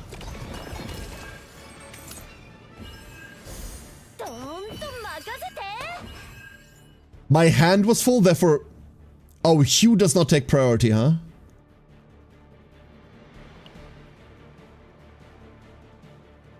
Hugh made it into my deck. I thought we were doing something with Divines this season. I thought so too. I haven't seen any of them yet. I reckon they're unlocks. They might also just be hyper rare. What we're doing is item smithing, and item smithing is honestly kind of fucking sick.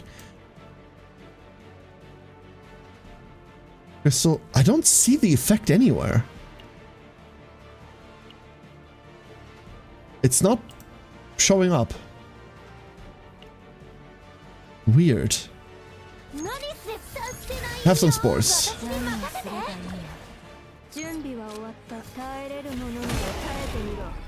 Okay, actually have one more spore.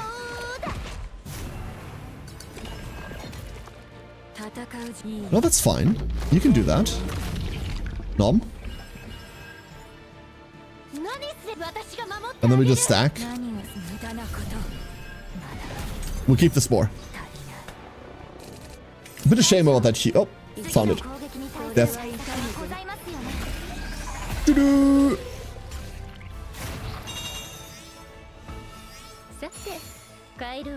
Copy card. None of the above. Equipment. Mask of Flames. Increase damage to vulnerable targets by 35%. I never picked this up previously. That's why it's new. Sword Reflected in the Lake. 6 more cards in hand. Increase damage amount by 25%. That does a thing. But we really needed a trinket. We don't have that. Therefore, we're not going to pick that up. I don't... Oh, we should pick one up for the unlock by itself. So let's go pick up the mask, put it on Narja, and be done with it. Alright, Heavenly Hammer. Here we go. This is the important one. Heavenly Hammer... Sword!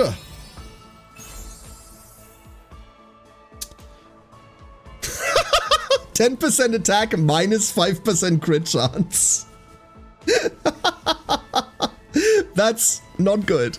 That's not good at all. That's not good at all.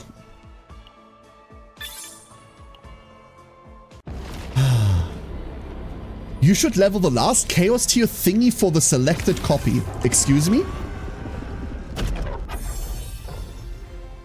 Is the last progress thingy you get to pick a copy? Nah, Soy, that's not, that's not true. What? You have to pick a combatant. So you pick a combatant and then it's 1 out of 3 of that combatant? Hold up.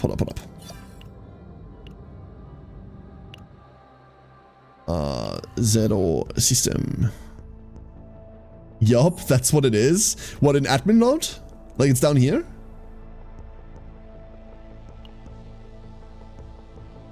Should I reset this and like reset all of this and then, because we need cognitive reconstruction. That's mandatory, right? Okay. Hold up. Let's see what happens if we reset all of this. So. Oh, it only reset all of this. Oh! Oh wait, resetting things is great! Hold up. Now you don't need to do the previous levels anymore. Damn! That's important. Okay, so we need this.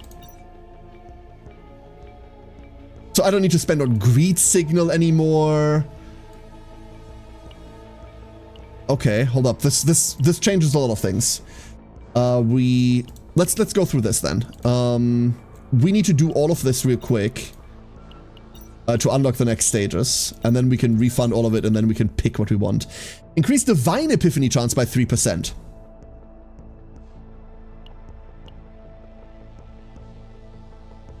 Increase Divine Epiphany chance by 15%. Excuse the fuck out of me. This is new. This is the replacement for the old Zero system with where you put cores into things. All of your stuff got refunded and got converted into these gears instead of into like the chaos orbs. And this is the new tree you go through. Defense code deletion. During the Ether Eater event, the Ether Eater will no longer gain shield. Cute. I don't want it. We're gonna refund that actually now. Okay, so and now we spent. Random card copy occurs as selected combatant copy. What? All random card copies? Includes rewards from unidentified areas and boss defeats. What the fuck? That's insane!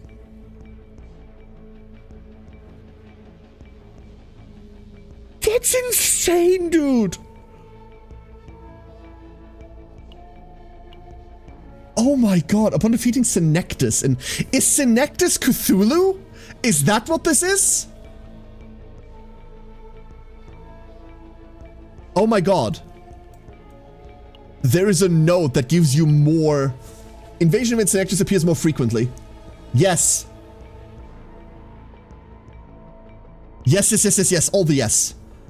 Okay, so we could do that, but it doesn't matter. Monster card acquisition rate in elite battles increased by 10%. 30% more chance for monster cards. Now that monster cards are good, this might legitimately be a take. I don't care about Ether Eaters. Never have, never will. 15% more Divine Epiphanies has to happen. And then these are stats. You need Broadened Diplomatic Mandate. That's mandatory as well. That's your starting pick. Increase the chance of encountering Divine Delegates by 100%. That's the fact that you get a starting pick. Attack, defense, health, a depth scan, rare areas plus 20%. We only get 2 Delang refreshes. No longer do we get 5, which I hate, but it makes sense. Use training for free at safe zones. So training is now always free. That's also relevant if you like training. I personally don't. Ether Eater. I don't give a shit about Ether Eaters, dude. And then over here we have mental breakdown recovery chance increased by 40%. 40% more chance to recover from mental break. Credits gained. Credits gained also matters. 20% especially. Equipment cost goes down. This is cool. Increased epiphany chance. There we go. Only 3%, but that matters. It has to. I have to live in a world where that matters. I'm taking credits. And I'm taking 3 levels in self-repair. This is insane. Holy shit. What the fuck are they thinking?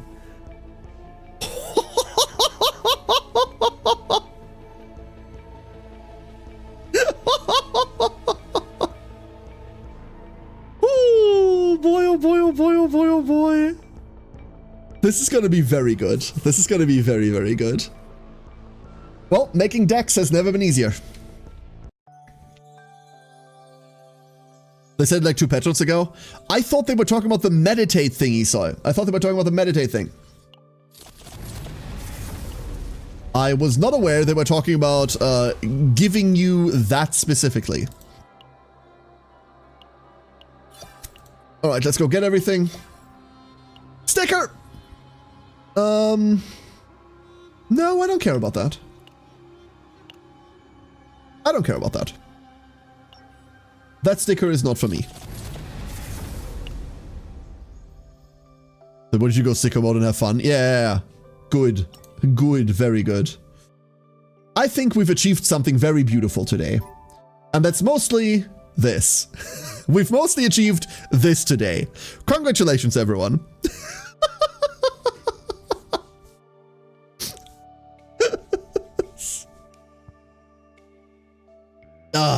Everybody. That's gonna be it for today. Bonus stream went to 11 fucking PM. I can't believe it. Not even supposed to be live today. Everybody, thank you so much for joining. I had to indulge in some new CZN. I don't find too much time covering it these days, but it's a new season, and I really wanted to. A normal corn dog usage? Yeah, I don't want to go for all the loot shit. Like, let other people do that. I mean, the water. I'm under the water. Please help. What? Thank you, everyone, for joining us. Let's see. Where are we going today? Where are we going today? There's many people. Oh, there's many people. Wednesdays are so unknown to me. I know where we're going. I know where we're going. Emmy is celebrating her 7 years on Twitch. Whoop. And I'll throw you over there. Ducklings. Thank you, everyone, for joining me today. Thank you, everyone, for being here. Thank you for your time. Thank you for sitting through, like, my long elucidations on fucking questions no one asked. I really appreciate that. We're going to be back tomorrow.